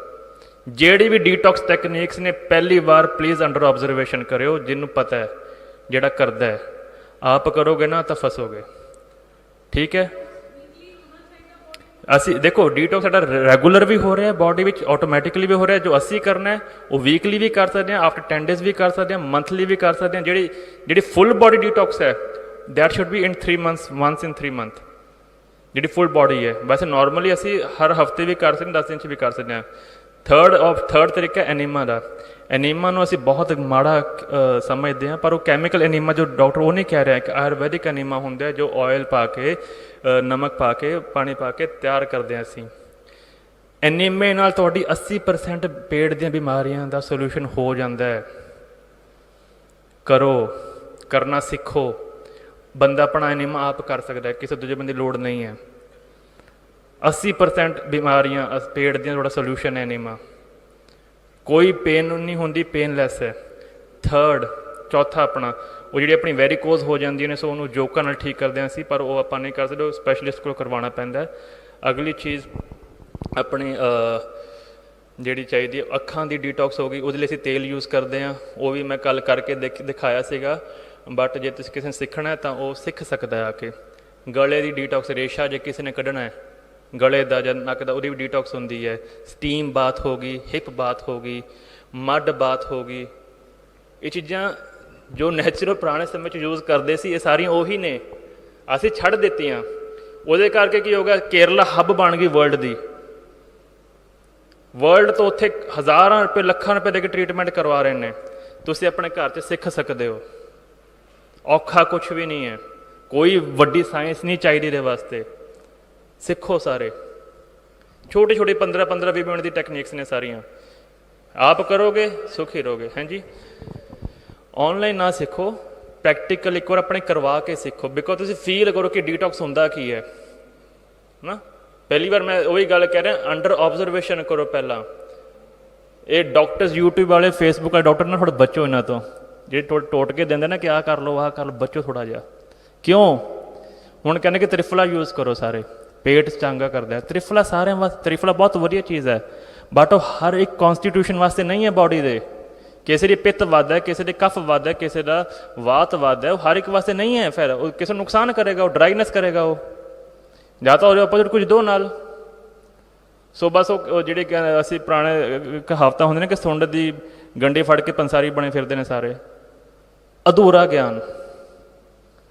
ਜਦੋਂ ਵੀ ਕਿਸੇ ਨੂੰ ਕੁਝ ਪ੍ਰਿਸਕ੍ਰਾਈਬ ਕਰਨਾ ਹੁੰਦਾ, ਪੂਰੀ ਬਾਡੀ ਦੀ ਦੇਖਣਾ ਹੁੰਦਾ, ਬਾਡੀ ਦੇਖਣੀ ਹੁੰਦੀ ਹੈ, ਹਿਸਟਰੀ ਦੇਖਣੀ ਹੁੰਦੀ ਹੈ, ਫਿਰ ਕਰੀਦਾ ਹੁੰਦਾ ਪ੍ਰਿਸਕ੍ਰਾਈਬ। ਅਤੇ ਇਹ ਨਹੀਂ ਕਿ ਇੱਕ ਚੀਜ਼ ਨਾਲ ਹੋ ਜਾਏਗਾ, ਪੂਰਾ ਪਲਾਨ ਬਣਦਾ ਜਿਹ 'ਚ ਡਾਈਟ ਵੀ ਹੈ, ਐਕਸਰਸਾਈਜ਼ ਵੀ ਹੈ, ਡੀਟੌਕਸ ਵੀ ਹੈ, ਦਵਾਈ ਵੀ ਹੈ, ਮੈਂਟਲ ਉਹਦੇ ਲਈ ਪੀਸ ਲਈ ਮੈਡੀਟੇਸ਼ਨਸ ਵੀ ਨੇ, ਸਾਰਾ ਕੁਝ ਹੈ ਇਹਦੇ ਵਿੱਚ ਪਲਾਨ। ਹਾਂਜੀ, ਤੁਸੀਂ ਕੁਝ ਕਹਿਣ ਲੱਗੇ ਸੀਗੇ।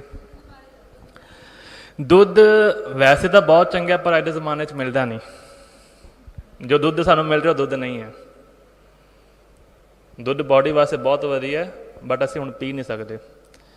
ਥੋੜ੍ਹੇ ਬਹੁਤੇ ਪ੍ਰੈਕਟਿਸ ਕਰ ਰਹੇ ਨੇ ਪੰਜਾਬ ਹਰਿਆਣਾ ਵਿੱਚ, ਥੋੜ੍ਹੇ ਬਹੁਤੇ, ਸਾਰੇ ਨਹੀਂ, ਜਿਹੜੇ ਦੁੱਧ ਸਹੀ ਤਰ੍ਹਾਂ ਕਰ ਰਹੇ ਨੇ। ਜੇ ਕੋਈ ਕੰਟੈਕਟ ਬਣ ਸਕਦਾ ਤਾਂ ਲੈ ਲਓ ਉਹਨਾਂ ਕੋਲੋਂ ਦੇਸੀ ਘਿਓ ਲੈ ਲਓ।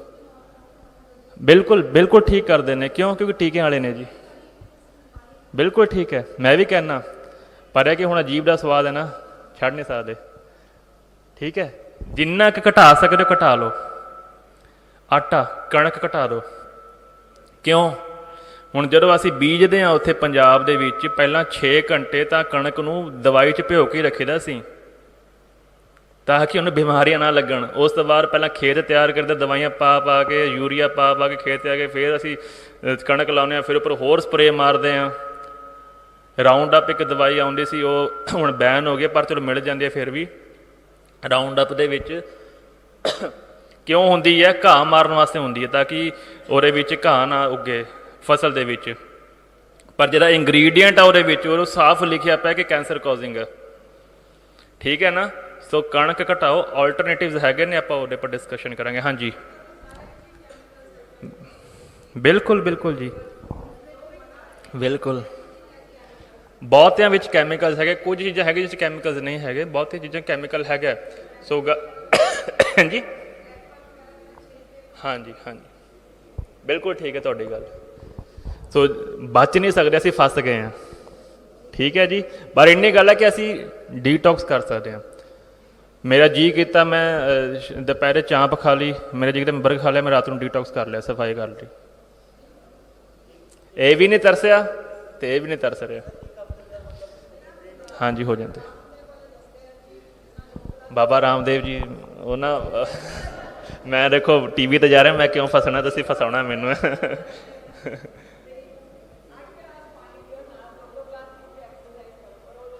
ਦੇਖੋ ਹਰ ਇੱਕ ਇਨਸਾਨ ਵਾਸਤੇ ਇੱਕੋ ਸੋਲਿਊਸ਼ਨ ਨਹੀਂ ਹੋ ਸਕਦਾ। ਕਿਸੇ ਨੂੰ ਰਾਤ ਨੂੰ ਦੁੱਧ ਸੂਟ ਕਰਦਾ, ਕਿਸੇ ਨੂੰ ਨਹੀਂ ਕਰਦਾ, ਕਿਸੇ ਨੂੰ ਕੁਛ ਸੂਟ ਕਰਦਾ, ਕਿਸੇ ਨੂੰ ਕੁਛ ਸੂਟ ਕਰਦਾ। ਹਰ ਇੱਕ ਵਾਸਤੇ ਇੱਕ ਚੀਜ਼ ਨਹੀਂ ਹੋ ਸਕਦੀ ਕਦੇ ਵੀ। ਮੈਂ ਫੇਰ ਕਹਿ ਰਿਹਾ, ਬਾਡੀ ਇੱਕ ਵਾਰ ਸਕੈਨ ਕਰਨੀ ਪੈਂਦੀ ਹੈ, ਤੁਹਾਡੀ ਹਿਸਟਰੀ ਦੇਖਣੀ ਪੈਂਦੀ ਹੈ, ਤੁਹਾਡੀ ਏਜ ਦੇਖਣੀ ਪੈਂਦੀ ਹੈ, ਬੜਾ ਕੁਝ। ਜਿਹੜੇ ਸਮਰੱਥਾ ਵੀ ਤਾਂ ਹੋਣੀ ਜਿਹੜੀ ਪਹੁੰਚਾਉਣ ਵਾਸਤੇ ਨਾ। ਸੋ ਮੈਂ ਕਿਸੇ ਬਾਰੇ ਨਹੀਂ ਕਹੂੰਗਾ ਫਸਣਾ। ਹਾਂਜੀ ਕਰੀਏ ਜੀ। ਚਲੋ ਮੈਂ ਡਾਈਟ ਬਾਰੇ ਥੋੜ੍ਹਾ ਲਿਖਦੇ ਹਾਂ, ਥੋੜ੍ਹਾ ਡਾਈਟ ਦੇ ਕੁਛ ਚੀਜ਼ਾਂ ਲਿਖ ਲਓ ਜਿਹੜੀਆਂ ਆਪਾਂ ਆਲਟਰਨੇਟਿਵਸ ਯੂਜ਼ ਕਰ ਸਕਦੇ ਹਾਂ। ਠੀਕ ਹੈ, ਬਾਕੀ ਇਹ ਉਹ ਨੇ ਜੋ ਸਾਰੇ ਯੂਜ਼ ਕਰ ਸਕਦੇ ਨੇ, ਬਟ ਉਹਦੇ ਲਈ ਵੀ ਤੁਹਾਨੂੰ ਸਰੀਰ ਪਹਿਲਾਂ ਤਿਆਰ ਕਰਨਾ ਪੈਣਾ। ਹੁਣ ਤੁਸੀਂ ਮਿਲਟਸ ਖਾਓਗੇ, ਤੁਹਾਨੂੰ ਪਚਣਾ ਹੀ ਨਹੀਂ ਹੈ। ਕੋਦਰਾ, ਸਵਾਂਕ, ਕੰਗਣੀ, ਕੁਟਕੀ, ਮਿਲਟਸ ਨੇ ਇਹ। ਮੈਂ ਲਿਖ ਦਿੰਦਾ, ਕੋਦਰਾ, ਸਵਾਂਕ, ਕੰਗਣੀ, ਕੁਟਕੀ, ਹਰੀ ਕੰਗਣੀ, ਇਹ ਮਿਲਟਸ ਹੁੰਦੇ ਨੇ। ਕਣਕ ਦਾ ਬਦਲ, ਇਹਦਾ ਆਟਾ ਵੀ ਮਿਲ ਜਾਂਦਾ, ਇਹਦਾ ਰॉ ਫਾਰਮ 'ਚ ਵੀ ਮਿਲ ਜਾਂਦੇ ਨੇ। ਠੀਕ ਹੈ, ਦਲੀਆ ਵਾਂਗ ਵੀ ਖਾ ਲਓ ਭਾਵੇਂ।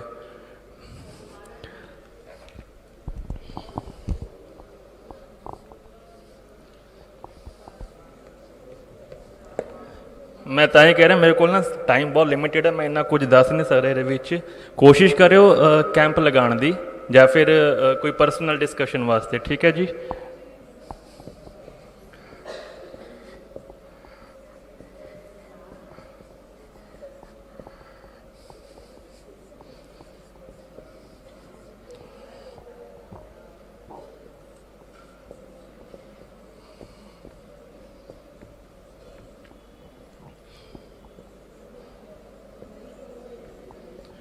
ਰਾਗੀ, ਓਟਸ, ਇਹ ਸਾਰੇ ਮਿਲਟਸ ਨੇ ਜੀ।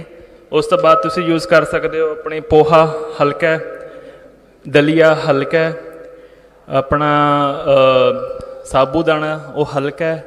ਠੀਕ ਹੈ ਜੀ। ਓਟਸ ਹਲਕੇ ਨੇ ਪਰ ਪਚਾਉਣ ਦੇ ਸਮਰੱਥ ਆਪਣੇ ਸਰੀਰ ਨੂੰ ਬਣਾਓ। ਹਾਂਜੀ ਸਵਾਂਕ, ਸਵਾਂਕ, ਹਾਂਜੀ ਇਹ ਵੀ ਇੱਕ ਤਰੀਕੇ ਦਾ ਮਿਲਟ ਹੈ ਜੀ, ਅਨਾਜ ਹੈ ਇੱਕ ਤਰੀਕੇ ਦਾ। ਠੀਕ ਹੈ ਜੀ।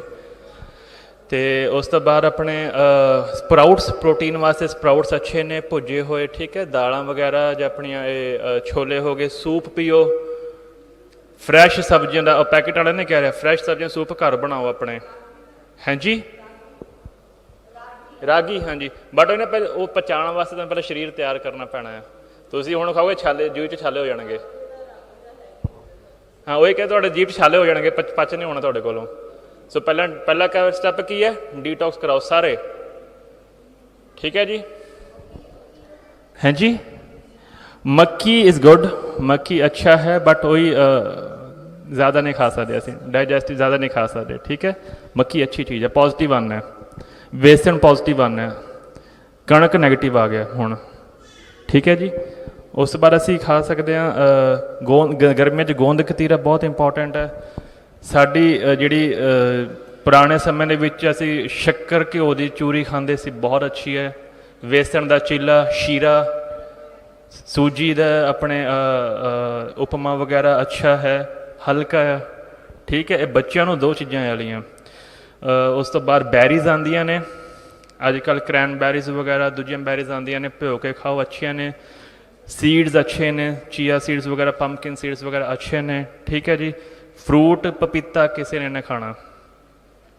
ਪਪੀਤਾ ਪੇਟ ਵਾਸਤੇ ਬਹੁਤ ਵਧੀਆ, ਪਰ ਜਿਹੜਾ ਮਾਰਕੀਟ 'ਚ ਮਿਲਦਾ ਉਹ ਮਸਾਲਿਆਂ ਵਾਲਾ ਮਿਲਦਾ, ਤੁਹਾਡਾ ਪੇਟ ਖਰਾਬ ਕਰ ਦੇਗਾ, ਬੁਰਾ ਹਾਲ ਕਰ ਦੇਗਾ ਪੇਟ ਦਾ। ਪਪੀਤਾ ਜੇ ਖਾਣਾ ਅੱਧ ਕੱਚਾ ਲਿਆਓ, ਘਰ ਵਿੱਚ ਤਿਆਰ ਕਰ ਲਓ, ਠੀਕ ਹੈ।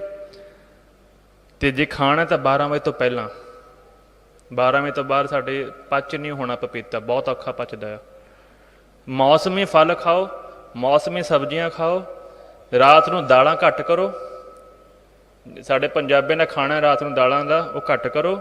ਜੇ ਖਾਣਾ ਤਾਂ ਉਹ ਵਿਚਾਰੀ ਆਉਂਦੀ ਉਹ ਮੂੰਗੀ ਮਸਰੀ ਦੀ ਹਲਕੀ ਫੁਲਕੀ ਉਹ ਖਾ ਲਓ, ਠੀਕ ਹੈ। ਅਤੇ ਰਾਜਮਾ ਛੋਲੇ ਰਾਤ ਨੂੰ ਬਿਲਕੁਲ ਨਹੀਂ ਖਾਣੇ। ਸਬਜ਼ੀਆਂ ਖਾਣੀਆਂ ਨੇ, ਪਰ ਕੋਸ਼ਿਸ਼ ਕਰੋ ਕਿ ਆਪਣੀਆਂ ਜਿਹੜੀ ਤੋਰੀ, ਕਾਲੀ ਤੋਰੀ, ਪੇਠਾ, ਸਾਗ, ਇਹ ਰਾਤ ਨੂੰ ਨਾ ਖਾਓ ਚੀਜ਼ਾਂ, ਬਿਕੋਜ਼ ਆਇਰਨ ਹੁੰਦਾ। ਆਪਣੀ ਸ਼ਿਮਲਾ ਮਿਰਚ ਵਗੈਰਾ ਨਹੀਂ ਖਾਣੀ ਰਾਤ ਨੂੰ, ਪਚਦੀਆਂ ਨਹੀਂ ਹੈਗੀਆਂ, ਠੀਕ ਹੈ। ਲਾਈਟ ਸਬਜ਼ੀਆਂ ਖਾਓ ਰਾਤ। ਹਾਂਜੀ, ਚਾਵਲ ਖਾਓ, ਪਰ ਚਾਵਲ ਵੀ ਨਾ ਬਹੁਤ ਜ਼ਿਆਦਾ ਨਹੀਂ ਖਾਣੇ ਅਸੀਂ। ਹਾਂ, ਖਾ ਸਕਦੇ ਹਾਂ। ਖਿਚੜੀ ਵਗੈਰਾ ਖਾਓ, ਕੁਝ ਦਲੀਆ ਵਗੈਰਾ ਖਾਓ, ਅੱਛੀ ਚੀਜ਼ਾਂ ਨੇ ਖਾਓ।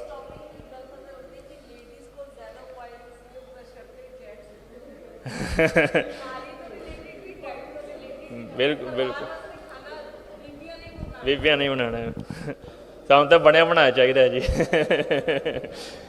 ਲੱਸੀ, ਦੂਜੀ ਗੱਲ ਅਸੀਂ ਕਿਉਂ ਕਹਿੰਦੇ ਕਿ ਰੋਟੀ ਤੋਂ ਬਾਅਦ ਪਾਣੀ ਨਹੀਂ ਪੀਣਾ, ਚਾਹ ਨਹੀਂ ਪੀਣੀ। ਉਹੀ ਗੱਲ ਆ ਗਈ ਜਿਹੜੀ ਮੈਂ ਸਟਾਰਟਿੰਗ ਵਿੱਚ ਸਮਝਾਈ ਸੀਗੀ। ਜਦੋਂ ਅਸੀਂ ਖਾਣਾ ਖਾਂਦੇ, ਜਦੋਂ ਅਸੀਂ ਕੀ ਕਰਦੇ, ਜਦੋਂ ਸਾਇੰਸ ਵਿੱਚ ਕੀ ਹੁੰਦਾ, ਜਦੋਂ ਅਸੀਂ ਕਿਸੇ ਐਸਿਡ ਨੂੰ ਡਾਇਲਿਊਟ ਕਰਨਾ ਹੁੰਦਾ, ਨਹੀਂ ਪਾਣੀ ਪਾਉਂਦੇ ਹਾਂ ਵਿੱਚ, ਠੀਕ ਹੈ, ਤਾਂ ਕਿ ਡਾਇਲਿਊਟ ਹੋਵੇ, ਉਹਦੀ ਸ਼ਮਤਾ ਘਟੇ। ਜਦੋਂ ਅਸੀਂ ਖਾਣਾ ਖਾ ਲਿਆ ਅਤੇ ਐਸਿਡ ਨੂੰ ਜੇ ਆਪਾਂ ਪਾਣੀ ਪੀ ਲਿਆ ਤਾਂ ਐਸਿਡ ਦੀ ਜਿਹੜੀ ਉਹ ਸ਼ਮਤਾ ਘਟੇਗੀ। ਅਤੇ ਮੈਂ ਤੁਹਾਨੂੰ ਪਹਿਲਾਂ ਹੀ ਕਿਹਾ ਕਿ ਸਾਡੀ ਪ੍ਰੋਬਲਮ ਕੀ ਹੈ, ਐਸਿਡ ਘਟਿਆ ਹੋਇਆ, ਵਧਿਆ ਹੋਇਆ ਨਹੀਂ ਹੈ। ਤਾਂ ਪਾਣੀ ਨਹੀਂ ਪੀਣਾ, ਚਾਹ ਨਹੀਂ ਪੀਣੀ, ਰੋਟੀ ਦੇ ਨਾਲ ਬਾਅਦ 'ਚੋਂ ਪੀ ਲਓ, ਕੋਈ ਚੱਕਰ ਨਹੀਂ। ਲੱਸੀ ਪੀ ਸਕਦੇ ਹਾਂ, ਫਰਮੈਂਟਿਡ ਡਰਿੰਕ ਕੋਈ ਵੀ ਪੀ ਸਕਦੇ ਹਾਂ। ਕੋਂਬੂਚਾ ਹੋ ਗਈ, ਐਪਲ ਸਾਈਡਰ ਹੋ ਗਿਆ, ਆਪਣਾ ਲੱਸੀ ਹੋ ਗਿਆ, ਅਚਾਰ ਹੋ ਗਿਆ, ਮੁਰੱਬਾ ਹੋ ਗਿਆ, ਸੱਤੂ ਲੈ ਸਕਦੇ, ਸੱਤੂ ਬਹੁਤ ਅੱਛੀ ਚੀਜ਼ ਹੈ, ਠੀਕ ਹੈ। ਪੁਰਾਣੀਆਂ ਚੀਜ਼ਾਂ ਸਾਰੀਆਂ ਬਹੁਤ ਵਧੀਆ ਨੇ, ਸਾਡੀ ਬੀਬੀ ਨੇ ਵੀ ਛੱਡਤਾ ਬਣਾਉਣਾ ਨਾ। ਹੁਣ ਘਿਓ ਸ਼ੱਕਰ ਦੀ ਚੂਰੀ ਤੱਕ ਬੱਚਿਆਂ ਨੂੰ ਪਤਾ ਹੀ ਨਹੀਂ ਹੈ ਕੁਝ। ਬਹੁਤ ਜ਼ਿਆਦਾ ਚੰਗੀ ਚੀਜ਼ਾਂ ਨੇ ਪੁਰਾਣੀਆਂ। ਬਾਕੀ ਜੇ ਕਿਸੇ ਨੇ ਪਰਸਨਲ ਕਿਸੇ ਨੇ ਕੋਈ ਪੁੱਛਣਾ, ਧੀਰਜ ਕੁਮਾਰ ਜੀ ਹੈਗੇ ਨੇ, ਉਹ ਵੀ ਮੇਰੇ ਨਾਲ ਹੁੰਦੇ ਨੇ ਕੈਂਪ ਦੇ ਵਿੱਚ, ਠੀਕ ਹੈ। ਹੁਣ ਉਹਨਾਂ ਦੀ ਲਾਈਫ ਦੇਖੋ ਤੁਸੀਂ, ਉਹ IT ਫੀਲਡ ਦੇ ਬੰਦੇ ਨੇ, ਇੰਨੇ ਕਿ ਟਾਈਮ ਨਹੀਂ ਹੁੰਦਾ। IT ਫੀਲਡ ਦੇ ਬੰਦੇ ਨੇ, IT ਫੀਲਡ ਤੁਹਾਨੂੰ ਪਤਾ ਪਾਗਲ ਬੰਦੇ ਨੇ ਬੜੇ, ਉਹਨਾਂ ਕੋਲ ਟਾਈਮ ਹੀ ਨਹੀਂ ਹੁੰਦਾ, ਬਟ ਸਟਿਲ ਉਹ ਆਪਣੇ ਲਈ ਟਾਈਮ ਕੱਢ ਰਹੇ ਨੇ। ਮੈਡੀਟੇਸ਼ਨਸ ਵੀ ਕਰਦੇ ਨੇ, ਮੇਰੇ ਨਾਲ ਕੈਂਪਸ ਵੀ ਲਗਾਉਂਦੇ ਨੇ, ਆਪਣੀ ਸਿਹਤ ਵੀ ਰੱਖਦੇ। ਉਹਨਾਂ ਦਾ ਵੀ ਕੋਲੈਸਟਰੋਲ 400 ਤੋਂ ਉੱਪਰ ਸੀਗਾ, ਹੁਣ ਇਸ ਟਾਈਮ 150 ਦੇ ਕਰੀਬ, ਪੌਣੇ 200 ਦੇ ਕਰੀਬ ਹੈ ਉਹਨਾਂ ਦਾ। ਕਿਵੇਂ ਹੋਇਆ? ਮੇਨਟੇਨੈਂਸ। ਉਹ ਵੀ ਹੁਣ ਅਸੀਂ ਦੋਵੇਂ ਮਿਲ ਕੇ, ਹੋਰ ਵੀ ਕਾਫੀ ਨੇ ਮਿਲ ਕੇ ਅਸੀਂ ਜਿਹੜੀ ਮੰਗਲ ਮਾਰਗ ਸੰਸਥਾ ਚਲਾ ਰਹੇ ਹਾਂ, ਉਹ ਇਹੀ ਹੈ, ਕੈਂਪਸ ਸਿਖਾ ਰਹੇ ਹਾਂ। ਮੈਂ ਫ਼ੋਨ ਨੰਬਰ ਵੀ ਲਿਖ ਦੇਣਾ, ਆਪਣਾ ਐਡਰੈਸ ਵੀ ਲਿਖ ਦੇਣਾ, ਕਿਸੇ ਨੇ ਸੰਪਰਕ ਕਰਨਾ, ਕੁਝ ਪੁੱਛਣਾ, ਜੇ ਕੁਝ ਕਿਸੇ ਨੂੰ ਇਸ਼ੂ ਵੀ ਹੋ ਗਿਆ ਨਾ, ਅਤੇ ਡਾਕਟਰ ਨਾਲ ਕੰਸਲਟ ਕਰਨਾ, ਮੇਰੇ ਨਾਲ ਇੱਕ ਵਾਰ ਕੰਸਲਟ ਕਰ ਲਿਓ। ਜਿੰਨੀ ਮੇਰੀ ਸਮਰੱਥਾ ਹੋਏਗੀ ਦੱਸਣ ਦੀ ਮੈਂ ਦੱਸ ਸਕਦਾ। ਜੇ ਮੈਂ ਕਿਸੇ ਨੂੰ ਤੁਹਾਨੂੰ ਗਾਈਡ ਕਰਨਾ ਕਿਸੇ ਡਾਕਟਰ ਵੱਲ, ਮੈਂ ਉਹ ਵੀ ਗਾਈਡ ਕਰ ਦਿਆਂਗਾ, ਠੀਕ ਹੈ ਜੀ। ਜੇ ਮੇਰੇ ਕੋਲ ਸਮਰੱਥਾ ਨਹੀਂ ਹੋਏਗੀ ਮੈਂ ਨਾ ਕਰ ਦਾਂਗਾ, ਮੇਰੇ ਕੋਲ ਨਹੀਂ ਹੋਣਾ ਜੀ ਇਹ, ਠੀਕ ਹੈ। ਕਈ ਵਾਰ ਕੀ ਹੁੰਦਾ ਕਿ ਏਜ ਬਹੁਤ ਜ਼ਿਆਦਾ ਹੋ ਜਾਂਦੀ ਹੈ ਅਤੇ ਬਿਮਾਰੀ ਰਿਵਰਸ ਕਰਨੀ ਔਖੀ ਹੋ ਜਾਂਦੀ ਹੈ। ਯੂਥ ਏਜ ਵਿੱਚ ਬਿਮਾਰੀ ਨਾ ਰਿਵਰਸ ਕਰਨੀ ਸੌਖੀ ਹੁੰਦੀ ਹੈ, ਹੋ ਜਾਂਦੀ ਹੈ। ਤਾਂ ਹੀ ਕਹਿੰਦੇ ਕਿ ਇਹ ਕੈਂਪ ਤੁਸੀਂ ਬੱਚਿਆਂ ਦੇ ਜ਼ਰੂਰ ਲਗਾਓ, ਯੂਥ ਦੇ ਜ਼ਰੂਰ ਲਗਾਓ, ਕਿਉਂਕਿ ਉਹਨਾਂ ਲਈ ਇਹ ਬਹੁਤ ਇੰਪੋਰਟੈਂਟ ਹੈ। ਉਹਨਾਂ ਨੇ ਹੁਣ ਮੇਨਟੇਨੈਂਸ ਕਰਨੀ ਹੈ ਆਪਣੀ ਬੋਡੀ ਦੇ ਅੱਗੇ ਵਾਸਤੇ, ਅਤੇ ਉਹਨਾਂ ਵਿੱਚ ਸਭ ਤੋਂ ਵੱਧ ਦਿੱਕਤ ਆ ਰਹੀ ਹੈ। ਜਿਹੜੇ ਸਿੰਪਟਮ ਸਾਨੂੰ 50 ਤੋਂ ਬਾਹਰ ਆਉਣੇ ਸੀਗੇ, ਉਹ 35 ਵਿੱਚ ਆਉਣ ਲੱਗ ਗਏ ਨੇ। ਵਾਲ ਚਿੱਟੇ 35 'ਚ ਹੋਣ ਲੱਗੇ ਨੇ ਸਾਡੇ ਸਾਰਿਆਂ ਦੇ, ਠੀਕ ਹੈ ਜੀ। ਸਟ੍ਰੈਸ ਸਾਡੇ ਬਹੁਤ ਭਰ ਚੁੱਕਿਆ।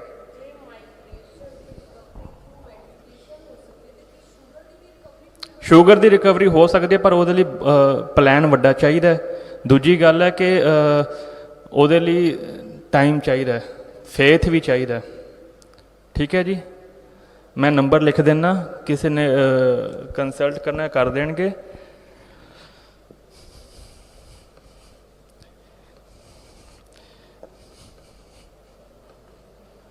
ਮੰਗਲ ਮਾਰਗ ਸਾਡਾ ਪੇਜ ਹੈਗਾ ਫੇਸਬੁੱਕ ਤੇ। ਮੈਂ ਜ਼ਿਆਦਾ ਯੂਜ਼ ਨਹੀਂ ਕਰਦਾ, ਮੇਰੀ ਕੋਈ ਵੀਡੀਓਜ਼ ਨਹੀਂ ਹੈਗੀਆਂ, ਥੋੜ੍ਹੇ ਬਹੁਤੇ ਉਹ ਮੇਰੇ ਬਿਹਾਫ ਤੇ ਪਾਈ ਜਾਂਦੇ ਨੇ, ਤਾਂ ਉਹ ਜਿੰਨਾ ਕੰਮ ਕਰਨ ਉਹ ਕਰੀ ਜਾਂਦੇ ਨੇ ਧੀਰਜ ਕੁਮਾਰ ਹੋਰੀ। ਨਹੀਂ ਤਾਂ ਮੇਰੀ ਤਾਂ ਅੱਜ ਤੱਕ ਕੋਈ ਵੀਡੀਓ ਕੁਛ ਨਹੀਂ ਸੀਗੀ। ਉਹ ਤਾਂ ਪੇਸ਼ੈਂਟਸ ਨੇ ਮੈਨੂੰ ਕਿ ਸਾਡੇ ਲਈ ਵੀਡੀਓਜ਼ ਪਾਓ ਪਲੀਜ਼, ਬਿਕੋਜ਼ ਸਾਨੂੰ ਤੁਹਾਡੀ ਲੋੜ ਹੈਗੀ ਹੈ, ਜੇ ਸਾਡੇ ਵਰਗਿਆਂ ਨੂੰ ਤੁਹਾਡੀ ਲੋੜ ਹੈਗੀ ਹੈ ਤਾਂ ਮੈਂ ਥੋੜ੍ਹਾ ਬਹੁਤਾ ਪਾਉਣਾ ਸ਼ੁਰੂ ਕੀਤਾ, ਨਹੀਂ ਤਾਂ ਕਿ ਮੈਂ ਕਮਰਸ਼ੀਅਲ ਨਹੀਂ ਕੰਮ ਕਰਦਾ ਹੈ ਨਾ।